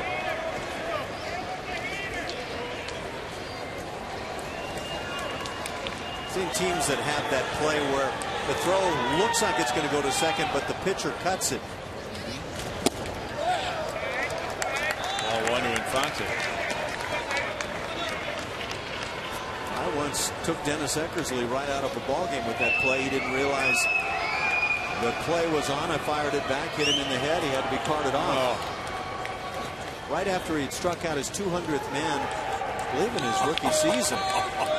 Yankee players up on the top step were high-fiving each other and cheering me on because I had gotten their least favorite player out of the game. Wow. I believe it was the final day of the season, too.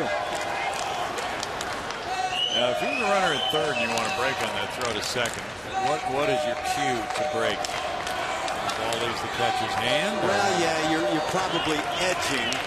And it depends on the speed and instincts of the runner. That's such a big part. But as soon as you see it leave the catcher's hand and it looks like a real throw, that's when you're gone. And that's why that play can be so effective. Right.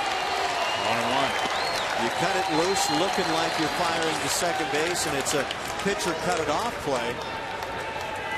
Don't see any teams doing that sort of thing anymore. No. We even had, and this was back in the mid-70s, we had a play where the shortstop would break toward second and then break straight in toward the mound, and you'd throw in that direction. Yep. Kelly's dancing off third. Fly ball left field. Carter coming in. What a job by Dallas Keuchel in his fourth relief inning. Leadoff double, and then first and third one out, and he puts up a 0 in the 13th.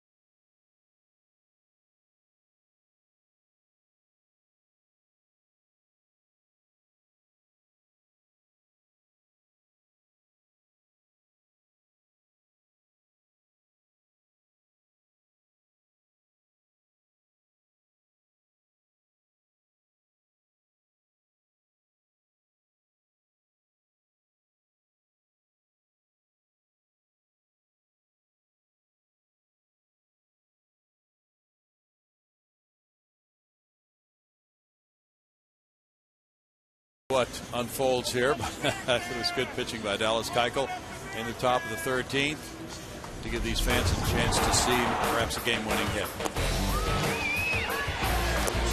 Dallas Keuchel just keeps battling, and he's given his Astros teammates a chance to win this ball game. And coming out of an inning, that half inning looked like the Tigers were certainly going to get on the board with at least one. Chris Carter caught that fly ball, and now it's Dallas Keuchel with that pitching line. 4 innings, 5 hits, no runs, 2 walks, 4 strikeouts. Here's Brandon Barnes leading it off in the home 13. Fly ball left field. Let's see if Brandon Barnes might be able to get one up into the seats. Not quite. Blocked by Tuiasa Sopo. 1 out. Fans were hopeful. Broadcasters were hopeful. And now it's Matt Dominguez. By the way, is Julia still here? Do you know? Yeah, well, if she's not, she's going to get a call from one of us. I know that. Guys, I'm down here. I am on standby down here, ready to go in case something happens. Was it you, Julia, begging for a quick game before the game started tonight? Don't put that on me. I wasn't the only one saying that. We're reminded that it was probably your fault. I think some of the guys were even saying that too. Like, let's get this one. Let's get out of here. Meaning they probably got home a lot later than that plane landed. Yeah. Well, this is kind of the that's baseball saying when you get into this type of scenario. 1 ball, 1 strike to Matt Dominguez. He's 0 for 4 with 3 punch outs. Marwin Gonzalez next.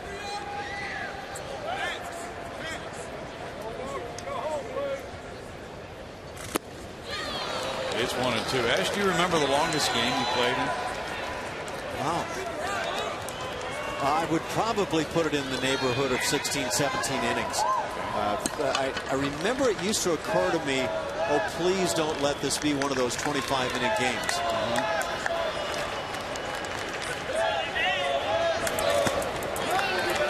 2 balls, 2 strikes.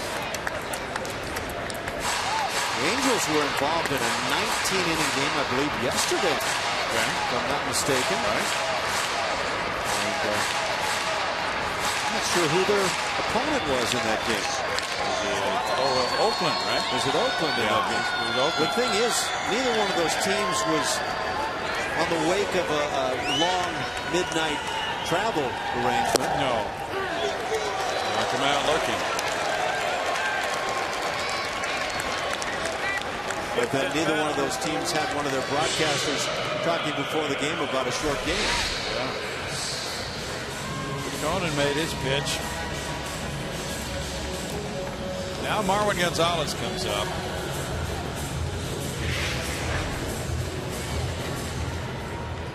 Marwin looking for his first hit. He's 0 for 5. 0 for 4 right now. Shoots that one foul and strike 1. Well, Porter has 2 position players available still. Ronnie Cedeno and Corcoran. Jim Leland has Santiago on his bench.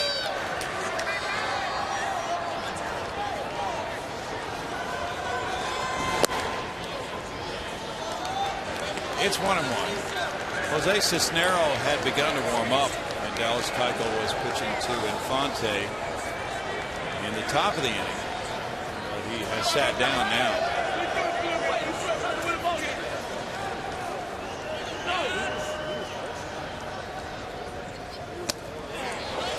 In for a strike, and it's 1-2.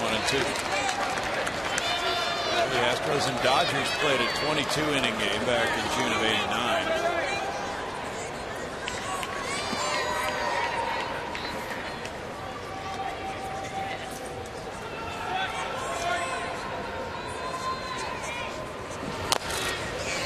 Dribbler goes foul. Still a 1 ball, 2 strike count.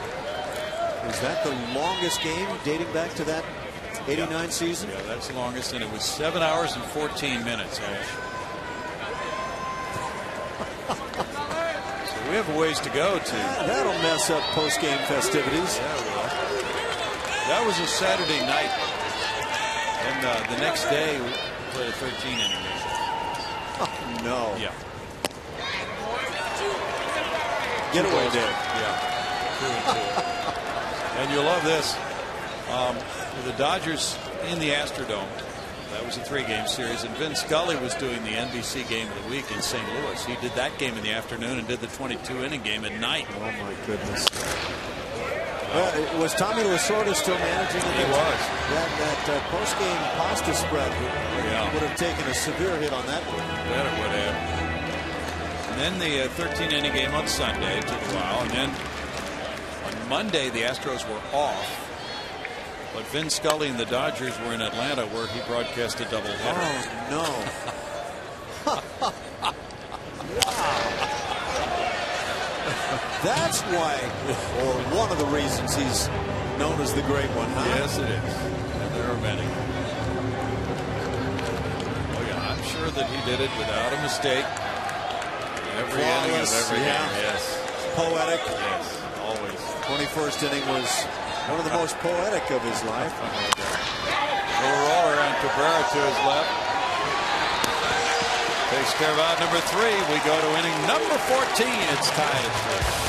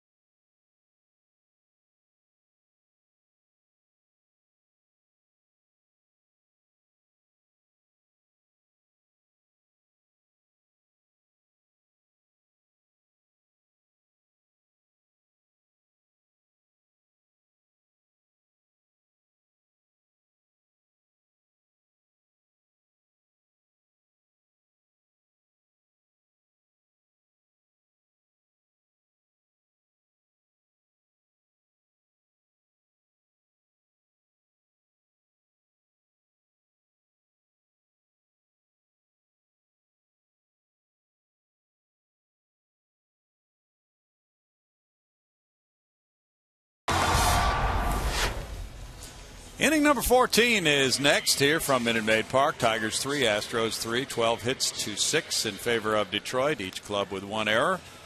And Dallas Keuchel has really been standing tall for the Astros since coming in relief with 4 shutout innings of relief work as the 7th pitcher in this game for Bull Porter. Jose Cisnero, right-handers, warming up now. But Dallas really had a superb 13th inning. He gave up a leadoff double. And then after a strikeout, a single, he had first and third 1 out, struck out Pena, got Infante. And now to the top of the order, and Austin Jackson. He shoots one toward the right field corner, a slicing fly ball that is fair. And now it kicks out of play for an opposite field double for Jackson. His 3rd hit of the game. And 2nd straight inning for the Tigers where they get a leadoff double, and they failed to score the previous time. Just slice it down that right field line. Inside out swing.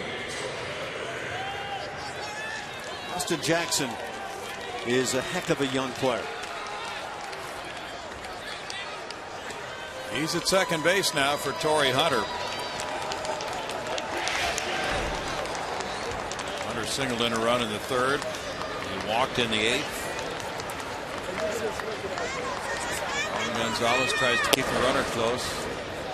Hunter showing signs of push bunting, and he takes ball 1. This is where Matui Asisopo struck out in the 13th inning after that leadoff double. And so we'll see how Torrey Hunter tries to play this. Cabrera's on deck. So Torrey Hunter wants to get Jackson to 3rd for Cabrera.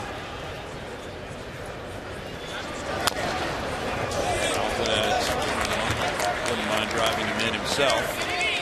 Keuchel came right in on the hands, and it left Hunter with kind of no alternative but to try to pull something. Yeah. He might come back with that pitch. Be very effective in trying to prevent the runner from advancing. Rally caps are in abundance.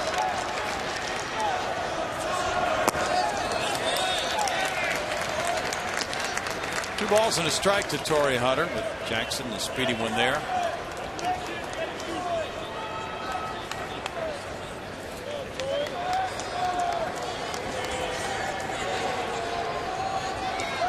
Jackson scored 103 runs last year for Detroit.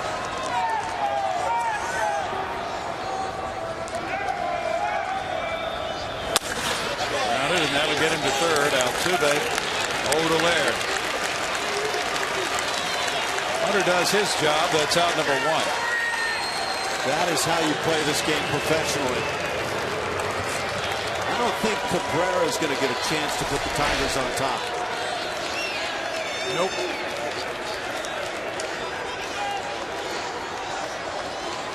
He'll get a free pass.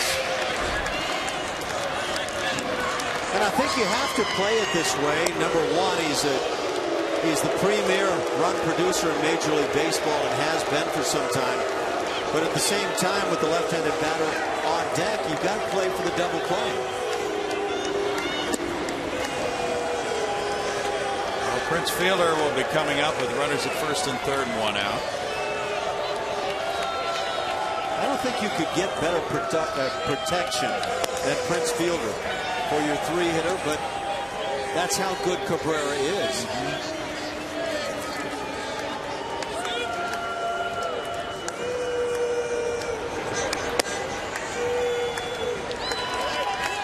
Cabrera takes the stroll. And Fielder, who came up after Cabrera walked in the 12th inning, it was not intentional, but Cabrera didn't see anything good at all to swing at.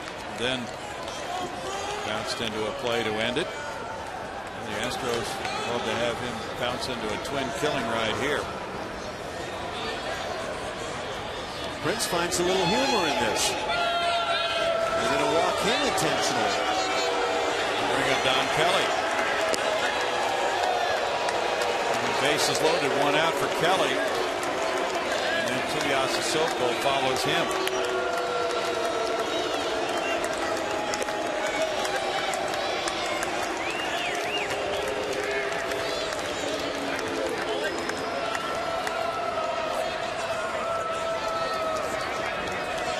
Set up a force at any base. It'll mean that the top two hitters don't swing the bat in the inning. Keep in mind it was Don Kelly lining the double down the left field side to start the 13th.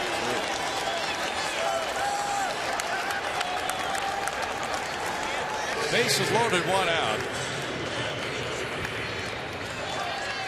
Don Kelly has some very skewed numbers this year.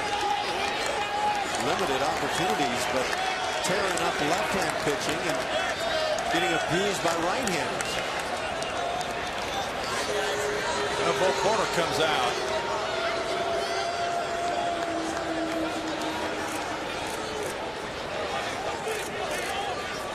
Maybe options on where plays might go. If it's hit slowly in the infield, come home, get a force out there. If it's hit sharply, you can get the double play, go through second base to Dallas Keuchel.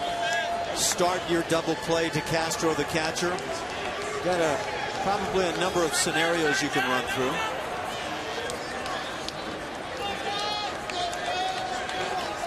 Well, there was one of those last night, and the eventual winning run scored on it in New York. But Bo talked about it after the game on Ichiro's double play ball. They had talked it over, but he thought Jose Altuve made the right decision.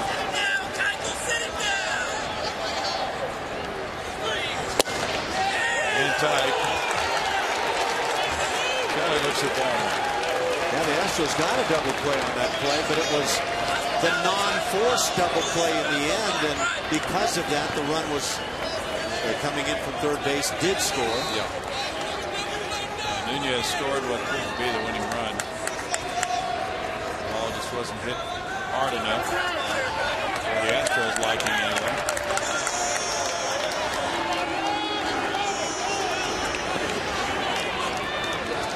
Kelly's had just 28 at-bats this year.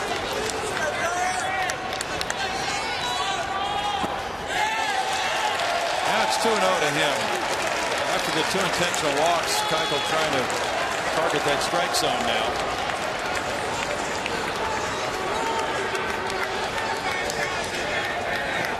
Well, you would certainly guess fastball, but is Don Kelly green lighted here to swing at it?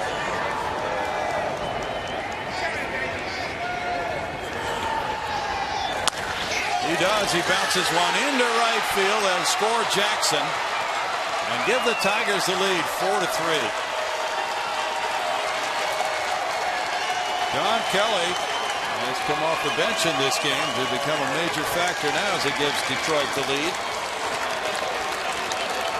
And You have to watch out now because sometimes that one can break the dike wide open.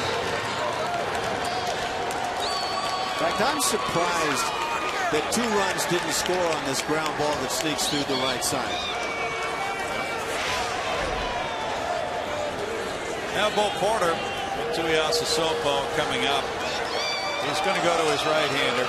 That's tough for Dallas Keuchel. He just rejoined the Astros. He's thrown 78 pitches. And has to be feeling the effects of a long night's work. A lot of pressure work also in these extra innings tonight. 4-3 is the score. We'll be right back.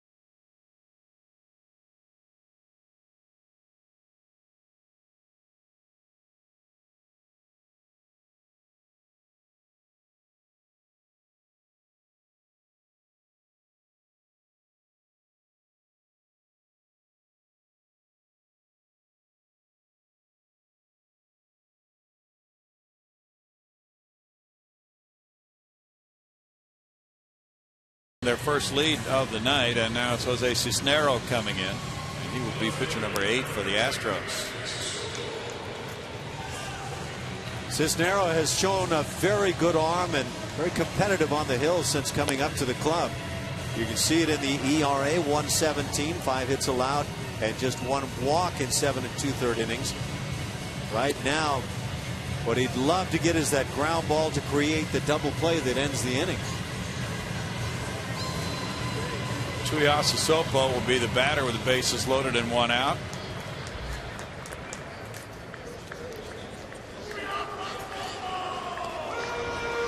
Cisnero coming in for his 4th major league appearance. The first one went well here against Seattle. 3 2/3 innings of 2-hit shutout baseball. Then he had a 2-inning scoreless stint at Boston. And there it is for a strike. Ball 1. Okay. Pretty good. Apparently it must have bent a bit low. Evidently so. Tuiasa Sopo hitless in this game.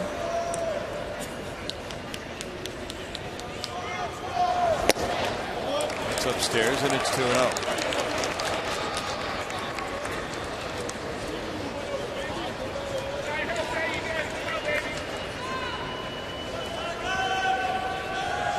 Think Jason Castro earns a night off tomorrow? Oh, he should. Bud Norris will be pitching. Right. 2-1. Castro might have that ability to say, Skip, I'm fine. He might. Well, everybody in the bullpen has worked now.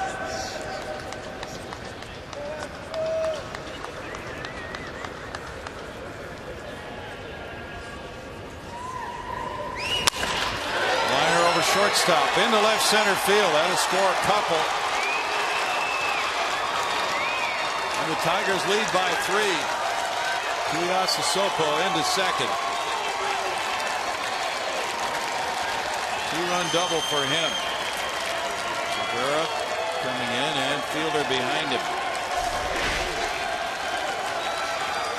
The down around the knees, but it caught a lot of plate. Now this throw from Robbie Grossman, should this go into the cutoff man in the middle of the field, shortstop position, or should it come back into second base and possibly take a shot at Tuiasosopo? Not so sure that they didn't have a chance there at second. Well, might have. Now the infield comes in. Johnny Peralta's the batter. Ball 1 to him.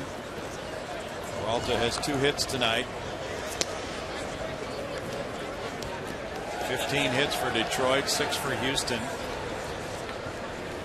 Tigers lead it now 6-3 on the 2-run double by Tuiasosopo.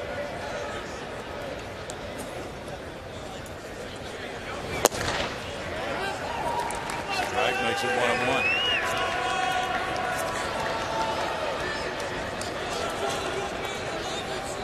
Well, these guys on the Tigers who get to come off the bench, this is a big day for them, obviously. They do not get a lot of playing time. Plenty of star power in this Detroit lineup, so they have a chance to have a night of it. That's driven deep to right field. Barnes backing on it. And there for the catch is the tag at third. And it'll be 7-3 as both runners move up on the sacrifice fly. Peralta drives in a run. That gives him his 13th run batted in. Kelly scoring, Tuiasosopo taking third. Like I say, sometimes you get that first run when it looks to everybody like there's no way you can score a run. All of a sudden the floodgates open, and not exactly floodgates here, but in terms of the way the game had gone, it might feel that way. Well, the intentional walks really helped the inning mushroom because the Astros pitchers did not get the guys after those who were walked intentionally. Brian Pena was strike 1. That's the risk the manager runs when he does put those guys on intentionally. But he felt it was his best chance to get out of it without having to face the best 1-2 punch around right now in Cabrera and Fielder. Well, even the base hit by Donnie Kelly was just a kind of a slow bouncer that found the hole on the right side. Yeah. So you can't fault the move. You took your best shot to try to get out without any damage. And I think Bo has to feel comfortable with that. Well, his club battled the Yankees last night and lost by 1, and have been battling the Tigers now all night on this one. Up the middle, and that one backhanded. Altuve with a throw on 1 hop to Laird. That's quite a play to end it. But the Tigers sent 8 men to the plate, and 4 of them scored. They lead at 7-3.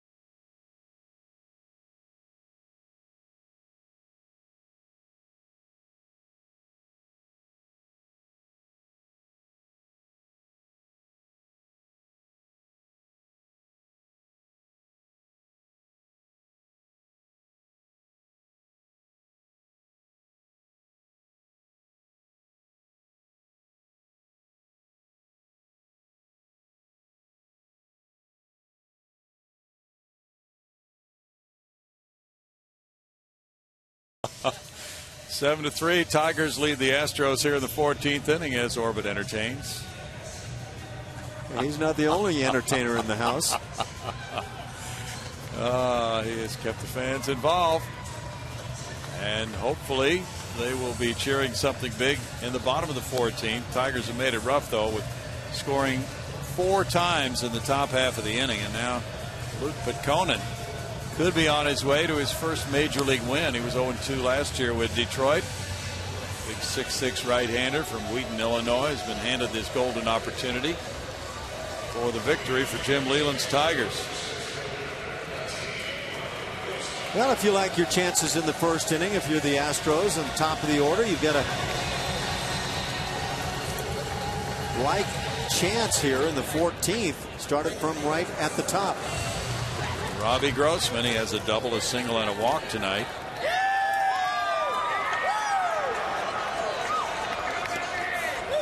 Conan, pitcher number 5 for Jim Leyland in this game. He throws strike 1.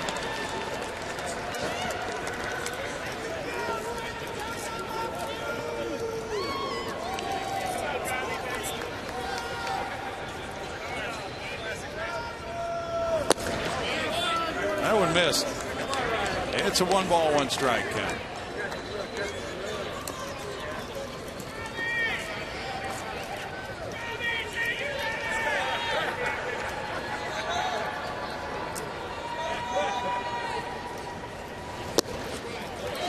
Flips up a curveball. That works for a strike.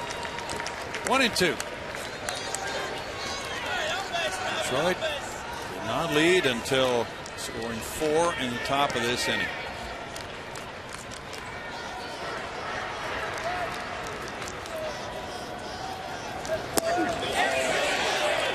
The appeal goes to third, and the swing is called there. Tim Welke with the call. He's the crew chief, and it's a strikeout.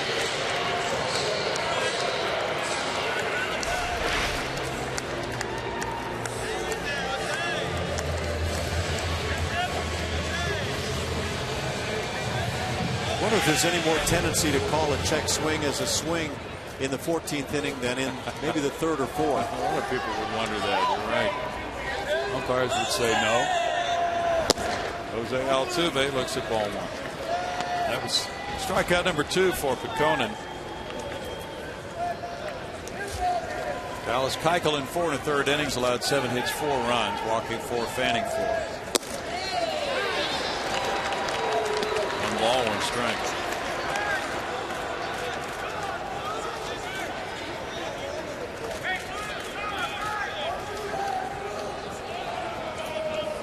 Dallas threw 78 pitches.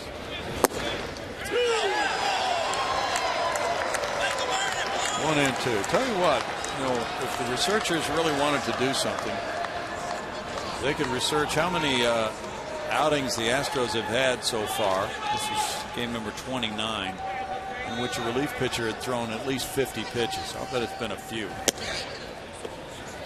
Yeah, with the number of poor starts that have happened.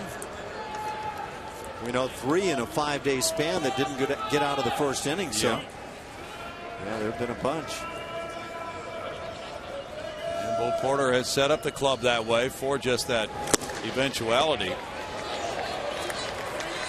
3 balls, 2 strikes.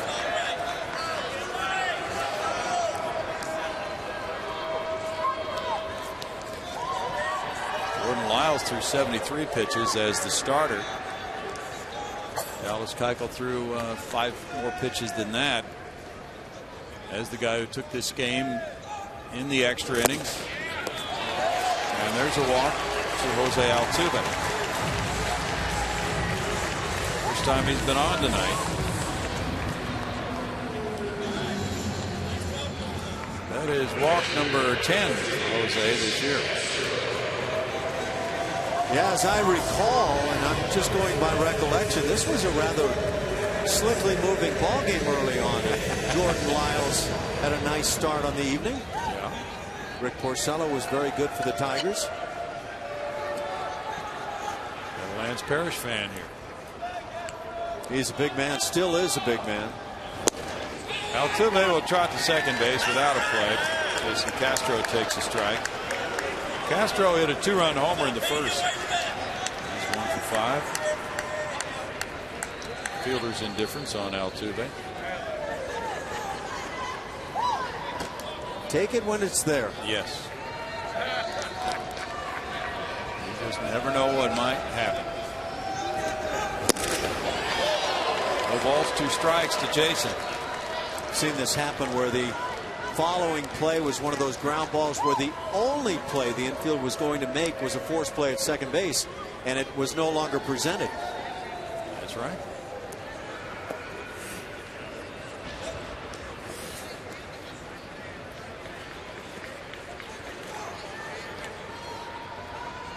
Carlos Pena's on deck. And Castro's down on strikes. Ryan Pena throws. 2 outs. Now the Tigers 1 out away from win number 16 of the year. The ball game this year with the most combined strikeouts. Could it be this one? Yeah. 15 strikeouts by the Tiger pitchers, 18 by the Astro pitchers. Conan just got number 16. There's 2 more. They've got 17 now. The Astros have 18. 35 strikeouts. Pena will try to get one going here. He has a homer and a single. Carter on deck. He looks at ball 1.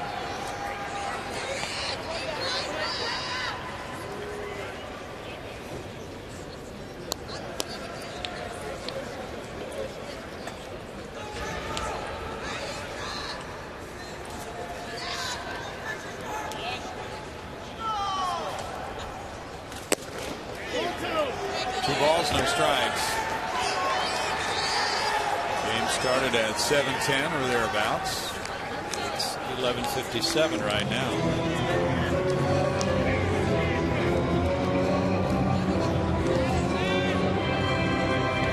I'll let you know, I heard from Jim DeShays just a few minutes ago. What did he chime in on? He was happy for us in the opportunity to work into the 14th.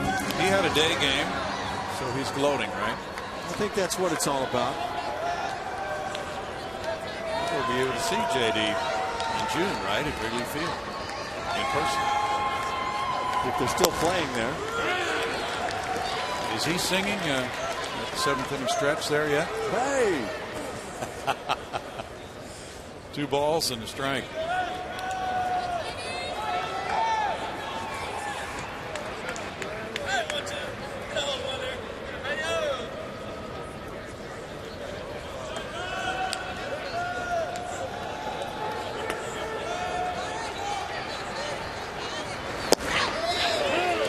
Strike 2 to Pena. And Pena hit his homer in the 4th. It was 3-2 Astros. They have not scored since that 4th inning with 1 out. Single in the 6th, another single in the 7th, another single in the 12th. Look at this fan back behind Carlos Pena. Ooh. He's tilted.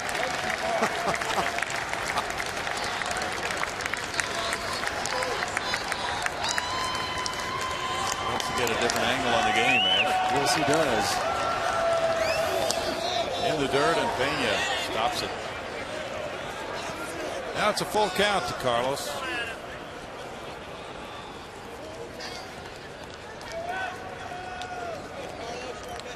How are the Jim DeShays Cubs doing this year anyway? Let's see. 11-15. No, that's what it says. They were 11-16 before their game today.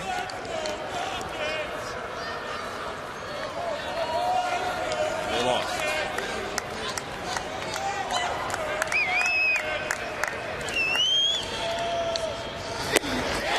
That'll end it, as the Tigers, who never led until the top of the inning, win it in the 14th, 7-3 with a 4-run frame. Detroit moving to 16-11. Houston is 8-21. After game 1 of this 4-game series, we'll be right back. A nice round, 36 strikeouts. Oh, wait a minute. Yeah, 36.